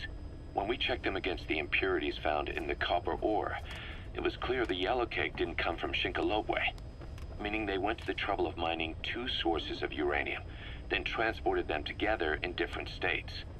Another thing, we detected a very thin layer of highly enriched uranium in the middle of the yellow cake. Now that is very interesting. It may not be a lot, but it points to the existence of uranium-enriching technology. After all, yellow cake can't naturally produce highly enriched uranium. If they could mass produce this, they'd be just one step away from a gun barrel type nuclear bomb. But uranium enrichment requires advanced technology and a large-scale facility. If that kind of place existed in Zaire, the Soviet Union wouldn't sit idly by. And there's another question. Where were they transporting the yellow cake and malachite uranium? The first place that comes to mind is South Africa. The government was supposed to have abandoned nuclear weapons development after caving to international pressure. But rumors persist that it's continued in secret. Plus, CRS were escorting the truck, and they're based out of South Africa. And then South Africa does have an abandoned test site. If Cypher's involved with nuclear development in South Africa. But how would that fit with their weapon to surpass Metal Gear? We need more information. Shinkalobwe. Hard to believe how many of those bipedal weapons have popped up around Africa. When did that start? No more than 6 months ago. Didn't really hit me until I came here. They're not supposed to be in use yet. Emmerich says they were still doing the last round of fine-tuning. The doctor has no idea. His research has already hit the black market. Both sides of the Iron Curtain will have it by now. Even so, they're spreading much too fast. Sure, the Walker gears can operate in any terrain. Their mobility's just as good in the jungle as it is in the desert. That would come in handy in a place like Africa. They are modules that can one day be used as nuclear weapon systems. And with that in mind, the numbers are way too large. There must be another reason they're so widespread. Like what? It's all about needs. To small-time outfits like most of these private forces, this product is a dream come true. Hell, it goes beyond PFs. This is the ultimate weapon, the forbidden fruit. For anyone with an enemy to fight and people to defend. A nuclear deterrent. Exactly. Sounds familiar, huh? PFs are all operating off your playbook. You created these times. But could this be the new weapon in Africa that Emmerich talked about? If it is, why is Cypher letting everyone and his brother get their hands on one? What comes next? Selling nuclear weapons in the open? Making them public property? Why don't they give that a try? Then the next war really will be fought with sticks. Right. The man we're dealing with isn't foolish enough to make a suicide pact with the world. So, what is Cypher really up to? Boss, about those invalids you saw in that devil's house. Poor bastards. All strapped down to the beds, with those lumps on their chest. The medical staff tell me they were probably a type of cyst. Cysts can get that big? In some cases, yes. But supposing they're a kind of atheroma forming on the surface of the skin, the size is just too big, and the appearance is all wrong. In the end, the medical team were at a loss. Those lumps were like nothing they'd ever seen. The fluid you said you got on your prosthesis when you touched one was burned off in the fighting, and the factory burned down too. None of the tests we did once you were back at the base revealed a pathogen that could have caused them. Meaning we don't have a single sample to work with. Everything went up in flames. What worries the medical team most is whether it's contagious. Whether there's a chance we could end up like that. And? Mother Base's sanitation control has always been strict. After all, war is great at transporting diseases. For the time being, at least. There's no sign of contagion or any symptoms that could be related. One more thing. About the surgery that had been performed on the people in the Devil's House. Yeah? You said that their throats were cut open, with an acoustic tube pushed inside? Right. The tubes were hooked up to tape recorders, playing some kind of audio. Well, we picked up some of that audio through your radio transmissions and recorded it here. The intel team has been working on analyzing the communications log. What have they found? There's nothing tying the contents together. We've got a report on 3 deaths in a car accident on the autoroute near Marseille. Protests outside the Libyan embassy in London, a press conference with the former Prime Minister of Sweden, a 4-month-old weather forecast for Balikpapan, and then commercials for appliances, cough syrup, and TV dinners. Assuming they're not all staged, they come off as recordings of your average public broadcasts. Public broadcasts? Just radio and TV signals? Yes, and from all over the world. We're looking into whether they're genuine or not, just to be sure. What else? A speech that sounds like it was recorded out on the street, and people chatting about how this year's tomato crop did. And there's nothing they have in common? We're partway through the cryptanalysis. That includes checking all audio ranges and running it backward and at different speeds. Then there's vocabulary breakdown for political suggestions, ideological common points. But I don't think it's going to get us anywhere. Where were the recordings made? There's nothing linking them from that angle either. Just like you reported, we've detected virtually every major language there is. French, German, Italian, Spanish, including South American accents. Then there's Russian, Hindi, Arabic, Portuguese, Mandarin, Cantonese, Japanese. They're nothing if not thorough. Well, I don't know if we've got them all covered. Ignoring the ones that have gone extinct, supposedly over 5,000 languages exist today. Besides, English isn't one of the ones we picked up. Really? English? I know. Only 5% of the world's population is a native English speaker. But when you factor in those who've acquired it as a second language, nearly 1/3 of the people speak it. The world's dominant lingua franca. You gotta figure they had it somewhere among all the languages in that place. No English. Bear in mind, we didn't hear everything that was played in that room. We couldn't isolate the more distant sounds due to static, and the program could have been set to change every day. In a nutshell, for reasons unknown, people in that room with a common medical condition were made to listen to recordings in languages from around the world. It's not clear how the growths on their chests fit into it. It could have been treatment for them, or maybe an experiment of some kind. I'm guessing one person knows. Yeah, Skullface.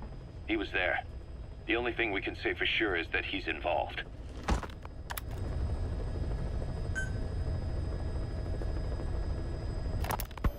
Snake, I wanted to ask you about the man on fire. What do you remember from the hospital? Anything we can use?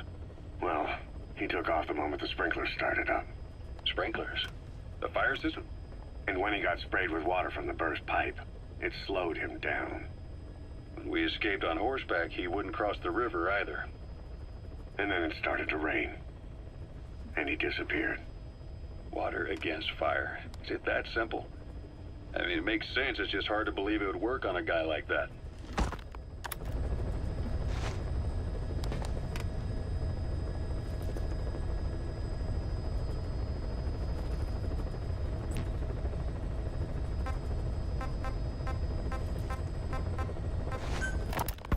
Boss, we've got the results of Eli's genetic tests. We can finally put this worry behind us.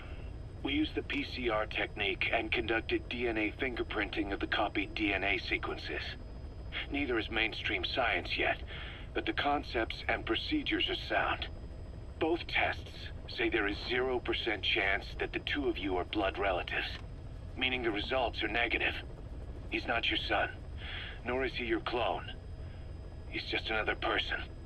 It was 12 years ago that Zero made plans to clone you. Eli's age and appearance certainly are a good fit. I admit the first time I saw him, I did a double take. But it looks like we were worried for nothing. Eli isn't your clone.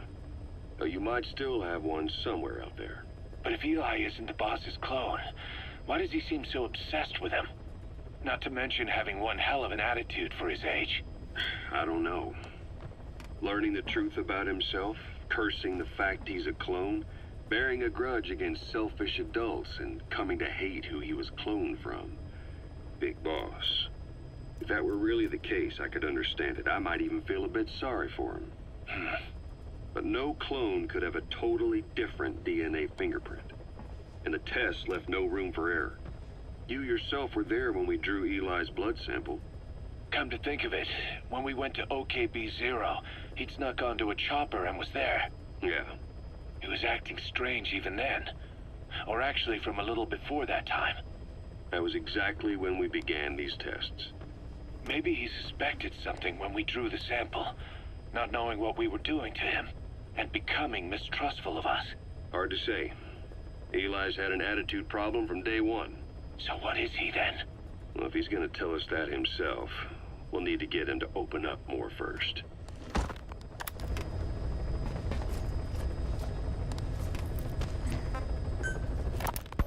About the pathogen spreading through Mother Base. You've seen everything we've got on the outbreak. What's your opinion?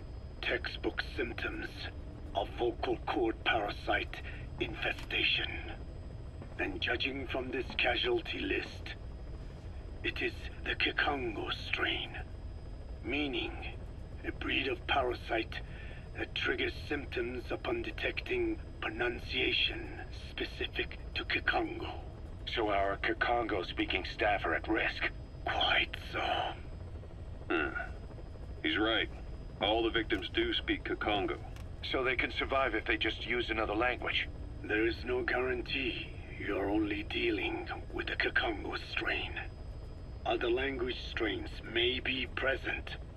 You well know he was teaching them languages from all over the world. The Devil's House. Nzoya Badia Bulu. There is no way to know how many strains he has at his disposal. So how do we keep them from becoming symptomatic? You mentioned using microbes. Use this. A type of Wolbachia, introduced to a sample of the parasite. Wolbachia? A parasitic bacteria that colonizes the parasites, turning male to female and preventing copulation. You must cultivate more. What have you done with the infected bodies? Cremated to stop the spread of infection, but we did keep a few for study. Good. Take this sample, grind it to a pulp, and introduce it to the larvae now nesting in the dead. The Wolbachia will multiply rapidly within those larvae. They're soldiers, not some petri dish. Conventional cultivation methods will take too long. Extract the Wolbachia from those larvae and vaccinate your men. Kikongo speakers first. This is the fastest, surest way. No one is to speak a word of Kikongo until the Wolbachia are safely inside them. I will instruct your medical staff in detail on site. You have the appropriate facilities. Yes, but do not worry. I made a pact with your Bit de Cholone on the honor of the Dene. I speak no lies. Keep an eye on him. Will do. Follow me. I'll take you to the medical team. Now, we must wait for the Wolbachia to multiply in the larvae. How is the disease transmitted? If it's carried by insects or rodents, then... There is no intermediate host. So... The vocal cord parasites lay their eggs in the larynx of the host. Most hatch and migrate to the lungs, but some are transported to the mouth through ciliary movement, mixing in with saliva. Saliva. Droplet transmission. Sneezing, coughing. Any food or water containing infected saliva. It would spread fast. Indeed. And when the larvae migrate to the lungs, symptoms can resemble the early stages of a cold, making it easy to infect others. Meaning a simple conversation would be enough to pass it on. All right, so what happens after the larvae migrate to the lungs? It is as I said before. They mature by feeding on alveolar tissue. It is only then that noticeable symptoms appear in the host. And by that point, it's too late. He's infected everyone else. It's one hell of a weapon you've created. That is what Blag Anna wanted. Something that would spread easily. In truth, he's not the reason. But we will discuss that another time. The Wolbachia have multiplied. Go, Tucker. What are the metallic archaea? Volcanic craters spewing sulfur. Water hot enough to boil your skin off. Ocean depths of 800 plus atmospheres.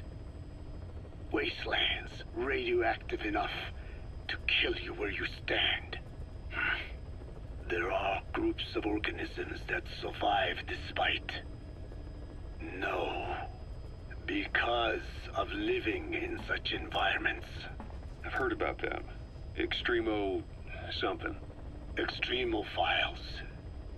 By selecting certain species, then subculturing and repeatedly modifying them, I created a metallic offspring of pure archaea. They subsist on metals rather than organic matter. And some of them even consume uranium? Yes. Uranium enrichment archaea metabolize only uranium-235. As a result, they produce weapons-grade enriched uranium. How is that possible? Consider how plants fractionate carbon isotopes when they conduct photosynthesis. Nature possesses abilities beyond our imagination. So it was archaea that brought down your chopper? Corrosive archaea, yes. They oxidize metals, feeding off the energy in the electrons they receive. What became of the wreckage? We had the R&D team retrieve samples for study in airtight plastic containers, of course. Prudent. We shall extract archaea from it in good time. They should help you fight back against Blag Anna. Any chance we could start now? It doesn't have to be a lot. I might just have another use for them. If it's only a small amount you need. That's fine. I'll get the R&D team to assist. Let's go.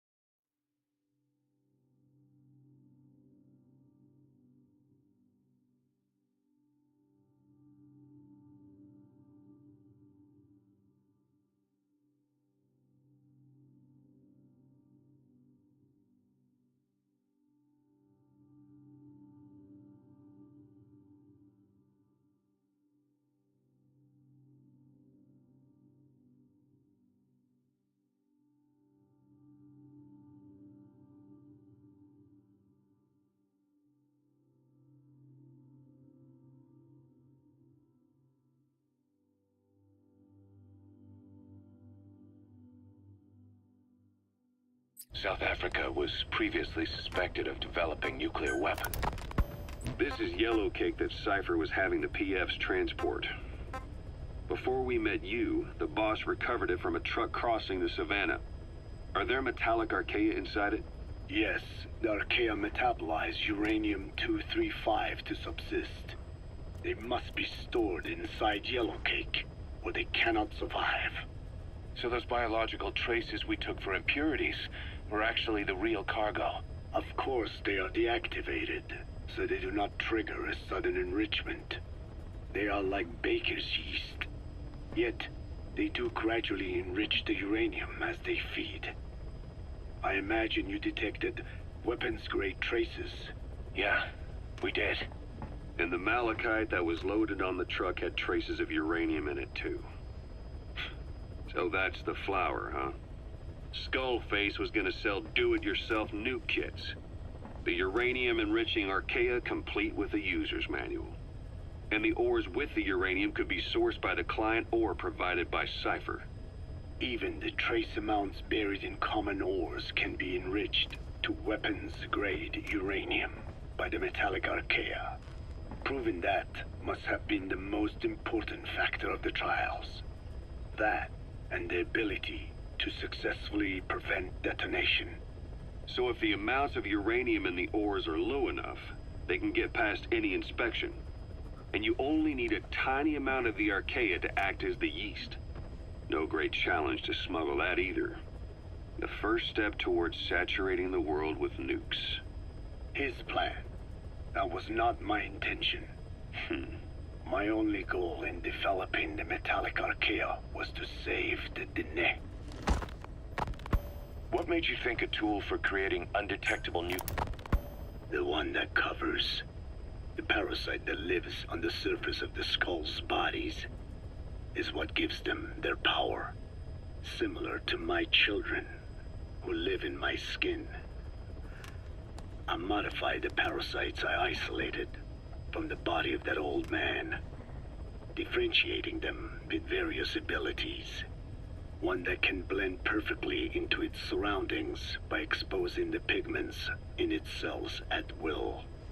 Another that, by harboring multiple species of metallic archaea, can oxidize and reduce metal. Isolating the one that covers and transplanting it into an artificial medium should provide the same abilities as the skulls, but they can only subsist within a human body. Once transplanted into the medium, they will eventually die. Another thing, the weakness of the one that covers is desiccation. Their surface moisture loss is greater than ours. The reason they give off mist is to alleviate this by releasing the salts inside them as microparticles. Water vapor condenses around them, appearing as mist. But this dries out the atmosphere until they cannot even produce mist.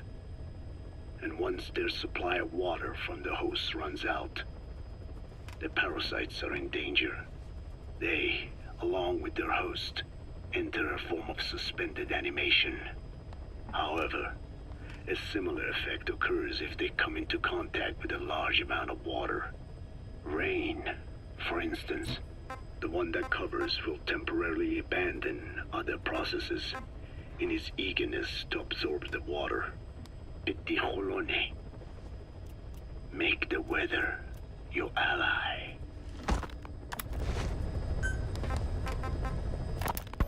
Why activate Sahelanthropus in Afghanistan? This is how Skullface wanted things to play out. The Soviet Union secretly develops a new type of nuclear weapon and successfully deploys it in Afghanistan. Revealing the existence of Sahelanthropus results in a return to the glory days of the Cold War. The threat it poses reignites the nuclear arms race between the world's major powers. The demand for nuclear weapons increases around the globe. What if you then introduced a nuclear weapon anyone could get their hands on? Non-nuclear nations, militant groups of all shapes and sizes, they'd all jump at the chance. Sahelanthropus was a marketing tool to sell nukes all around the world. But I think it's safe to say that plan was stamped out before it got up and running.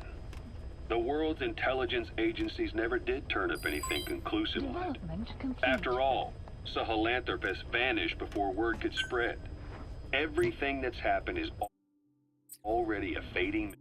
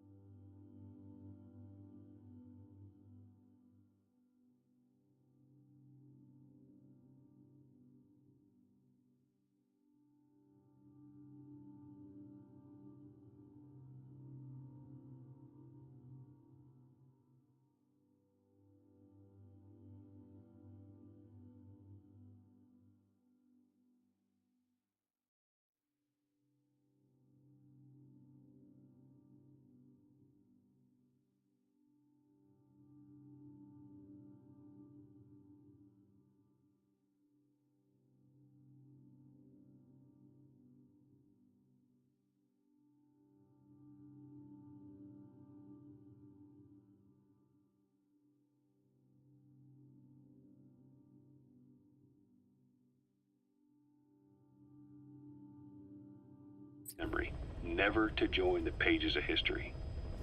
Except for Cypher. Cypher won't forget. They'll already be working on something, quietly, beneath the surface.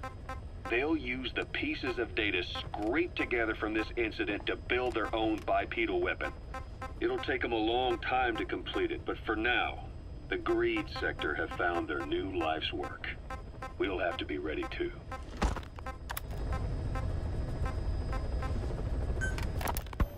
Skullface, real name unknown. Born in Hungary, more specifically northern Transylvania after it reverted to Hungary from Romania. While he was young, the country allied with Germany as part of the Axis powers, but later during the war, it came under Soviet occupation. The Hungarians struggled for independence, but the Soviets came down. Hard. Just like he said, time and again the country was ruled by a foreign tongue. When he was a young boy, he lost his native language, the bedrock for any developing child. His country, his family, his face, his identity, everything was stolen from him. All he had left was his skull. Skullface first tried his hand at espionage during all the chaos from the war. Agents, military officials, and soldiers who operated out of Hungary during the war vanished over the course of several months. This Soviet spy hunt rocked the counter-intel world.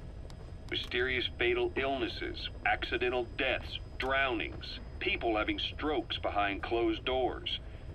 Just like Stalin, no one knew who was behind it. But all you need to do was look for who had the motive. They were all taken out by a man without a face. And now we've got an idea of how he did it too. He'd gotten revenge for his people, but he wasn't finished. Skullface defected to the West, eventually ended up with the SAS. That's where he met Zero. It's possible he began planning this whole thing back then. It's hard to say. In any case, Zero made him his XO. He always did have a thing for oddballs. But this one was set to lead a unit no one else would know about. When Zero created Fox, he also formed XOF as a support team. An unconventional special forces unit designed to support Fox, make it stronger, with Skullface giving the orders. Zero never even told the boss about it, nor the CIA, naturally. If Fox was Zero's silver bullet, XOF was the recoil when he pulled the trigger, just like Newton's third law.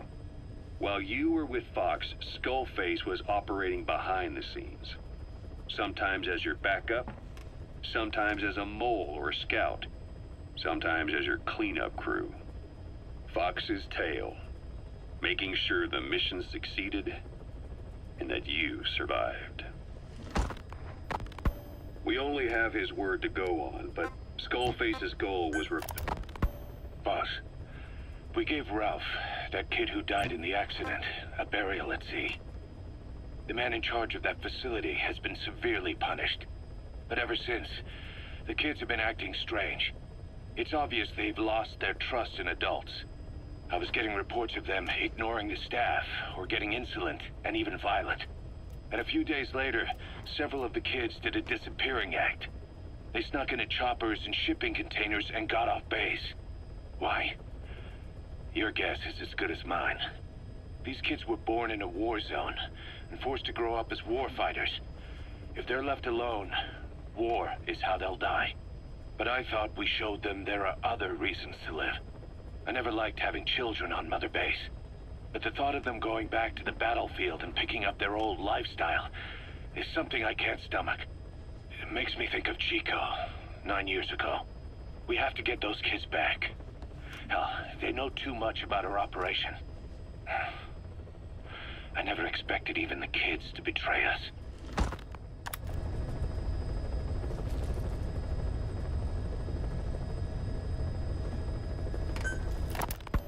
Snake, you remember the White Mamba? Of course, he's been going by Eli since we brought him on base. He was the leader of the child soldier unit we took out of that village and into our protection. Well, according to the kids you brought back here, all the escapees were especially close to Eli. There's reason to suspect he's behind all 6 escapes. We've already detained him. I'll be questioning him shortly. Wait. You'll be? Ocelot. You're incapable of taking an impartial stance with those kids. Question them all you want. It'll get you nowhere. Ocelot, you get too many kicks from your art of interrogation. It's not a matter of art. It's about quick, minimal strokes of psychological warfare. That's what gets the answers.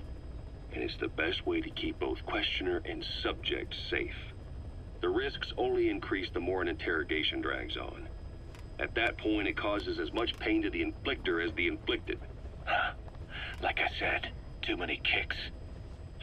What I'm trying to tell you is we need quick results. Otherwise, it'll be too little, too late. I know that. And besides, I know the subject. I won't go overboard with a kid. Forget it. You're not needed. Snake, we'll want to question the other kids too. Be sure to bring them all back.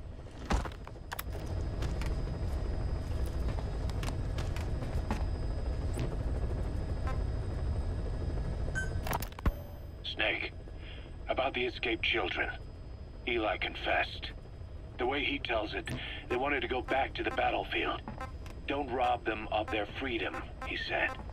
If you bring them all back, there will be consequences. Next to be asking for our surrender. Consequences? What consequences? No idea. That's all I have for now. You're too attached to those kids. Stop protecting Eli. Listen to yourself. Let me question him, and we'll get some real answers. Not necessary. I'll report as and when.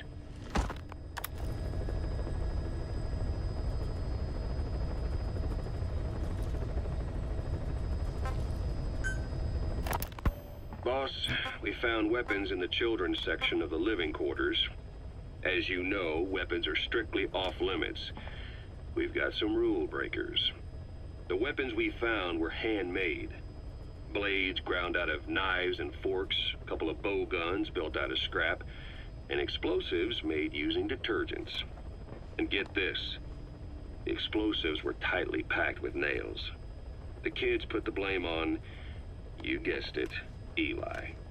I guess that's what he meant by consequences. I questioned him about it, but this time he claimed they want to be put out on missions. Send us to the battlefield, he says. Miller, enough is enough. You've protected him too much already. It's my turn to question him. Protected? What Eli's doing is issuing a threat. Comply with my demands or I'll respond with force. But it'll be war at this rate. Forks and soap aren't gonna kill us, but some of them will end up dead. Is that what you want? Now, I hate to say it, but they want to be on the battlefield. It's time you gave up this fantasy. Eli, he said they'd rise up against us if we bring the last kid back. There, you see? Ignore his demands. Don't let him return to quarters. That attitude is contagious. We'd lose control over them for good. For the time being, we've confiscated those handmade weapons. We're bumping up security and the number of psychiatric counselors. As for Eli... He needs some very special care. You mean solitary? Well, we can't leave him in contact with the other kids. If you won't do it, I will. Boss, keep working on extracting those kids. The kids you brought back to base have laid out the situation. They all escaped to each of their home villages, or were trying to get home, and lost their way. Not that homesickness is gonna explain everything we've seen. Each of their home villages? They were trying to raise troops for the rebellion. You really think these kids have an armed uprising in them? You read the report of the security team member who had a rock thrown at him. There'll be a riot if we don't do something. And Miller, this is because you didn't act fast enough. Fine. I'll admit you were right this time. Seal off the kids' quarters from outside contact before it's too late. All right. Eli said his rebellion would start when the last kid is brought back, right? You better be ready to meet him head-on if it really happens.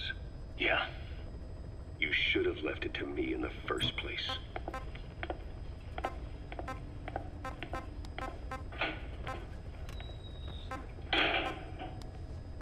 Boss, they're just kidding. We have a responsibility to see that those kids make it. It's not about feeling protective or the pros and cons. I hate kids. That's exactly what I heard from the people who raised me. People who abandoned me, more like. That's the spark that kept me going, you know? I wanted to show those adults what I was made of. Wanted to get back at them one day. But before I knew it, I was all grown up. Never saw it coming. All of a sudden, people treated me as an adult. Some adult I turned out to be. But I feel like if my life had been different, if the adults I knew had been different, I could have grown up better. Yeah, that's it, all right. I wanted to use those kids to test that theory. That's all this was. From their point of view, I'm no different from the assholes who gave me a hard time. When this is all blown over, I'll talk it out with them. If that's still possible. Boss, there are still kids out there. Bring them back safe.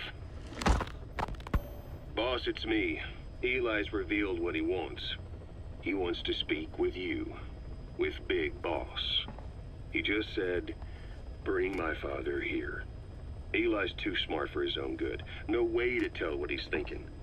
All we know for sure is his men are important to him. That means we can use the escaped kids as leverage in any negotiation. Once you've brought the last one back, I'll interrogate him. If the kids do rise up, we'll meet them full force. End of story. I didn't want things to turn out like this. We could have prevented it, but it's too late now. If Eli means to take this all the way, he's gonna force us to do the same. Boss, go get that last kid.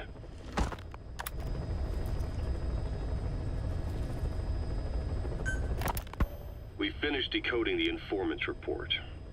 That floating kid we've run into a few times now. Looks like he was a test subject in clinical experiments. The Soviets called him the Third Boy. The Third Boy was brought to a lab on the outskirts of Moscow from Czechoslovakia, after which he was due to be sent to a research center in Leningrad, then Siberia, and finally an academic town in Novosibirsk. It doesn't appear that the researchers witnessed the talents we've seen from him, but nevertheless he was quite the popular subject. His latent cognitive abilities suddenly awoke en route to Moscow. According to the report, the Third Boy was easily influenced by other individuals' biofields. Evil thoughts, in particular. They affected his mind like a virus. Extreme anger or resentment, motives for revenge, in other words. Now, during the transport flight to Moscow, the boy was exposed to a powerful mental energy field coming from a certain individual. Ever since, being conscious of his powers, he's become a sort of energy generator. What's unique about him is the way his acute telepathic abilities get taken over by another person's will. The boy began to physically parasitize individuals experiencing extreme anger and codify the host's desires. This includes amplifying the host's natural strengths. Or, in accordance with the host's desires, he can also implant program code in another individual, making them a puppet, essentially. Human neural synapses transmit weak electrical currents between neurons. These electrical currents, though at a level difficult to observe, warp the magnetic field outside the body. The Third Boy is able to pick up these weak fluctuations. Contrary to psychotronics, which involves controlling the human mind, his abilities as a receptor are too high. The emotions he picks up from another individual are amplified and unleashed into his body as they recur in his brain. They turn into microwaves, which then affect the physical world, triggering paranormal phenomena like the spontaneous combustion of organic matter or psychokinesis, moving an object without touching it. There's one other thing. While he's parasitizing a host, the boy's ego gets shut away, allowing the will of the host to take control of his powers, like some annoying static drowning out your own voice. That means he isn't responsible for what's been happening. Somebody's extreme anger has manifested through the Third Boy's powers in ways none of us could have predicted, which would mean this was going on somewhere around us. Looking back on it, a lot of things make sense now. The man on fire, Sahelanthropus, they both came to life thanks to the Third Boy's powers. Everything has been happening through him as a catalyst. We first saw him in the hospital on Cyprus. The boy parasitizing the man on fire's desire for revenge gave him his new abilities in return. He next appeared at the Hamid Fighters Fort where the honeybee was hidden. There, the boy parasitized Skullface's vengeful mind. He controlled Sahelanthropus, making it do whatever Skullface wanted. Same goes for when we extracted Emmerich onto the chopper. When he appeared at the Devil's House in Central Africa, Skullface's will controlled the man on fire via the third boy's powers. Everything is clear up to this point. But even the informant couldn't pinpoint who the host was in the cave within Serac power plant. Sahelanthropus suddenly became active, then crushed not only the man on fire, but Skullface as well. Surely neither of them could have been the host. Who else was at that location and bore anger more extreme than either of them? Whose will was controlling Sahelanthropus? According to the report, emotions transmitted in children's brains affect the surrounding magnetic field more strongly. Cerebral nerves are covered with insulation called myelin sheaths to increase impulse speed. The reason for this leakage has to do with the fact that children's myelin sheaths are still developing. So, how many children do you remember being there? Children with a burning desire for revenge and bearing a grudge against you. I can think of only one. Eli. We don't know what kind of life he's had, but the resentment he's shown toward adults is nothing short of extraordinary. The third boy resonated with Eli's mind. And that means Eli bore the strongest animosity of all individuals within the boy's reception range, estimated to be a 3-mile radius, beating out even Volgan and Skullface. The third boy has probably remained hooked on Eli's anger since. You remember at the Devil's House, the third boy showed an interest in Shabani? That must have been his ego making a rare appearance. He may possess abilities far beyond anyone else in the world, but he's still a kid. Maybe them both being kids was enough to bring them together. And if so, maybe with Eli, he isn't feeding off him, but acting in symbiosis with him. So what kick-started the third boy's powers? If we look at the location and time that his plane went down, we can make a pretty good guess. When the plane experienced the first anomaly, it gave an accurate report of its position to a control tower, due north of the Black Sea, 125 miles east of Kiev. Dead south on the Black Sea is Cyprus's Green Line. So the plane's position was directly north of the hospital where you'd been asleep for 9 years. And this anomaly was reported at exactly the same time that you woke up. The plane was enveloped in flame from the inside out. The fuselage burnt to ashes. There were no survivors, at least not publicly admitted. Your thoughts formed a synchronicity with the boy's psyche and were amplified inside his brain. That would have been more than enough to trigger his abilities. Your rage was like a big bang in his head, blowing the lid off his powers. The boy was then secretly moved to the lab outside of Moscow where Volgan was comatose. There, Volgan's thoughts resonated with the boy and he was awakened. Volgan became the man on fire, hell-bent on getting revenge on you. His instincts led him straight to you. Skullface knew Volgan from Operation Snake Eater, or perhaps from even before. Monitoring this pair of extraordinaries, he discovered the hospital and sent his assassin and XOF. Skullface was probably watching the situation from close by. Then, realizing how useful these two test subjects could be, he approached them. Reacting to Skullface's thirst for revenge, this time the boy let Skullface's will control Volgan. Volgan, at times driven by personal revenge, at times through Skullface's will, kept on moving, though his body was little more than dead meat. Perhaps there were moments where even your thoughts affected him as well. But without the boy's power, it was like the plug had been pulled from the socket. Everything was powered by anger, malice, revenge. This is how the end of the report sums things up. Both the third boy and the man on fire were originally test subjects of paranormal research for military applications, like telekinetically controlling the leader of an enemy nation and making him launch a nuke, or stopping the heart of someone on the wrong side of the Berlin Wall. experimenting with latent human abilities. They were used as tools of the Cold War. The boy's only crime was being born with unique gifts. But he was sacrificed on the altar of war. His life reduced to slavery under other people's wills. Turned into a living weapon with no will of his own. And eventually the only emotion he could feel must have been the desire to get revenge for the hand he'd been dealt. Boss, it's you that awakened the boy's powers. But there's more to it than that. I guess the anger emanating from you was something he could truly relate to.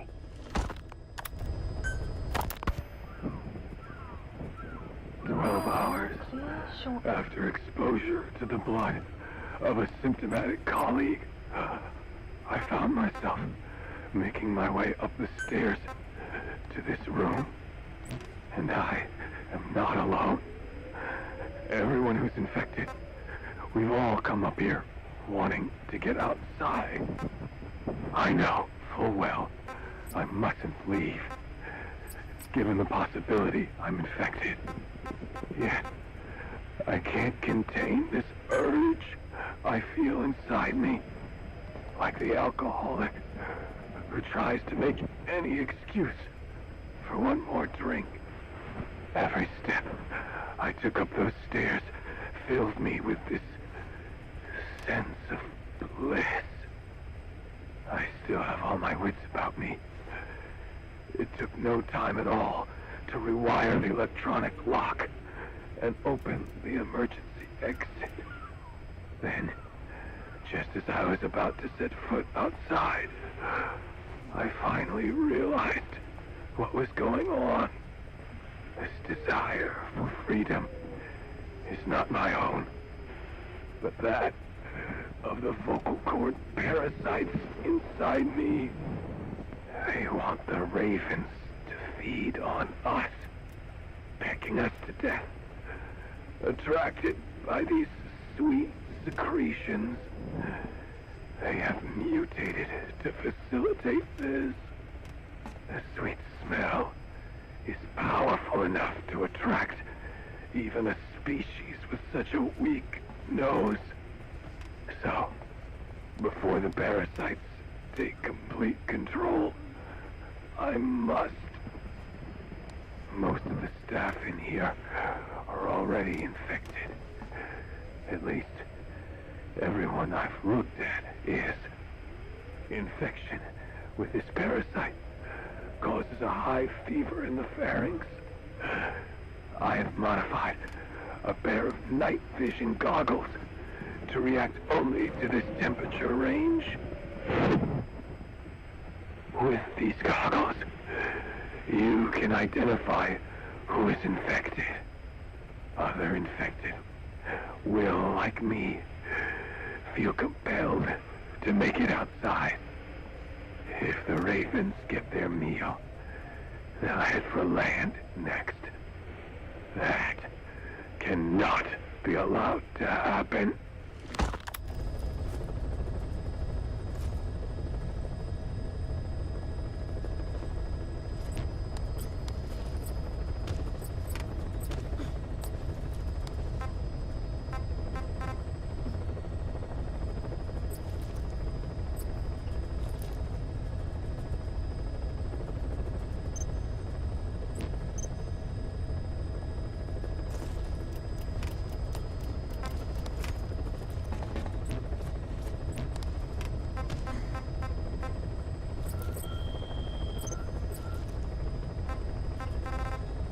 Please select a landing zone. Heading to Mother Base.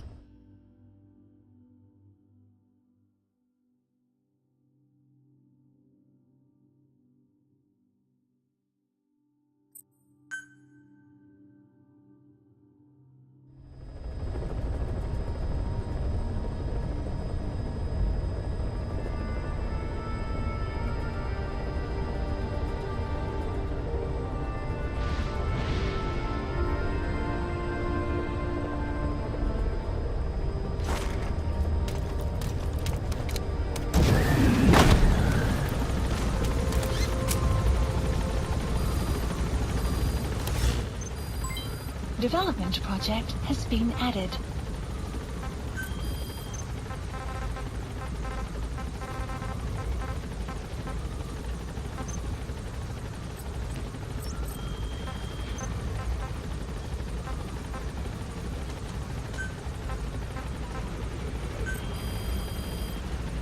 Please specify a project.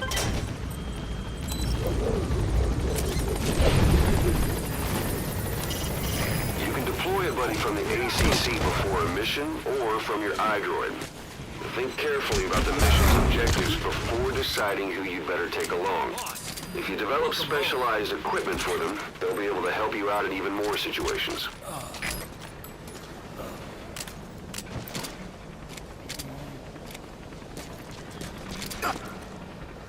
Damn it! Boss!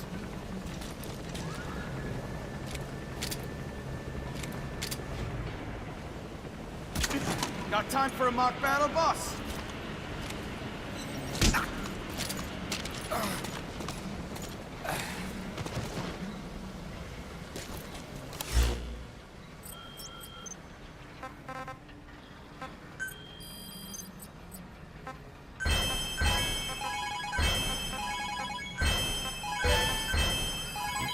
Development project has been added. Please specify a project.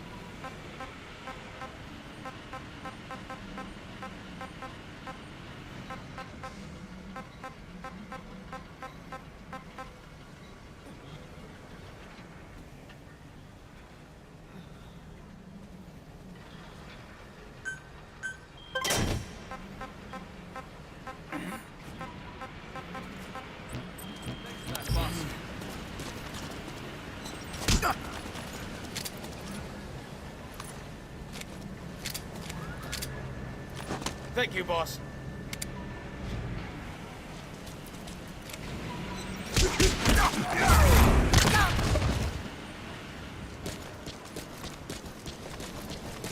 Send me out on a mission, boss.